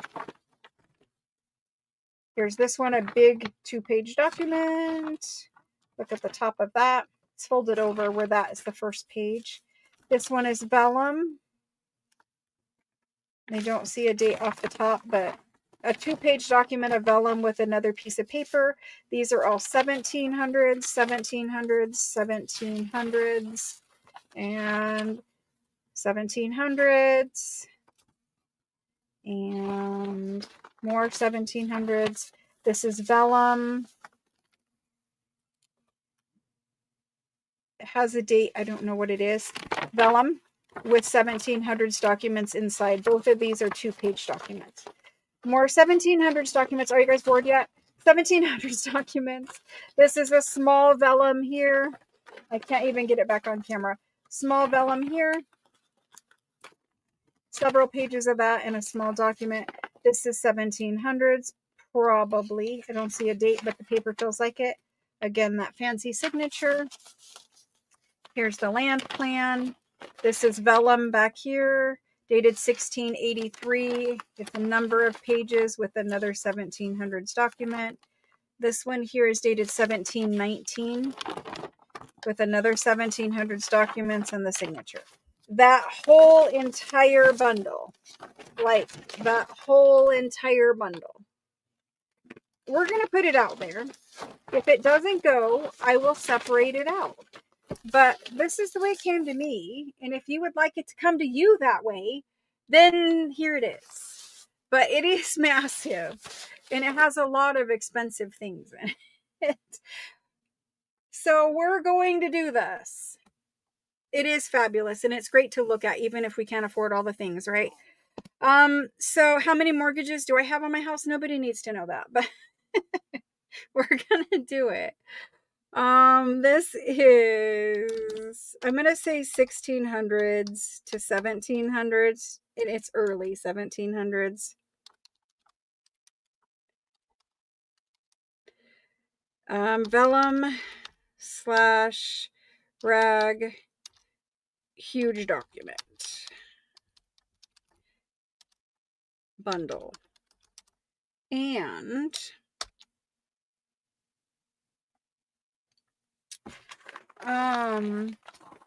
what do you guys think? Like, it's a huge bundle of documents. What do you guys think? Should we auction it? Should we have our very first auction ever? I never do auction here because some people here are millionaires and some people aren't, and then they would just, like, I don't know. I think that we should just do a flat price and we should just let fate decide for us. Maybe nobody will really want it, but I mean, everyone will want it, but maybe nobody will want to buy it. So, well, Shelly Scott, I think that's a really great answer. I've never seen you here before, Shelly. Are you really Shelly Scott? Because I've never seen you here before. Who's Shelly Scott? Is that Shelly R? Who's Shelly Scott? Who is Shelly Scott? Shelly. Well, obviously I can't sell it for $2, but I appreciate the offensive price. Let's go ahead and put this in. I was so close to the ban button, Shelly.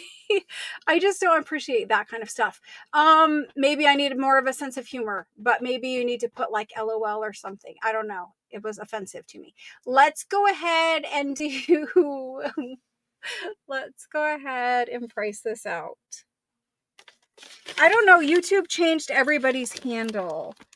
I don't know if they will change it back in a couple days or not, but all right. Let's go ahead and do it.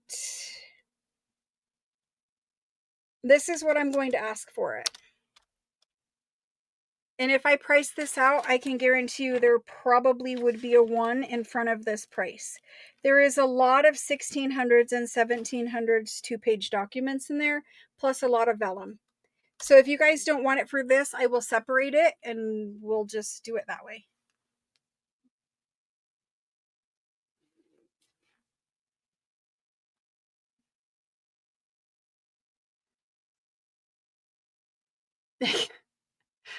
The problem is sometimes people are watching and sometimes people say it not joking. And unfortunately, that has happened to me before. And I am probably more sensitive about it.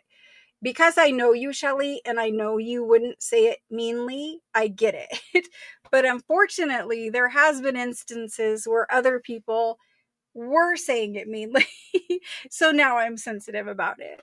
It's fine. I know you're kidding. It's all right. All right, so this one first in for it is Allison. That goes to Allison for $9.50. Thank you.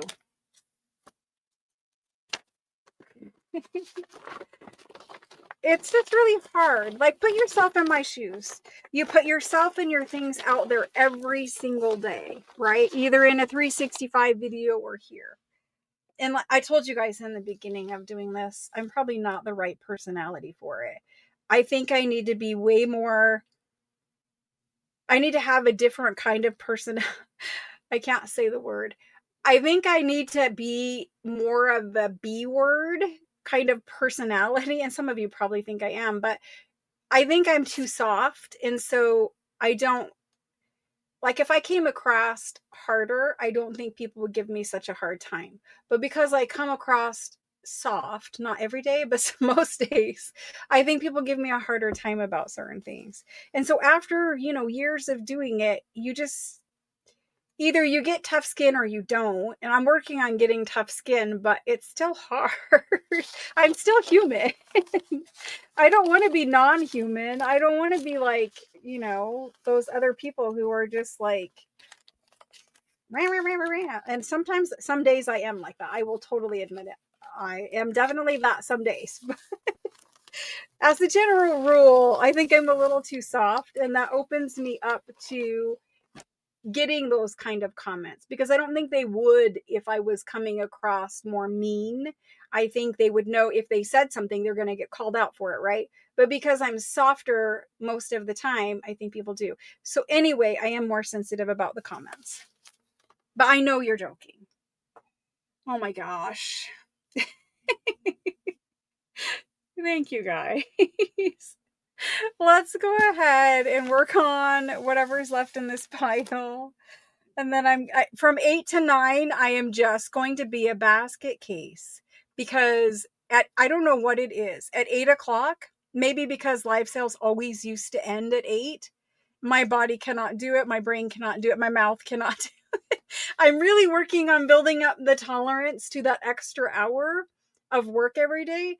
But probably right around the time I build up and I'm like, oh, I'm good till 9 now, or 9:30, the time will change again for you guys. So anyway, I apologize. I'm going to try to not be a basket case, but I'm working on it. This from 8 to 9 anyway. The rest of the time, you're just going to get what you're going to get. This is another document bundle. It's bound with these strings right here. Some of you guys are like, you're totally a B word every day. This is the string bound document bundle. It has some larger ones and some smaller ones. This one is bigger than A4. This one is definitely A4. This one is probably a little short for A4. But let's go ahead and go through it. Dates on these. I do not see a date. It is a 2-page document. It has lovely calligraphy. This is dated 1849. I'm hoping you guys can see those. Another little letter here. A bunch of little handwritten letter. And this stuff is great. It's great for using in junk journals if you're going to use originals or scan it. This is dated 1848. 1848. I don't see a date off the top on that one or that one. You have a check or a receipt in here. It's an interesting looking one. It's got like these rolls of ribbon or fabric. I haven't seen one of these kind before. It's dated 1848. They probably don't give me ones that are dated that old, but this one is dated 1848. So you got a bunch of little letters that are all pretty much 1848. Then you have a taller one, which this is A4, and it's dated 1848. Ledger page dated 1849. Can you see the top? This page, I don't know what the date is, but it's got some math figures, and it's almost an onion skin. Another little letter here. A little one here. This is one of those folded letters that you guys like. There's one of those. This is one of the blue papers you like. It's dated 1848. This guy here, 1848, 1840 something. Bunch more letters. There's a blue one that you like that has a embossed monogram on it. Those are lovely. Big ledger page here. And then there's more little things behind it, which is kind of throwing the bundle off, but I'll try to fix what I can fix. This is 1847.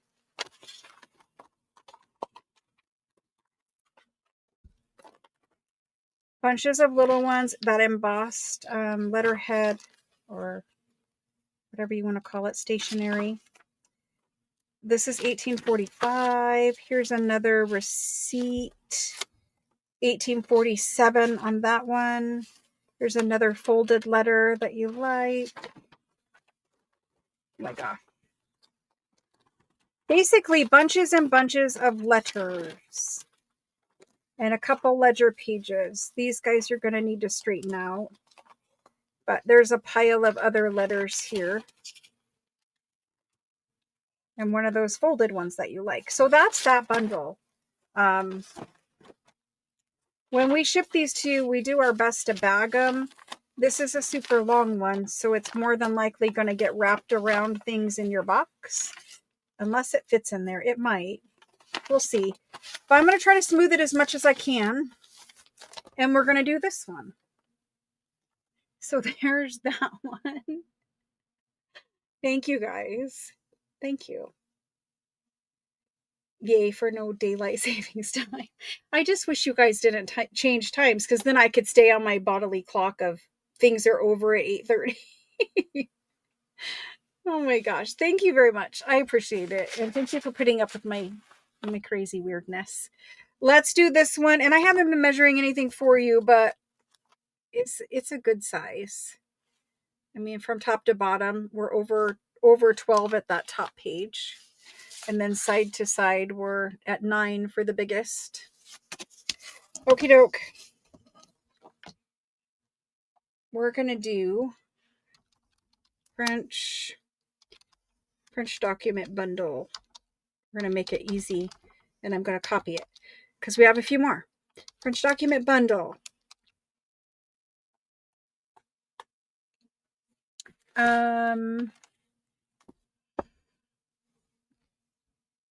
I'm going to do 95. 95. It does have quite a few letters and good pieces of ephemera in it. So I think we're going to do 95.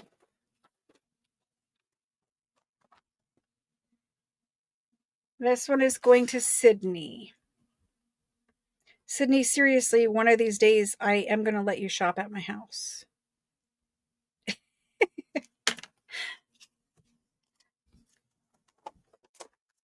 Thank you. I appreciate it. Okay, the next one, Springbound. You can see it has a ton of little letters too. I'll do my best to flip through some of those quick, but you can see that's the bundle. I kept them up here because I thought it was going to raise it up so that you guys could see the handwriting more. Because when I try to hold it, the camera, you have to hold it perfectly still or it makes it worse than leaving it down there. So anyway, the tallest document is this one here. It's also the back document. So I guess this one will start in the back. It's dated 1839, right? 1839 or 29. I can't make that out.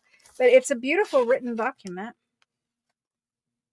It's the Department of the Seine River. The Seine? I'm not sure. We have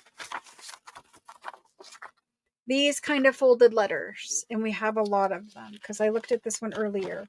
And these are onion skin. They're very thin. There's that one. This is a thicker paper. That one. They're beautifully written. This one has another page inside. This one. So if I folded these up and put them into letter bundles, this one has a wax seal in it. It's beautiful. I try to smooth it. Maybe you guys don't want me to smooth them, but I just can't help myself. Then we have this one.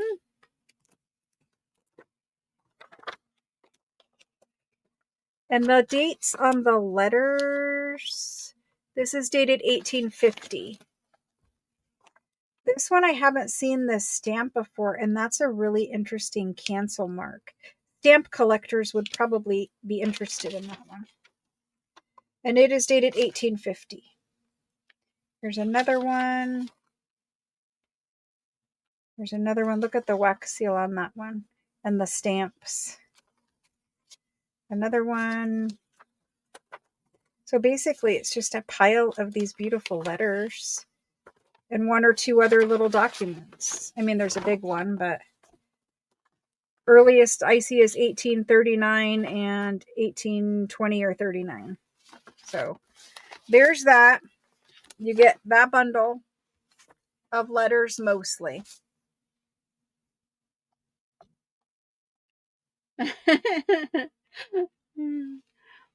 Mhm. My kids would be very happy if you came when I wasn't here because they'd be like, "It's all 10 cents." All right, here we go.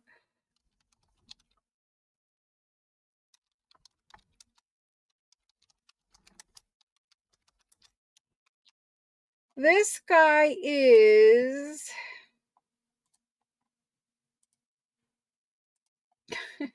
they used to tell me that when I owned the antique store. They're like, because I'd be like, well, this is all going to be yours one day when I pass away.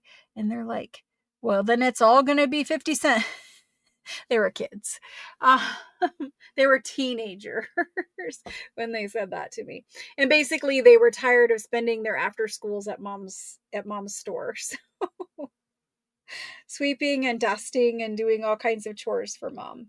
Let's do I really, I don't know how many are here, but let's price them as if they were just letters.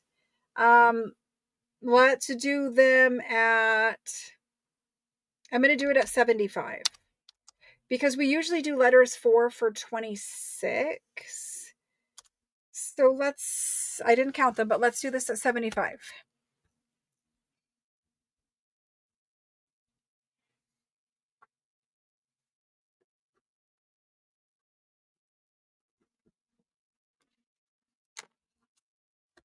And this one is going to Rachel. Rachel N.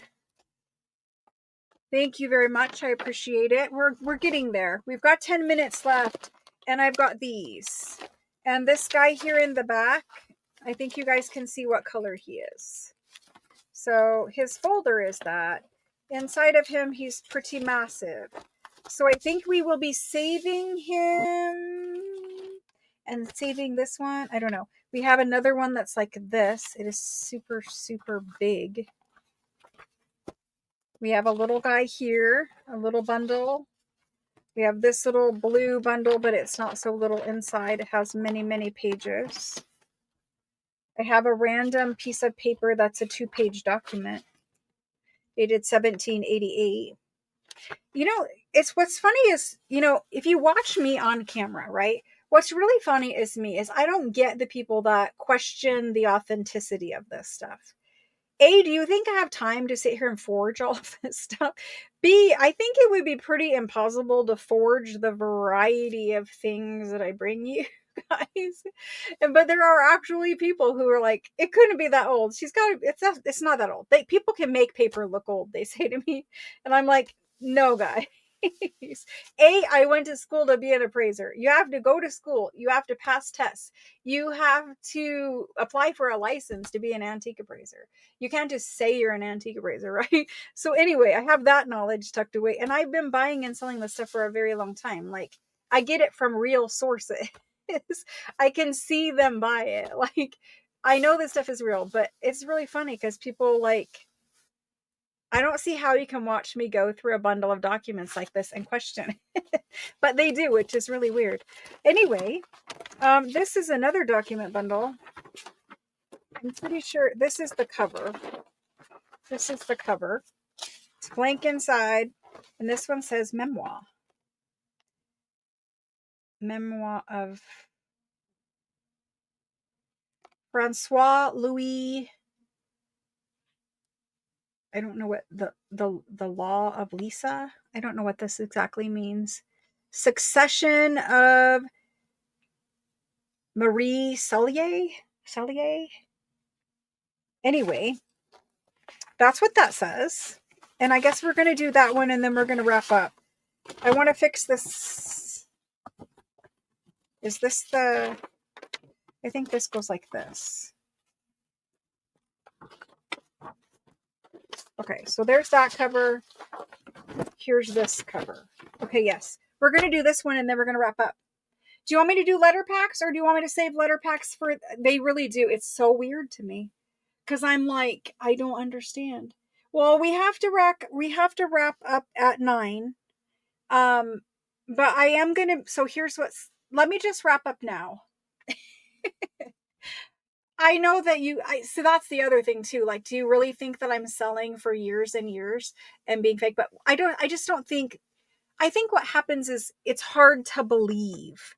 Like when we had the big bundle with the vellums that was like 1600, it's hard to believe that that stuff really does exist. And more than that, it's hard to believe that we can afford to buy it and scan or craft with it, but we can, right? Like it's not all museum quality stuff, or it's not all like, if you imagine a museum, if they kept every single paper that was from 1600s, they would be busting out, they would have to have like millions of storage facilities, right? It's just not possible for them to keep everything. And while it might have been a well-off, well-known family in 1600s, if they didn't do something important in history, a museum probably isn't going to be interested in it, right? So anyway, we just get what we get, and I'm thankful for the things we get in France. They're amazing, but for some people, it's really hard to understand how that stuff is available. So I think that's where it comes from. Okay, if you guys will let me, if you will let me wrap up, I will bring this stuff during the super sale. And you guys will probably be happier if I bring it in the super sale, because I do try to give better discounts during Christmas super sale. We have 5 minutes, so if you will let me, some Russian stuffs. I will find whatever European and other place stuff we can find. But there, here, let me just flip the camera back around so you don't have to stare at that. Not that you want to stare at me either, but a genealogist. It's really weird to me that people think that, but they don't know. I think it just comes from a place of complete innocence, where they literally just don't know that it can exist. So I'm going to switch the camera. We're going to talk for a minute. Remember, my super sale is the whole week after Thanksgiving, the entire week after Thanksgiving. So next week is Thanksgiving. I will not have sales. I will be here on Tuesday to do the mini journal project with you all. Then Thursday is Thanksgiving. And then Saturday is the junk journal, the Christmas junk journal class. And then on Monday of the week after Thanksgiving, it's called Cyber Monday. The Monday after Black Friday, that's when the super sale starts. So I'm going to sell on Monday. I'll sell on Tuesday, Wednesday, Thursday, Friday, and possibly even Saturday and Sunday of that week. It depends on A, if my physical body can take it. And it depends on B, if we can keep up with you guys. I will have help that whole entire week, because it's super sale and there's no way to process that much stuff without help. So if we can do it, we will do a full 7-day from Monday to Sunday super sale. You guys will know it's super sale. It will have a whole different thumbnail for super sale. If you've ever been to one of the super sales, you know that I bring you a bigger variety of merchandise. It's not all French things and books and that kind of stuff. I bring you things from my craft room that like are brand new that I've never used, and maybe I'm destashing. I bring better quality things that I saved specifically for super sale. Some of the stuff, like I talked about before, is like dream items. You might think that some of these document bundles were dream items, but I've saved even better things for the super sale. And so there's ledgers that have fancy handwriting. We're going to do piles of ledgers until you guys are done with ledgers. We're going to do all kinds of other things that I tucked away and want to keep secret, because it's just better that way. There's more to look forward to every night. And I'm also going to be doing something very special every single night of the super sale. You guys will catch on when I do it on Monday, but I will be doing it every day during the super sale. I'm not going to tell you now. You'll see it when it happens, and then you'll know. But I don't want people just to join for that. I want people to be there because they want to be there. So when you see it, you'll know what it is, and you'll know that I'll do it every day. So there is an incentive to participate every day. It's just something that I like to do. It's something. And I don't want to say it's my way of giving back, because there are certain things where it is my way of giving back, but it also doesn't sound right to say it that way. So just look for the sale advertisements. I'll send you an email on the first day. I don't know if I should send you an email every single day, because it's kind of annoying. I feel like it would be annoying you guys, but There will be a different link every day, so maybe I do need to send it. It's fun. We play games. There's many giveaways. There's something addition to the giveaways I'm doing for you guys that's new this year. We have crazy ephemera boxes where I have packed them full of just amazing stuff that, like I said, there was only one or two of, so we just put them in those boxes. We have a mixed media night. We have a sewing fabric, slow stitching night. We have all kinds of amazing things that I've been saving for like an entire year for you guys. So hopefully you guys can join me every day. If you cannot join me every day, I do understand. It's a lot to ask for. It's a lot to ask for your time, but it's also a lot to ask for on your wallet because you will just have gone through Black Friday. I am aware of that, which is part of the reason why I want to do discounts, because let's face it, we're all looking for a deal this time of year. We're all looking to save money. But I do want to say, don't go getting yourself into trouble or anything like that. Like, it bothers me when I know people are, how should I say this? I don't want you to like feel like you have to overspend or something like that. I have stuff all the time. I have like the document. I have that kind of stuff all the time. I just want to offer it for those who want it. If you want to participate in the sale, great. But if you need to abstain because of funds and all that kind of stuff, I totally get it. I will throw out there that there is afterpay if you should want it or need it. But again, don't get yourself into trouble. I will be here. I think the super sale is going to be it for us for the year. I'm not certain. I know that we have a couple of pop-up events and we're going to do our first private sale between the super sale week and New Year's. We will do our first private sale. The private sale is by invitation only. And we will be doing that. If you miss the invitation, you will miss the sale completely. I'm going to send them, but be on the lookout for that. But anyway, there'll be a little pop-up. But other than that, for live sales for Tuesday, Thursday, I think that is going to do it for us, the super sale week. So that will be the last opportunity to shop before the new year, basically is what I'm saying. If you have not signed up for text message, notifications, text message advertising from me, there's a whole different phone number that you needed to sign up for.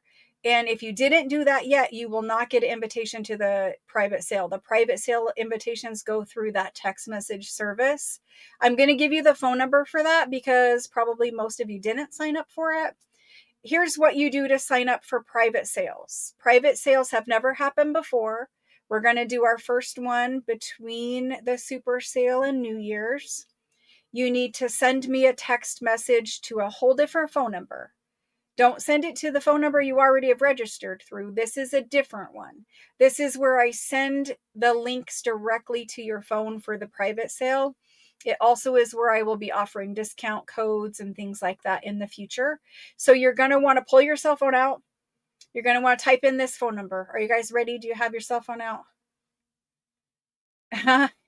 Here's the number you need to text. You need to text the phone number 833-779-7594.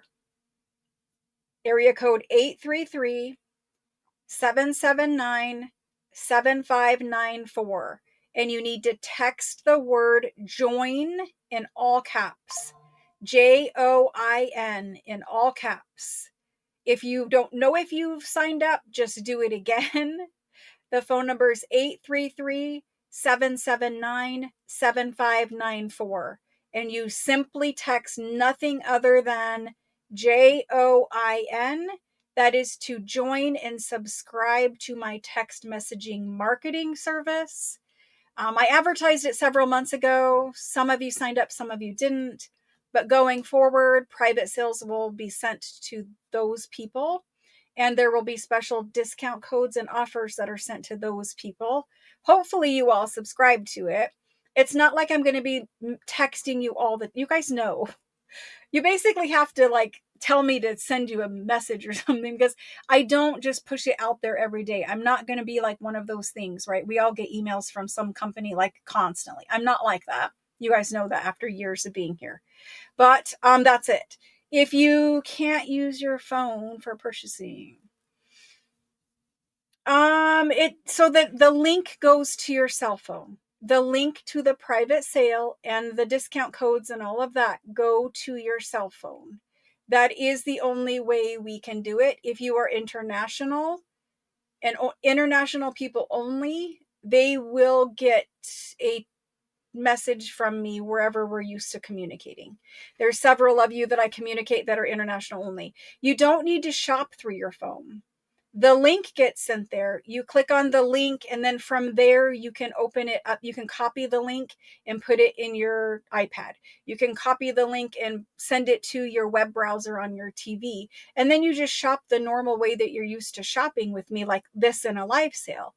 But the link to the private sale is sent only to those people. Yes, as long you can send it from any phone, as long as you can receive the link for the private sale or the coupon or whatever it is I'm sending. You can use any phone. Just know that that's where that information is going to go. Can you ever have been able to find vintage French labels or business cards? I did just have tons of packs of French labels, and I do have French business cards that I have offered before. Yes. It's not a live video. It's a link to a sale just like this, but it's private. It's not just out there on YouTube for everyone to see.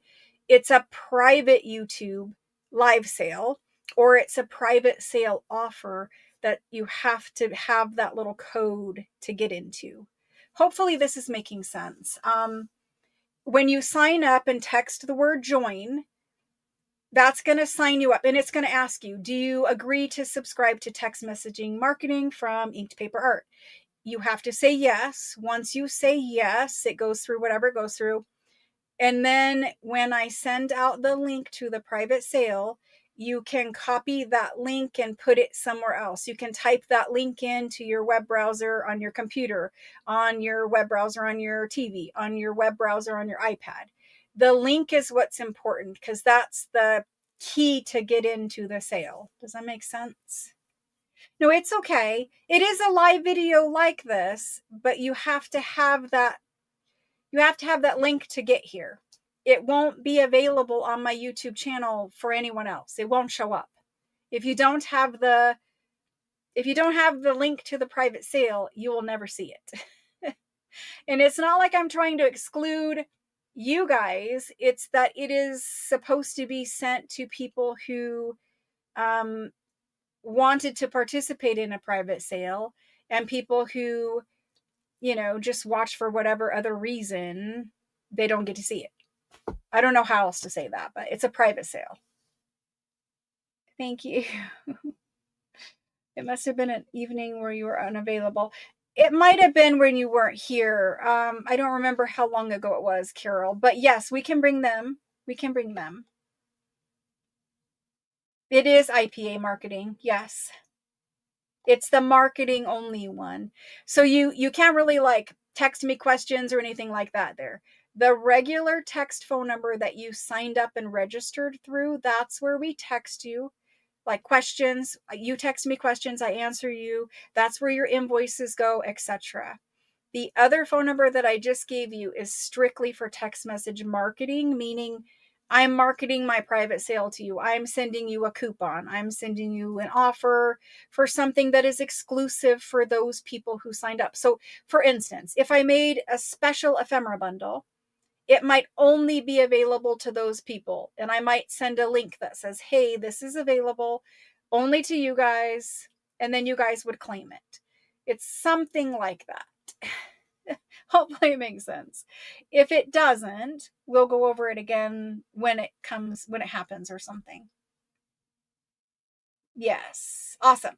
Okay. It's not a Zoom link, but it's YouTube has private videos. I am allowed to do a private live sale right directly on YouTube, but for even the people who are subscribed to my YouTube channel, they will not see the video. It will never show up to them because they don't have the link to the private sale.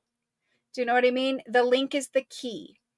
It's locked for everybody else. They can't get in. But if you have the key, you get in. And it's just like this. It would be a live sale just like this, but you have a special key to get in. Hopefully that makes sense. The phone number, sure. It's 833-779-7594. And you have to text the word join, JOIN, in all caps. Then it will go through. If you need that phone number later, you can text me and ask me, or you can come back to this video at the fast forward to the very end and it'll be here because I just said it. So it will be there. It's something like that. Yes, it's just not going to be on Zoom, but yes. And so going forward, once we get you all kind of used to that, then we can do more with it. Like we could send you a coupon code, or we could send you a discount or a special offer or something like that. Where right now it's hard to do that because if I say it here, then everybody's hearing it, not necessarily the people who subscribed to the thing, who did the things to get the coupons. You know what I mean? It's hard to say that, but for instance, it's like, I mean, I guess a Zoom meeting key or something like that. You're right. It is similar to that. It's just not on Zoom. Times for the super sale. All of my live sales will always start at 6 p.m. Eastern time. Doesn't matter what time it is for me here, but even during the super sale week, they will all start at 6 p.m. Eastern time. They might end earlier. They won't all probably be 5 hours. It will depend, but you'll be here Monday at 6 p.m. Eastern Standard Time all the way through Friday for sure. Saturday and Sunday are optional. I still have the junk journal class on Saturday morning, but there is hours in between. So we'll see about doing Saturday and Sunday. It is like a key, basically, but you guys will get it. I know you will. You probably are getting text messaging marketing from some other company.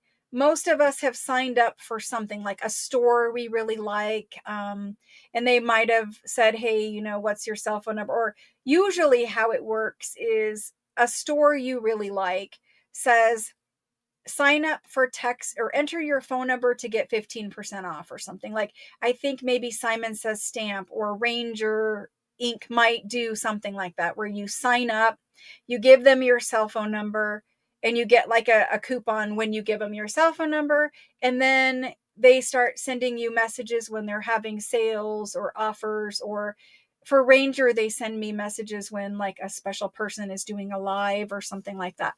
But probably at some point in your life, you have received text message marketing from some company.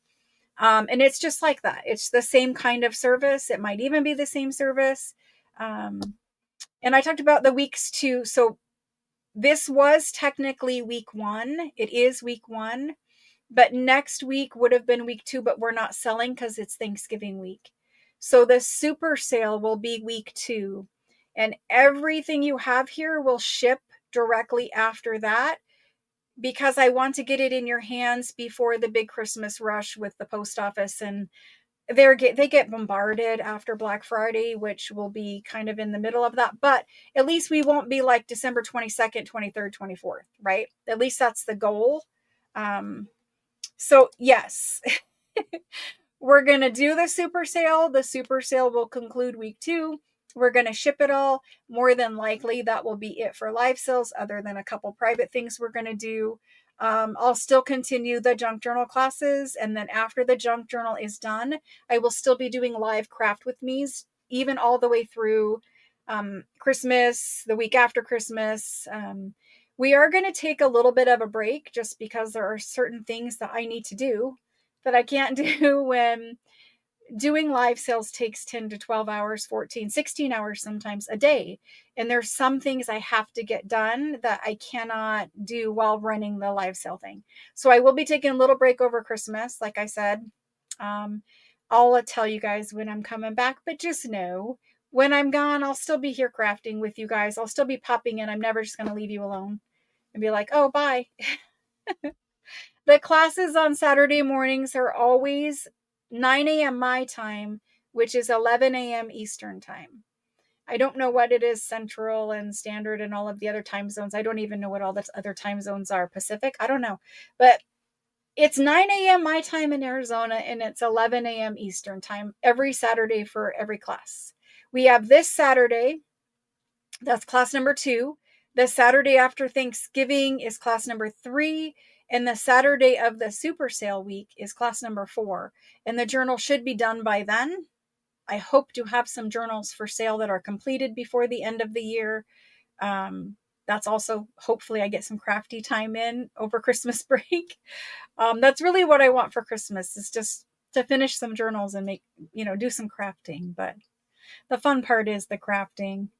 Yes. Yes. Anybody have questions before we wrap up? Whatever we didn't get to tonight, which is letter packs, and I have some document bundles, I will do them probably on Monday of the super sale.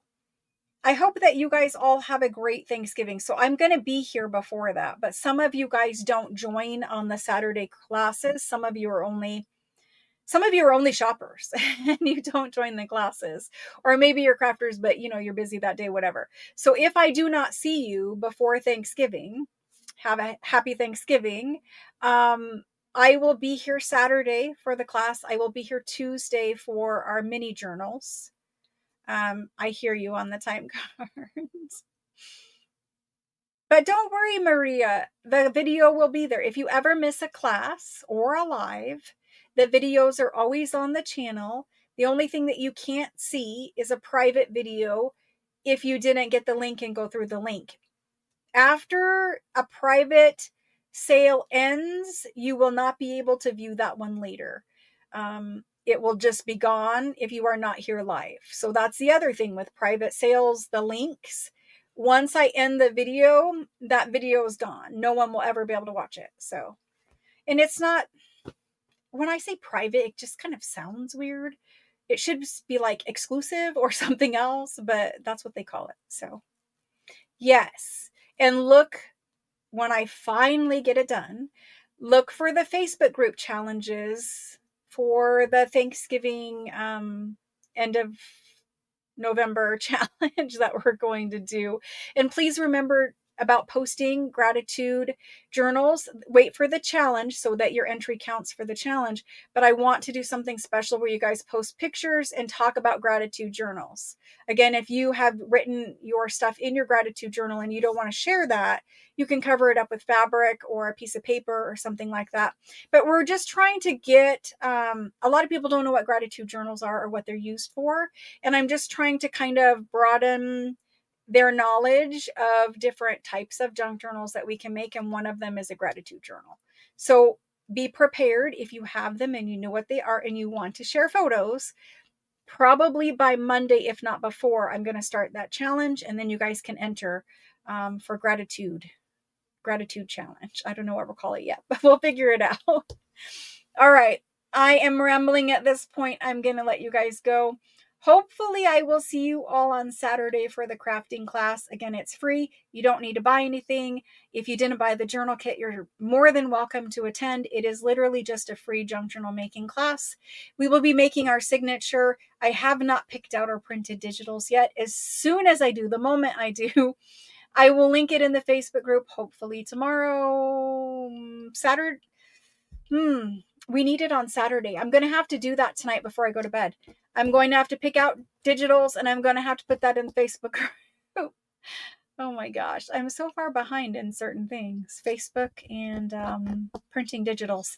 Anyway, I will pick one out tonight and I will put it in the Facebook group of whose digital I'm using and what the name of the kit is. I will get mine printed and I will see you guys Saturday morning. Bye, guys. Thank you so much for tonight. I really appreciate all of your support, your emotional support, and supporting the channel as a whole and me and my family. Thank you very much, and I will see you guys Saturday. Bye, guys.